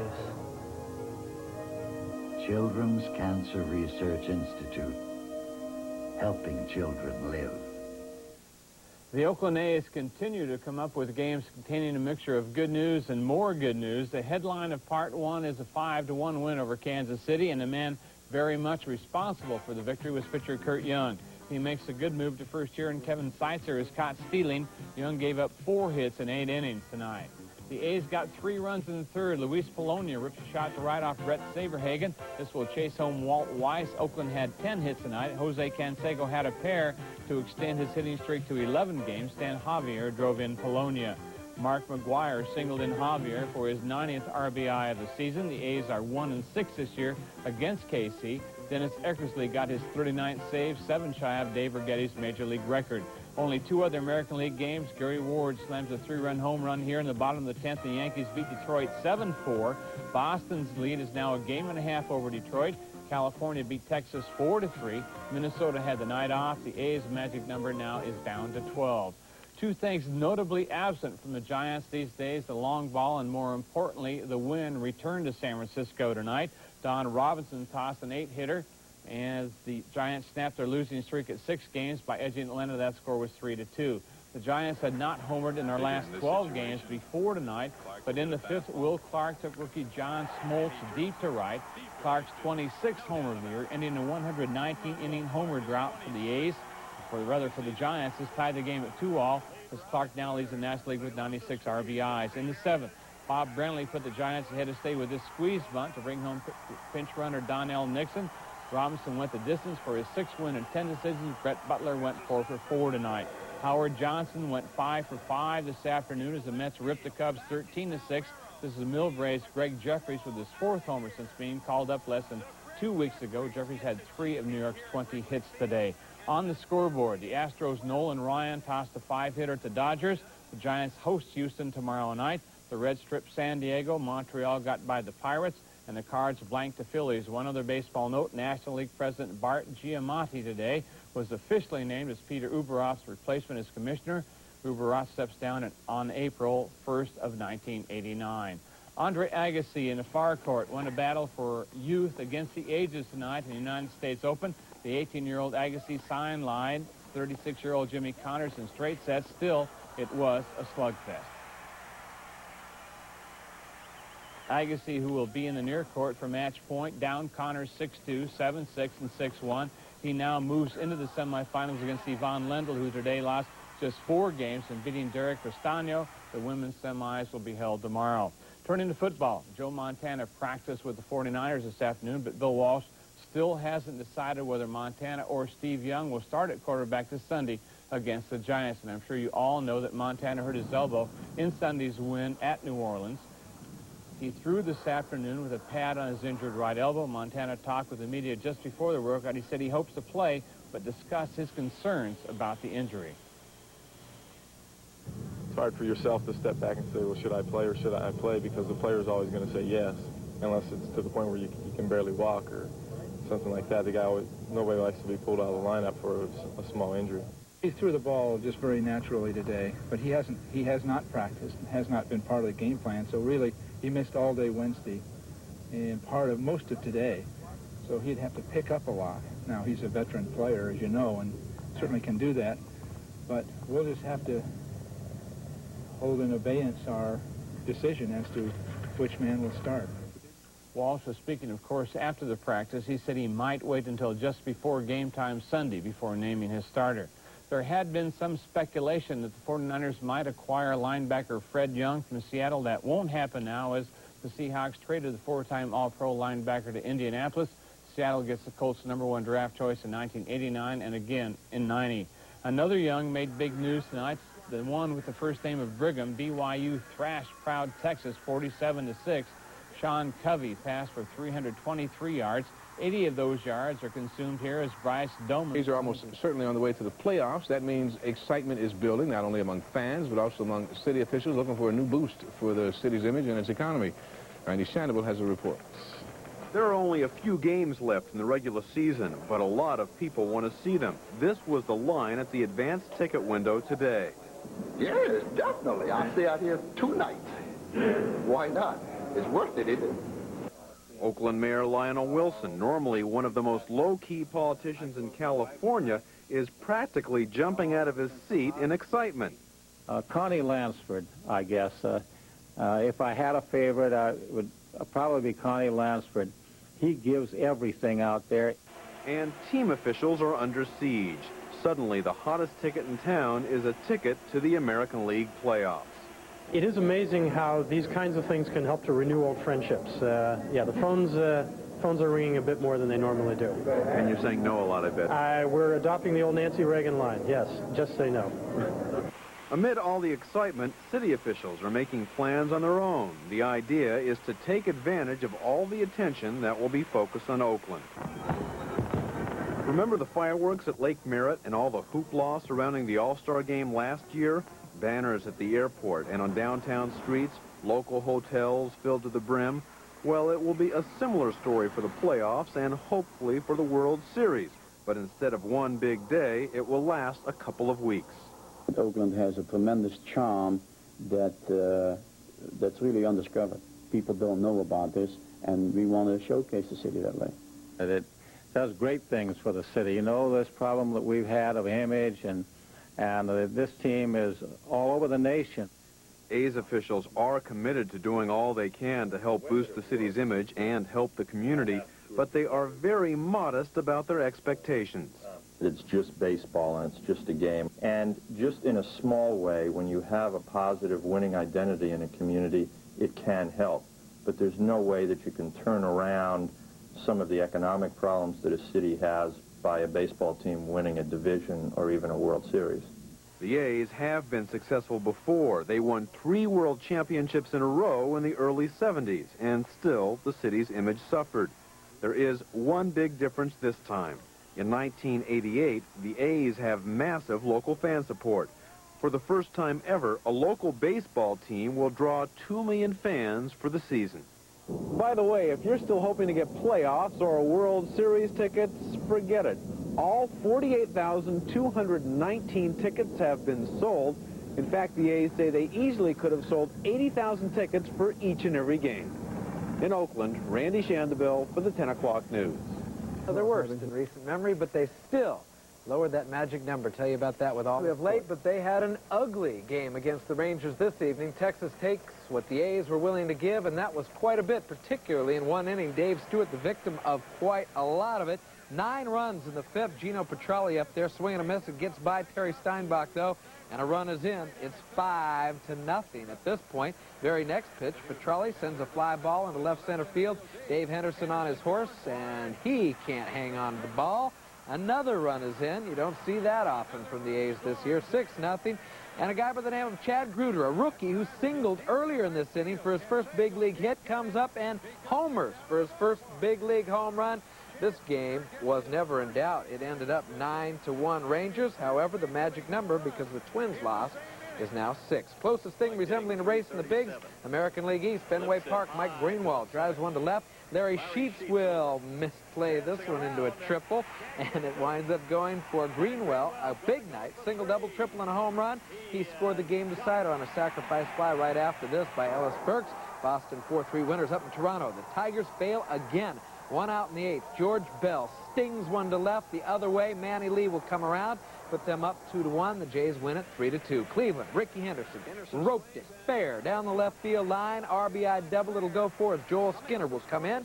Yankees led 6-1 and needed it all as they held on to win only 7-5. Now for a look at what it all something to get a little keyed up about. As it is now, you just got to put it in the it's about time category. Padres, who have been a little uppity of late, put in their place again by the Giants. 1-0 San Francisco. Jose Uribe increases it to 2-0. Ernest Riles jogs home on the single by Jose. Don Robinson, the eventual winning pitcher, failed on 2 sacrifice bunt attempts later in the inning, then rips one past third.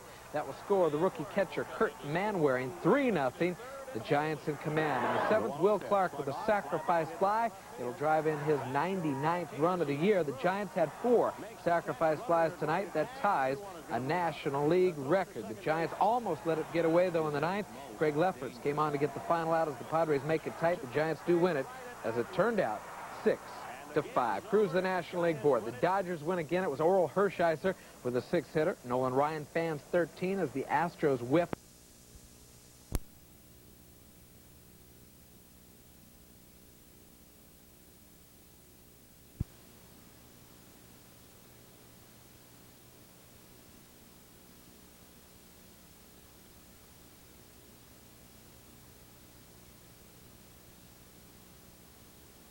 First perfect game in the big league since California's Mike Witt turned the trick on the final day of the 1984 season. The last perfecto in the National League was pitched by Sandy Koufax back in '65. The start of this game was delayed by 2.5 hours because of rain, so Browning's wife wasn't able to share the moment with him. I guess she melted. The Dodgers' Tim Belcher had a no-hitter until there were 2 outs in the 6th. In June, Browning lost a no-hit bid at San Diego in the 9th. Tonight, Browning rests atop the baseball world.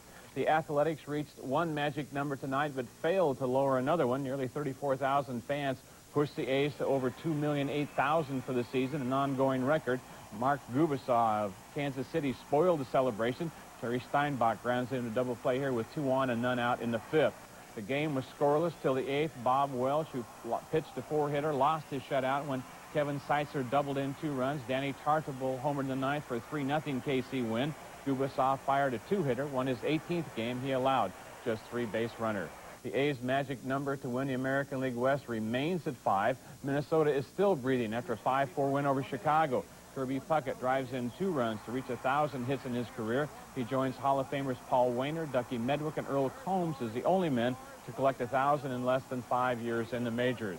In the American League East, Boston got past New York. That score, it was 7-4. Todd Benzinger drives in 2 runs right here. The Red Sox now lead the Yankees by 4.5 games. Detroit's Fred Lynn homered with the man on in the 9th to give the Tigers an 8-7 win over the Orioles. Detroit remains 5 back. And against the Indians tonight, that score was 5-4.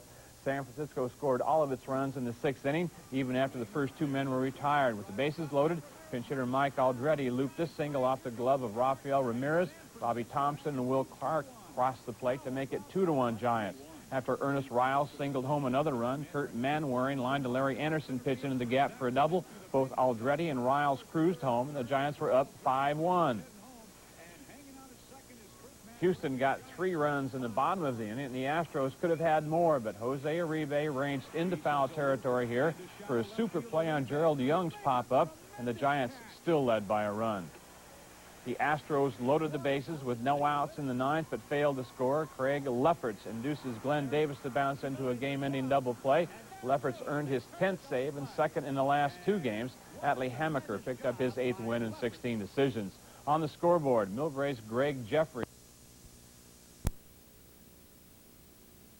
Out for Jerry. That is a great pair of hands to haul that in. 60 yards. This one's out of reach. Not for Jerry, though. 31 zip. The one Seattle bright moment, Kelly Stouffer, watch him, stumbles, falls down, gets up, calmly guns, 46 yards to Ray Butler. Touchdown Hawks. They are out of this one, though. Give Steve Young some playing time, and he made the most of it, leading 1 clock-killing drive in the 4th that ends with a touchdown toss to Mike Wilson.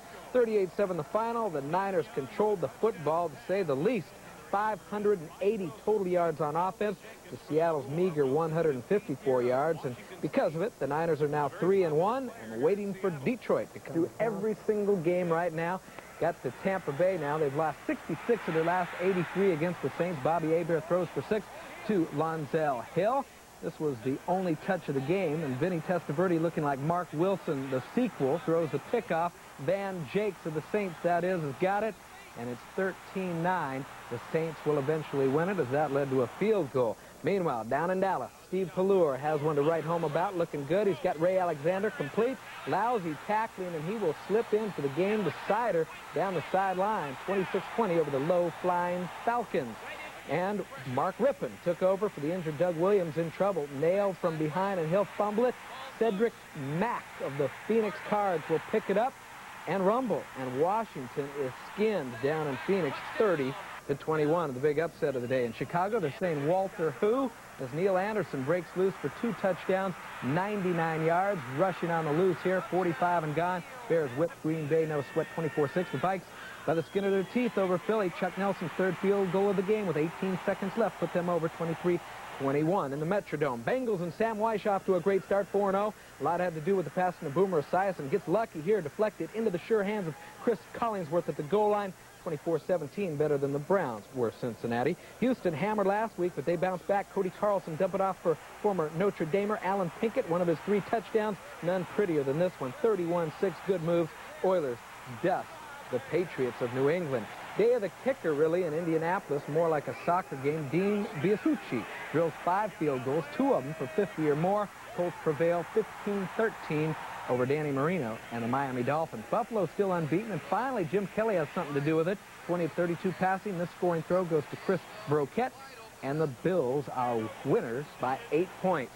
Pontiac, Michigan, Silverdome. Detroit loses again. Ken O'Brien on a roll all year. Up top, the you-know-who, Wesley Walker, Cal Bear product. Good grab, and 253 yards throwing for O'Brien. Good one in Kansas City. Chargers sneaked away with it by 1 point. Babe Laufenberg to Lionel. Little train James rumbles into the end zone. A run and dive. Chargers a little overzealous here. Watch Rod Bernstein pick up the referee, and he's just happy as heck about that. Tomorrow night, for your viewing pleasure, down right after that. And everybody takes advantage. The Dodgers clinched their Western Division flag right under San Francisco's noses. Snubbed them 2-0. Did the Giants go pop your cork somewhere else? L.A., not Candlestick. General idea conveyed out there. Get to the 3rd inning, scoreless. A guy who's been very impressive, Donnell Nixon with a single. Mickey Hatcher out on roller skates and left. Can't get Dennis Cookwood walked. First run of the game. Later in the 6th, Mike Aldretti stings one through the hole. Other way to left, Will Clark kind of meanders into the plate. Will did extend his hit streak to 12.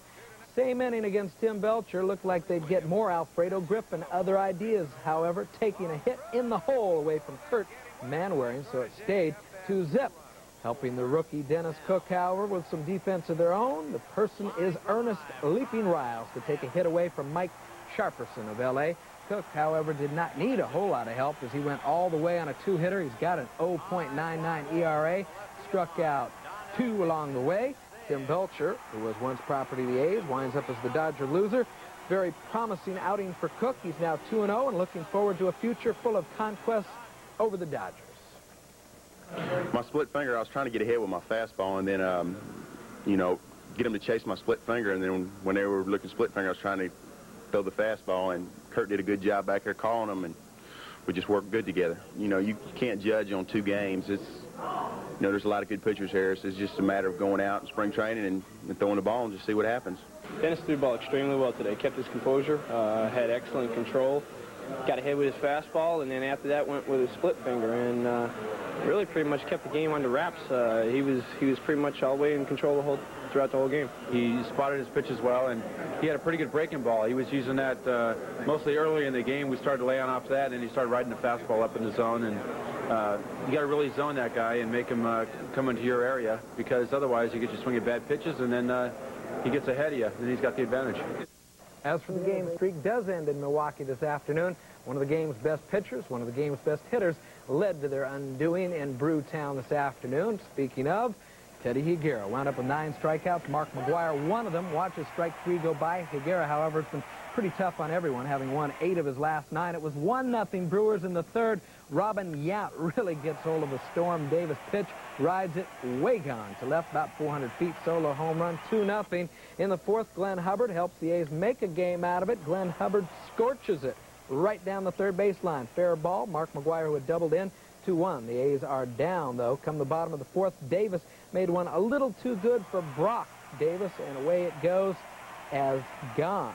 It is for Brock, and it ends up 4-2. Higuera needed relief help, but his record is now 15-9 after this one. Storm Davis still a very tidy 16-6 despite losing it. The A's are now bound for a 3-game series in Minnesota with no pressure on them.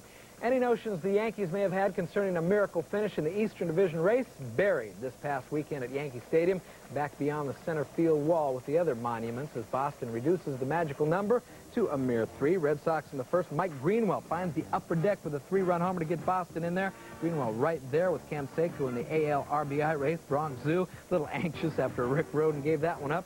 Bottom of the first, Ricky Henderson laced it back to the box. It nailed Roger Clemens in the elbow. He's all right, though, and continued. That was the worst news for New York on the day as he came back and evened the score with Ricky a little later, one of his 7 strikeouts. Henderson watches it. Clemens went 7 for his 18th win. It wound up 6-11. In Baltimore, they played a pair with Detroit in the opener. Nice D, Pete Stanisek, robbed by Pat Sheridan out in right center field. Jack Morris, a one-hitter for the Tigers. They needed it. Take a seat, Eddie Murray, as the Tigers win it, and 7-4 in the nightcap as Freddie Lynn came back and hit a grand slammer against his former mates. Realistically, though, things pretty bleak for the Tigers, who have 6 games left and trail Boston by 4.5. Elsewhere, once again down in Atlanta, they had 2 on. Lenny Harris lit out for second. Ozzie Virgil's throw was bad. Gary Larkin scores, although Harris a goner at third, trying to stretch it. Later, it's tied 1-1 in the 8th. Pete Rose watches as Cal Daniels poked a single that will score Barry Larkin. Wound up just that way. 2-1 Reds officially alive. In the West, St. Louis, the Mets have it wrapped up. Mackie Sasser, though, once property of the Giants. Big day, 3 hits, 4 ribbies. Single to center off the quiz. Scored a run, and the Mets lead big time, but they needed Randy Meyer to come in for his 25th save to nail it down for David Cohn, who won his 19th. And it is still scoreless. The A's tied their Oakland record for wins in the season tonight. The Athletics picked up win number 101 of 1988 by downing Minnesota to score 5-2. Bert Blyleven tied the Major League record by hitting 3 batters with a pitch in the second inning. Blyleven plunked Ron Hasse in the knee right there. Hasse would leave the game, but his injury is not believed to be serious. Oakland went ahead to stay in that second inning. Doug Jennings with this base hit up the middle to score Don Baylor. The A's put this one in cold storage with 4 runs in the 5th. Todd Burns earned his 8th win in 10 decisions. Dennis Eckersley worked a scoreless 9th to collect his 45th save. That's 1 away now from Dave Righetti's Major League record set back in 1986. Milwaukee was the only Eastern Division contender to win tonight. The Brewers rallied from a 3-0 deficit to clip California 4-3. Milwaukee now moves to within 2.5 games of Boston. Toronto continued to mystify the Red Sox. Jimmy Key starts a 1-6-3 double play on a comebacker from Wade Boggs. Key fired a 2-hitter as the Jays completed a 3-game sweep of Boston with a 1-0 win. Key struck out 3, walked only 1. Toronto's only run off Bruce Hurst came in the 8th, and it was unearned. Still, the Sox magic number over both the Yankees and Brewers is at 2. Baltimore rookie Bob Malacky fans Jack Clark here in the Orioles' 2-0 dumping of New York. Malacky held the Yankees to 3 hits, and the right-hander struck out 10. Here's another. The Yankees are 3.5 games out now. And so are the Detroit Tigers, and their magic number for elimination is at 1. Cleveland's Dave Clark caps a 3-run rally in the 8th. For this 2-run single, the Indians knocked off Detroit 4-6. Infield single here off Jackson brought home Jose Uribe in the second inning for a 3-0 Giants lead. Uribe enjoyed his 2nd straight 3-hit night. And Clark just about locked up the National League RBI title when he drilled this 3-run shot off Jackson in the 6th. Home run number 29 for the man they call the Thrill. He now has 109 RBIs. Hammaker went the distance to even his record at 9-9. The Giants' 82nd win of the season assured them of a winning record. American women grabbed the spotlight today at the Olympics in 3 different events. The United States Americans on the break.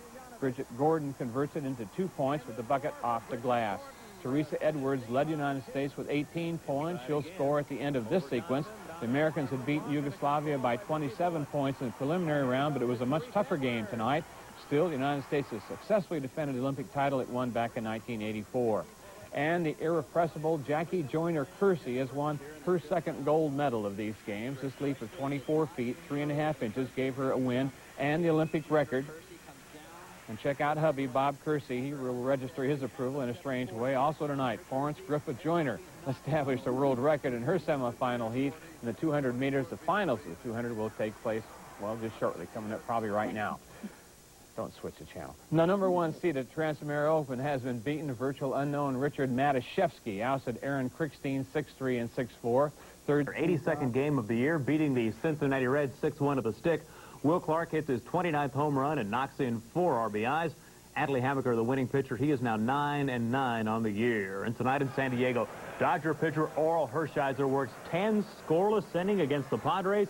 It gives him a record 59 straight scoreless innings, the best ever in big league baseball. Hershiser comes out of the ballgame after 10, but there is no winner yet. Playing now in the 16th inning. It is Dodgers nothing and Padres nothing. We all know that pro football is a full-time job.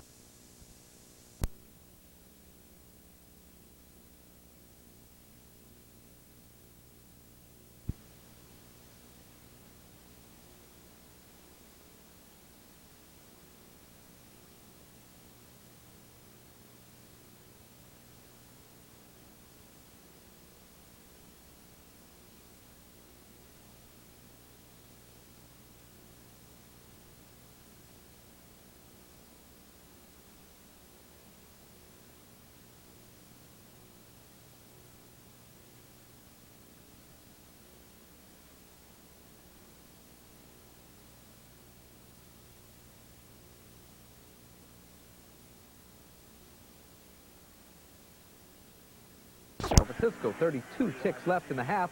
Joe Montana wants Jerry again, this time in a more familiar role. Pass catcher winds up down at the 25 and led directly to a field goal that made it 10-3 at halftime. In the third period, Detroit forced a punt, something they had to do all afternoon long, but this time that even goes wrong as John Taylor, just off the substance abuse list, takes off and ski-daddles 77 yards.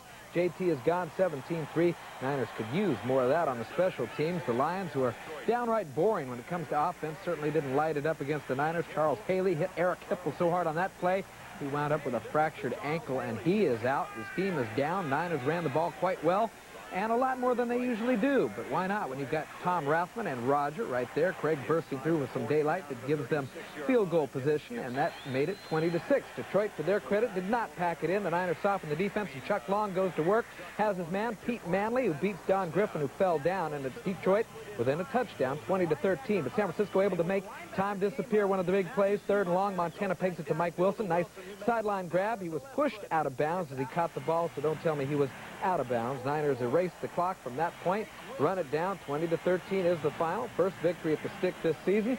It didn't make for a truckload of highlights, but a satisfying victory nonetheless. You know, you have your doubters, people that say, well, he'll be back, but you know, he's going to make things happen. So occasionally we might try, but you know, when teams start doubling him, we have to start relying on our tight end backs and Mike, and you know, they all to score that much every time, and our defense really got to come through for us. Well, for those, they flat-out mugged the Rams, pressurized Jim Everett all afternoon. He's dusted by Rod Sadler, who wind up with the ball, and as his reward, he's got a touchdown, little jaunt, 24-14 Phoenix into the fourth quarter. Now the Rams pulled to within 7, but Stump Mitchell, one of those bowling ball type efforts, bounced off would-be tacklers. He'll make it into the end zone, and that's pretty much the cherry on top for the Cardinals. The Rams are now 4-1, tied with the Niners in the NFC West, while Phoenix looking pretty good at 3-2 now. Following their stupendous comeback of last Monday night, the Raiders showed up with exactly nothing today. One of the NFL's unbeatens, punishing the Silver and Black to the tune of 45-21. They've got the bomber humming strikes. Esiason, Boomer, with one of his 3 touchdown passes. That goes to Rodney Holman. Did most of the dirty work, 15 yards, 17-0. The Raiders, however, look like they have a return of the Mad Bomber. It's Jay Schrader hitting Tim Brown, Heisman Trophy winner out of Notre Dame, 65 yards. Schrader threw for 320 yards, but so did Boomer Esiason go over that 300 mark. He'll lay it out for Tim McGee here, and 17-7 is about as close as the Raiders ever got. Pretty much a blowout. Bengals roll it up 45-21, 5-0 start for them. Their best in 75. Like to see that, really, for their coach, Sam Weish, one of the NFL's good guys. Phil Simms handling the QB duties, lets it fly for Odessa Turner. Built a 24-9 lead and then held off the Skins by a single point. Seahawks get back to basics. That is, give the ball to Kurt Warner this week. He finds some room. Falcon defense lets him through. 112 yards rushing for Kurt. Nobody stops him except a wall. Hawks by 11. OT, Jets and Chiefs looked like New York would win it. They had the ball down near the goal line, but they hand it to Freeman McNeil, who coughed it up.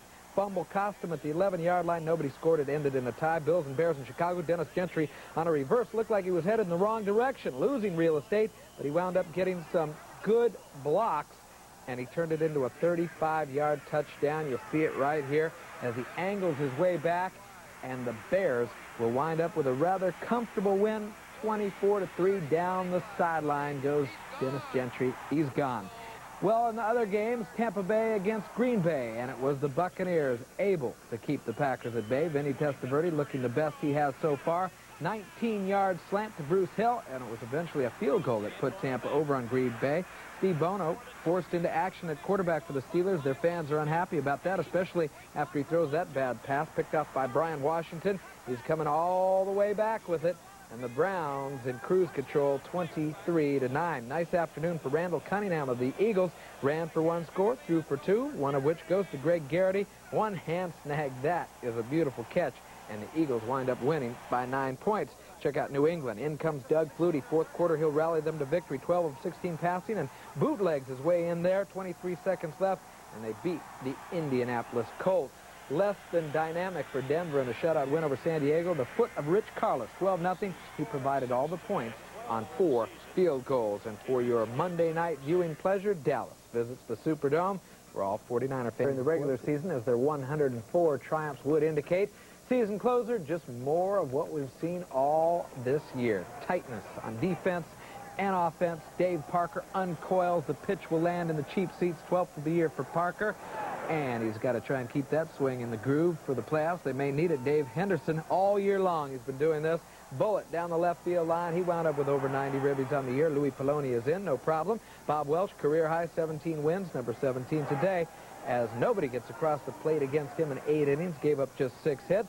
Dennis Eckersley with the closeout, 1 scoreless inning, but no save opportunity. Did wind up with 45. That's 1 short of the big league record. Not a bad way to head into the postseason, as the A's win 8 of their last 10. And meanwhile, that 104 wins for the season, the best by any team since 1984, when the Detroit Tigers did it on their way to a pennant. And don't forget the A's big send-off for Boston tomorrow. Bon voyage at Oakland's airport tomorrow at 11 a.m. Get out and bid them farewell. And one other bit of business to take care of. Viewer mail file. Rich Goldsmith have it in reverse big time right now. Dennis Lamp had his problems. Mel Hall of the Indians touches him for a 2-base hit that scores a pair. 3-2 Cleveland on their way. Bruce Hurst will start the opener of the playoffs, but he got in an inning of work today. Had some trouble, too. Ron Allen with another tweener, and the Red Sox wind up losing 6-5. Hard to believe Roger Clemens won't with much ado about nothing. Really, it's finally over for the Giants. Opening day, they stiffed the Dodgers, just as they did in today's closer. Just a little too big a mess in between, however. Always pleasant to end on the upbeat, and that the Giants did. Another low-scoring affair at Dodger Stadium usually means some nice defense, but you don't always figure it comes from the ball boy. Matt Williams hit it. That is a big league play. Probably see him in a few years. However, a couple pitches later, Matt able to straighten it out. Nailed it to left field. Clean single. Candy Maldonado had also singled in with the game's only run. And Matt later to the defense. Mike Sharperson laces it down the line. Good play, strong arm. That guy's going to win a Gold Glove before he's through. And the man who benefits from that deed, Don Robinson, set down the last 17 men he faced. A 3-hitter. Final out there. 10-5 record, 1-0 the way it concludes. The season ends with 83 wins, 79 losses for San Francisco. Not too bad at all, but good for only 4th place in the Western Division. Al Rosen will not become a fortune teller. Let's check out and see how the rest of the National League put the wraps on the regular season. Ron Darling, the pitching and the hitting today, will wind up with 3 bases here. Tim Tuffle scores an RBI, and Darling wound up winning his 17th. That's a career high. And here's the straw that stirs the Mets' drink. Darrell, his league-leading total of 38 and 39 home runs. Poked today, 7-5 Mets, clearly the best in the East, maybe in all the